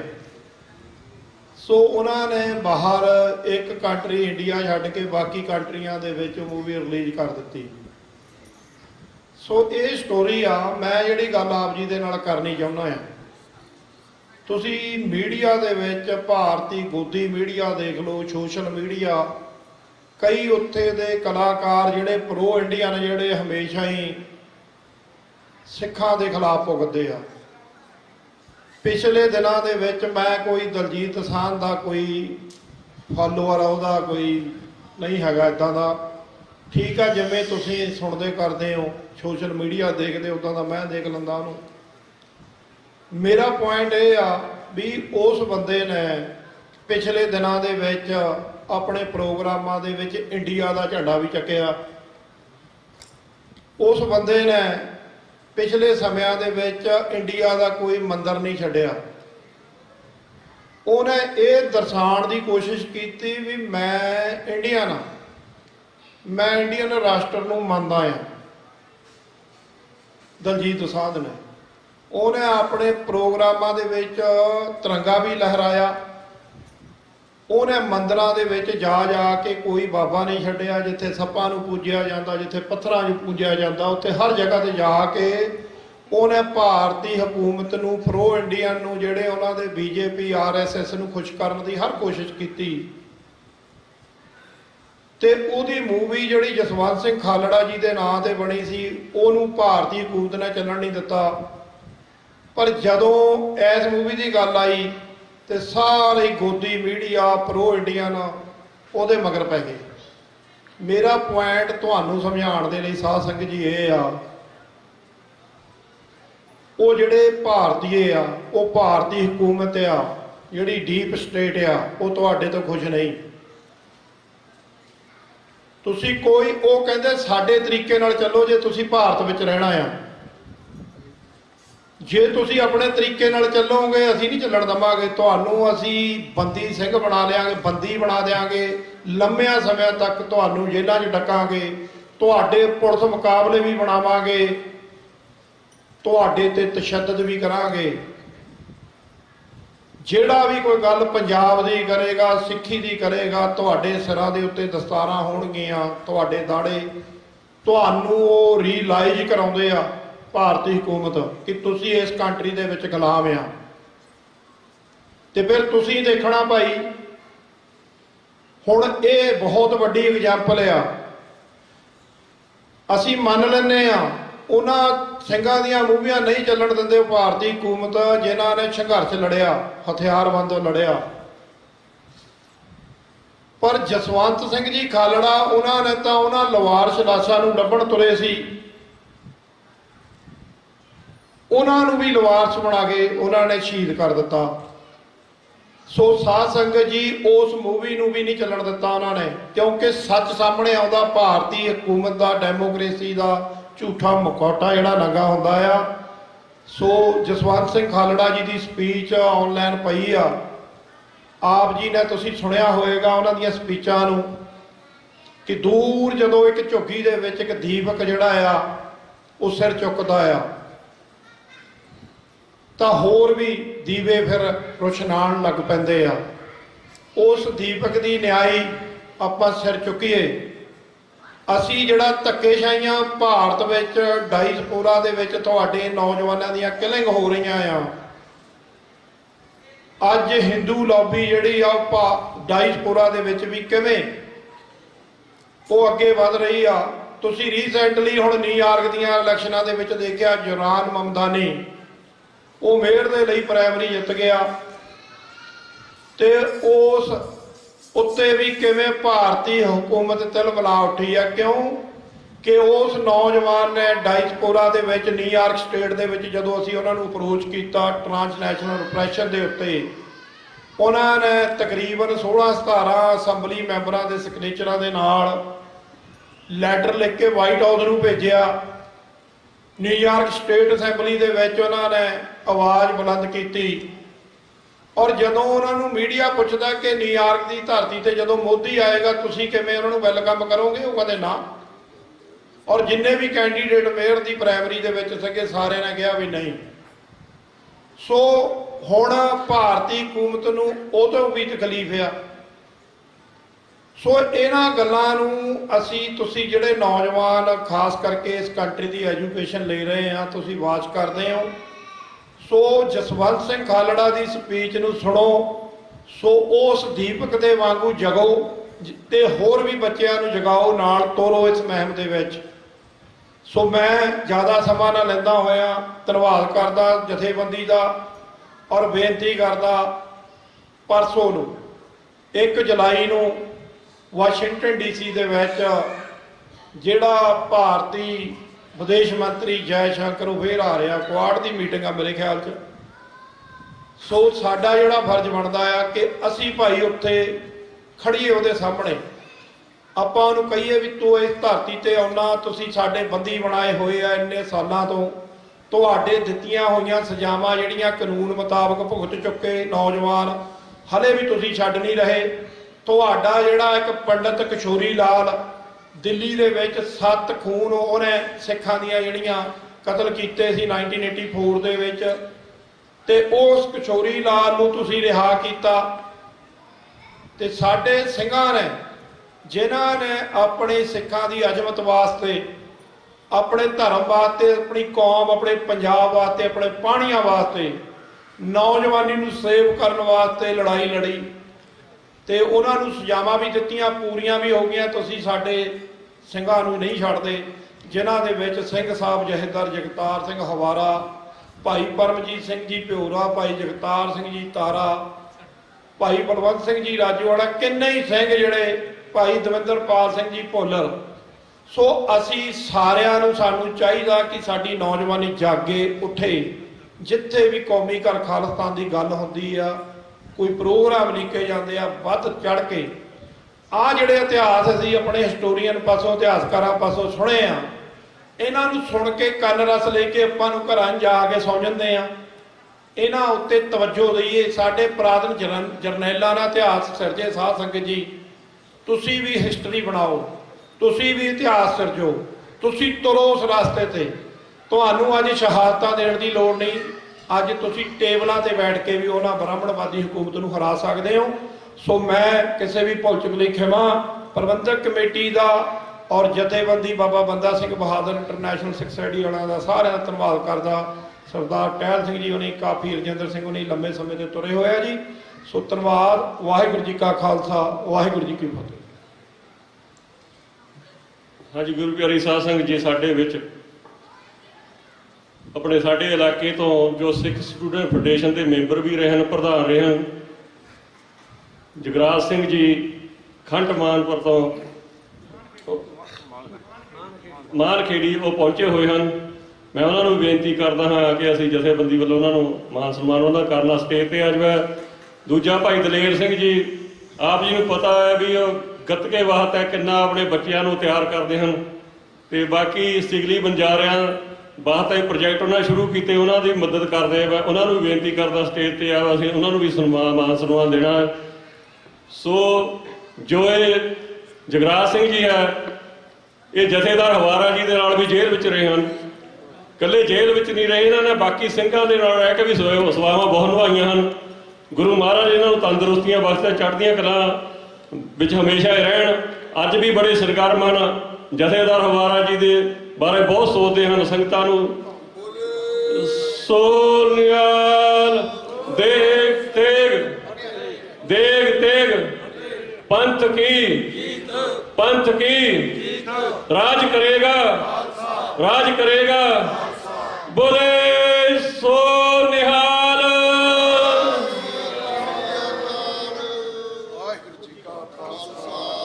ਵਾਹਿਗੁਰੂ ਜੀ ਕੀ ਫਤਿਹ। ਬਾਣੀਆਂ ਕਹਾਣੀਆਂ ਪੁੱਤ ਸਪੁੱਤ ਪ੍ਰੇਮ। ਅੱਜ ਬਾਬਾ ਬੰਦਾ ਸਿੰਘ ਬਹਾਦਰ ਦੀ ਸ਼ਹੀਦੀਆਂ ਦੇ ਦਿਨ ਮਨਾਉਂਦੇ ਹੋਏ ਖਾਲਸਾ ਜੀ ਫਤਿਹ ਬੁਲਾਈਏ। ਵਾਹਿਗੁਰੂ ਜੀ ਕਾ ਖਾਲਸਾ, ਵਾਹਿਗੁਰੂ ਜੀ ਕੀ ਫਤਿਹ। ਹੁਣੇ ਤੁਸੀਂ ਬਹੁਤ ਹੀ ਇਤਿਹਾਸਕ ਸਪੀਚਾਂ ਭਾਈ ਹਰਿੰਦਰ ਸਿੰਘ ਟਕਸਾਸ ਉਹਨਾਂ ਕੋਲੋਂ ਤੇ ਸੁਖਪ੍ਰੀਤ ਸਿੰਘ ਉਦੋਕੇ ਹੋਣਾ ਤੋਂ ਸੁਣੀਆਂ ਨੇ। ਜਦੋਂ ਡਾਕਟਰ ਸਾਹਿਬ ਬੋਲ ਰਹੇ ਸੀਗੇ ਸਾਡੇ ਪੁਰਾਤਨ ਸਿੰਘਾਂ ਦੇ ਕਰੈਕਟਰ ਦੀ ਗੱਲ ਕਰ ਰਹੇ ਸੀਗੇ, ਤੇ ਮੇਰੇ ਮਨ 'ਚ ਆ ਰਿਹਾ ਸੀ ਵੀ ਉਹ ਕਰੈਕਟਰ ਡਾਕਟਰ ਸਾਹਿਬ ਅੱਜ ਕਿਵੇਂ ਪੈਦਾ ਕਰੀਏ, ਕਿੱਥੋਂ ਲਿਆਈਏ। ਪਰ ਡਾਕਟਰ ਸਾਹਿਬ ਨੇ ਆਪ ਹੀ ਜਵਾਬ ਦੇ ਦਿੱਤਾ ਉਹਦਾ ਕਿ ਸਾਨੂੰ ਗੁਰੂ ਗ੍ਰੰਥ ਸਾਹਿਬ ਨਾਲ ਲੱਗਣ ਦੀ ਲੋੜ ਆ, ਗੁਰੂ ਗ੍ਰੰਥ ਸਾਹਿਬ ਨਾਲ ਜੁੜਨ ਦੀ ਲੋੜ ਆ, ਗੁਰਬਾਣੀ ਨਾਲ ਜੁੜਨ ਦੀ ਲੋੜ ਆ ਆਪਣੇ ਬੱਚਿਆਂ ਨੂੰ। ਅੱਜ ਸਾਡੇ ਬੱਚੇ ਜਿਹੜੇ ਨੇ ਉਸ ਪਨੀਰੀ ਨੂੰ ਪਿਓਨ ਦੇਣ ਦੀ ਲੋੜ ਆ, ਕਿਉਂਕਿ ਕਿਸੇ ਨੇ ਕਿਹਾ, ਕਵੀ ਨੇ, ਕਿ ਆਉਣ ਵਾਲੀ ਪੀੜ੍ਹੀ ਖੜੀ ਆ ਹਨੇਰੇ 'ਚ, ਸ਼ੇਰ ਦੇ ਜਵਾਕ ਗਿੱਦੜਾਂ ਦੇ ਘੇਰੇ 'ਚ। ਇੱਕ ਹੋਰ ਕਵੀ ਨੇ ਕਿਹਾ ਕਿ ਦੋਸ਼ ਦਿਓ ਨਾ ਝੱਖੜਾਂ ਉੱਤੇ, ਸਿਰ ਤੋਂ ਉੱਡੇ ਤੰਬੂਆਂ ਦਾ, किले ठीक नहीं ठोके खबरे साथों ही रस्से ढिले रहे। सो सानू लोड़ आ अपने बच्चों अपनी जिहड़ी पनीरी आ उन्होंने नवीं पिउन देण दी लोड़ आ। टाइम बहुत थोड़ा, बड़ा प्रैशर आ पिछे स्टेज तो कि जो तुसीं गल कहनी है छेती नाल कही जाए। असी अपने शहीदां दे दिन मनाउने आ। जिस तरह हिंद से होना कहा कि असी इत्थे सुन के गल्लां कंन रस लैके ते घरां नूं चले जाने आ, उस तरह ना करिए। साडे सामने अज दे इतिहास दा अज दी जो रीसेंट गल चल रही आ, मेन ये आ कि सिखां नूं आज़ादी चाहिदी आ, सानूं आज़ादी लैनी पैनी है, इस तो बिना साडा गुजारा नहीं। ਉਹਦੇ वास्ते भावें ਵੱਖ-ਵੱਖ जथेबंदियां बहुत जोर ला रही ने, वधिया गल आ, पर सिक्स फॉर जस्टिस जिहड़ी आ बड़े पीसफुल तरीके नाल वोटां दे तरीके नाल वो गल जिहड़ी आ अगे लैके आई आ। सो असी उस गल दे नाल वोटां दे नाल जुड़ीए कि सिख कौम नूं आज़ादी दे राह ते इस मंजिल ते इस निशाने ते पहुँचाइए। होर जिहड़ी गल आपां शहीदां दी ते करदे आ, पर पंजाब विच जां सारी दुनिया विच साडे शहीदां ने सिख कौम की पग की लाज रखी आ कि सानू लोड़ आ कि उन्हां शहीदां दी भी असी सार लईए।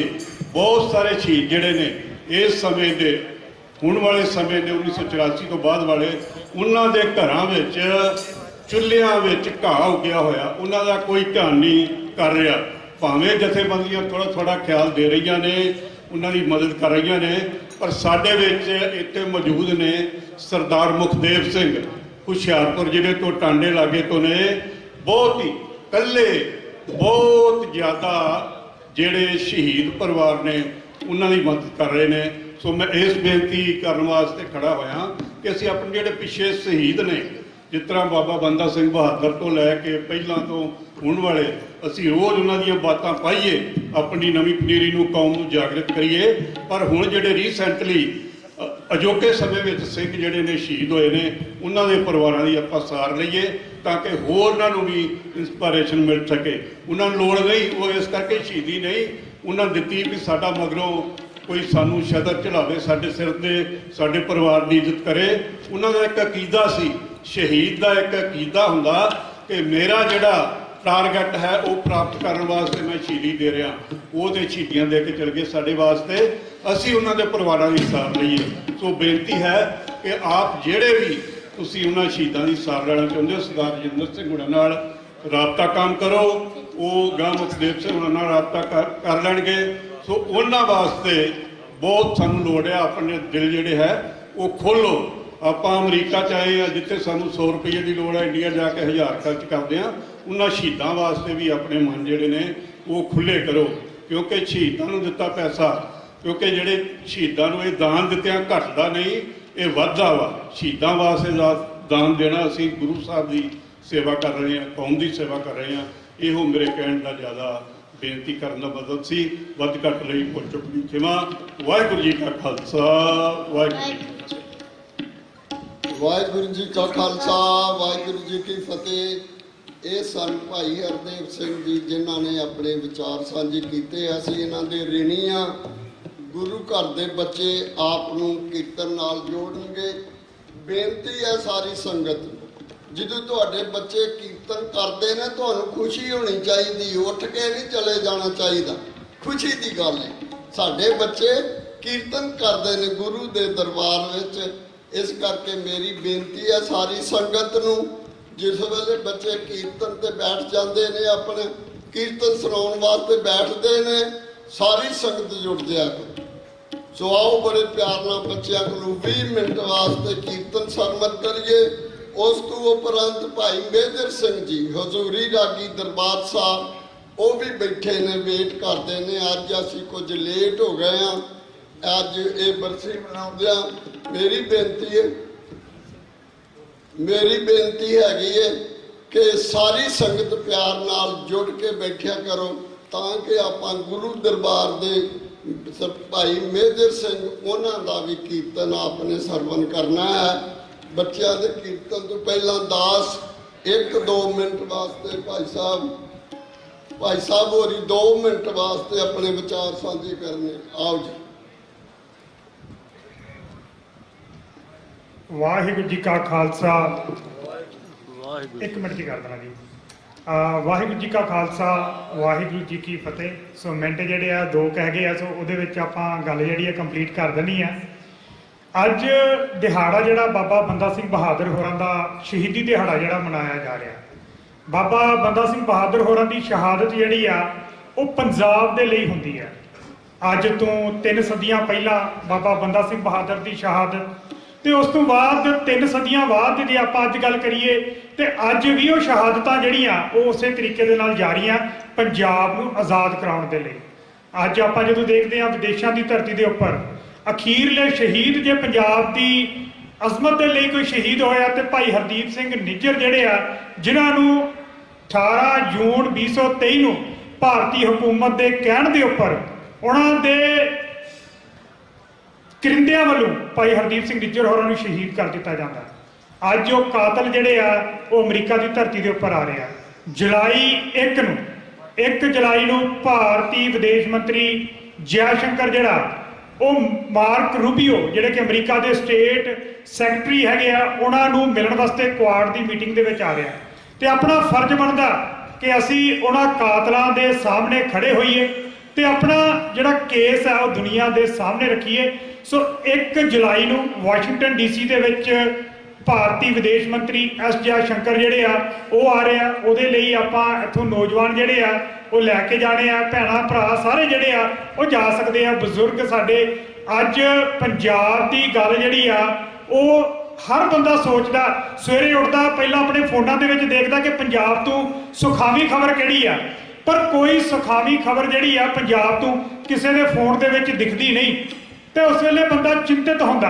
ਤੇ ਅੱਜ ਜਦੋਂ ਉਹ ਹੁਕਮਰਾਨ, ਉਹ ਕਾਤਲ ਜਿਹੜੇ ਆ ਉਹ ਆਪਣੇ ਘਰ ਦੇ ਵਿੱਚ ਅਮਰੀਕਾ ਦੇ ਵਿੱਚ ਆ ਰਿਹਾ ਤੇ ਸਾਡਾ ਫਰਜ਼ ਬਣਦਾ ਕਿ ਉਹਨਾਂ ਦੇ ਸਾਹਮਣੇ ਖੜੇ ਹੋਈਏ। ਸੋ 1 ਜੁਲਾਈ ਨੂੰ ਵਾਸ਼ਿੰਗਟਨ DC ਦੇ ਵਿੱਚ ਸਟੇਟ ਡਿਪਾਰਟਮੈਂਟ ਦੇ ਬਾਹਰ ਰੈਲੀ ਜਿਹੜੀ ਉਹ ਕੀਤੀ ਜਾਣੀ ਹੈ ਪੰਜਾਬ ਦੀ ਆਜ਼ਾਦੀ ਖਾਲਿਸਤਾਨ ਦੇ ਲਈ। ਤੇ ਦੂਸਰੀ ਜਿਹੜੀ ਬੇਨਤੀ ਆ ਉਹ ਹੈ ਜੀ 17 ਅਗਸਤ ਨੂੰ ਅਮਰੀਕਾ ਦੀ ਧਰਤੀ ਦੇ ਉੱਪਰ ਖਾਲਿਸਤਾਨ ਰੈਫਰੈਂਡਮ ਦੀਆਂ ਵੋਟਾਂ ਜਿਹੜੀਆਂ ਵਾਸ਼ਿੰਗਟਨ DC ਦੇ ਵਿੱਚ ਹੋਣ ਜਾ ਰਹੀਆਂ। ਬਾਹਰ ਗੱਲਾਂ ਜਦੋਂ ਆਪਾਂ ਪ੍ਰਚਾਰ ਕਰਦੇ ਹੁੰਦੇ ਆ ਤੇ ਬਹੁਤ ਸਾਰੇ ਭੈਣ ਭਰਾ ਸਵਾਲ ਕਰਦੇ ਆ ਕੇ ਗੱਲਾਂ ਬਾਤਾਂ ਕਰਦੇ ਆ ਕਿ ਜੀ ਇੱਥੇ ਕਿਤੇ ਕੀ ਹੋਣਾ। ਵਾਸ਼ਿੰਗਟਨ DC ਦੇ ਵਿੱਚ ਪੰਜਾਬ ਦੇ ਵਿੱਚ ਜਾ ਕੇ ਉੱਥੇ ਆਜ਼ਾਦ ਕਰਾਈਏ, ਉੱਥੇ ਗੱਲ ਕਰੀਏ। ਤੇ ਉਦੋਂ ਇੱਕ ਗੱਲ ਜਿਹੜੀ ਆਪਾਂ ਜਦੋਂ ਕਰੀਦੀ ਆ ਕਿ ਜਦੋਂ ਅੱਜ ਭਾਰਤ ਤੇ ਪਾਕਿਸਤਾਨ ਦੇ ਵਿੱਚ ਜੰਗ ਸ਼ੁਰੂ ਹੁੰਦੀ ਆ ਤੇ ਉਹਨਾਂ ਦਾ ਫੈਸਲਾ ਜਿਹੜਾ ਉਹ ਵਾਸ਼ਿੰਗਟਨ DC ਦੇ ਵਿੱਚ ਪ੍ਰੈਜ਼ੀਡੈਂਟ ਟਰੰਪ ਦੇ ਕੋਲ ਹੁੰਦਾ। ਤੇ ਜਦੋਂ ਅਸੀਂ ਪੰਜਾਬ ਆਜ਼ਾਦ ਕਰਾਉਣਾ ਤੇ ਅਸੀਂ ਆਪਣਾ ਫੈਸਲਾ ਜਿਹੜਾ ਵਾਸ਼ਿੰਗਟਨ DC ਦੇ ਵਿੱਚ ਕਿਉਂ ਨਾ ਕਰੀਏ। ਉਸ ਵੇਲੇ ਕਿਸੇ ਦਾ ਕੋਈ ਜਵਾਬ ਨਹੀਂਗਾ। ਸੋ ਅੱਜ ਸਮਾਂ, ਅੱਜ ਨੌਜਵਾਨਾਂ ਦੇ ਮੋਢਿਆਂ ਦੇ ਉੱਪਰ ਇਹ ਭਾਰ ਹੈ, ਕਿਉਂਕਿ ਜਿਸ ਦਿਨ ਸੰਤ ਬਾਬਾ ਜਰਨੈਲ ਸਿੰਘ ਖਾਲਸਾ ਭਿੰਡਰਾਂਵਾਲਿਆਂ ਨੇ ਅਖੀਰਲੇ ਬੋਲ ਇਹ ਦਿੱਤੇ ਸੀ ਕਿ ਜਿਸ ਦਿਨ ਭਾਰਤੀ ਹਕੂਮਤ ਦਰਬਾਰ ਸਾਹਿਬ ਦੇ ਅੰਦਰ ਪੈਰ ਧਰੇਗੀ ਤੇ ਖਾਲਿਸਤਾਨ ਦੀ ਨੀਂਹ ਰੱਖੀ ਜਾਏਗੀ। ਨੀਂਹ ਰੱਖੀ ਗਈ ਹੈ। 1.5 ਲੱਖ ਤੋਂ ਵੱਧ ਨੌਜਵਾਨ ਜਿਹੜਾ ਉਹਨਾਂ ਨੇ ਸ਼ਹਾਦਤਾਂ ਦਿੱਤੀਆਂ ਉਸ ਨੀਂਹ ਨੂੰ ਪੱਕਿਆਂ ਕਰਨ ਦੇ ਲਈ। ਤੇ ਅੱਜ ਸਮਾਂ ਆ ਚੁੱਕਿਆ ਉਸ ਛੱਤ ਨੂੰ ਪਾਉਣ ਦਾ। ਤੇ ਅੱਜ ਉਹ ਛੱਤ ਪਾਉਣ ਦਾ ਜਿਹੜਾ ਜ਼ਿੰਮਾ ਉਹ ਸਾਡੇ ਨੌਜਵਾਨਾਂ ਦੇ ਮੋਢਿਆਂ ਦੇ ਉੱਪਰ ਆ। ਸੋ ਇੱਕ ਵਾਰ ਫਿਰ 1 ਜੁਲਾਈ 1 ਨੂੰ ਵਾਸ਼ਿੰਗਟਨ DC ਦੇ ਵਿੱਚ ਖਾਲਿਸਤਾਨ ਰੈਲੀ ਜਿਹੜੀ ਆ ਉਹ ਵਿਦੇਸ਼ ਮੰਤਰੀ ਦੇ ਪਹੁੰਚਣ ਦੇ ਉੱਪਰ ਆ। ਤੇ 17 ਅਗਸਤ ਨੂੰ ਨਿਊਯਾਰਕ ਤੋਂ ਵਾਸ਼ਿੰਗਟਨ DC ਦੇ ਵਿੱਚ ਇੱਥੋਂ ਬੱਸਾਂ ਭਰ ਕੇ ਜਾਣੀਆਂ, ਜਰਸੀ ਤੋਂ, ਪੈਨਸਿਲਵੇਨੀਆ ਤੋਂ, ਜਿੱਥੇ ਕਿਤੇ ਵੀ ਤੁਹਾਡਾ ਕੋਈ ਰਿਸ਼ਤੇਦਾਰ ਸੱਜਣ ਮਿੱਤਰ ਆ ਉਹਨਾਂ ਨੂੰ ਸੁਨੇਹਾ ਲਾਓ। 17 ਅਗਸਤ ਨੂੰ ਖਾਲਿਸਤਾਨ ਰੈਫਰੈਂਡਮ ਦੀਆਂ ਵੋਟਾਂ ਜਿਹੜੀਆਂ ਉਹ ਵਾਸ਼ਿੰਗਟਨ DC ਦੇ ਵਿੱਚ ਪੈਣੀਆਂ। ਵਾਹਿਗੁਰੂ ਜੀ ਕਾ ਖਾਲਸਾ, ਵਾਹਿਗੁਰੂ ਜੀ ਕੀ ਫਤਿਹ।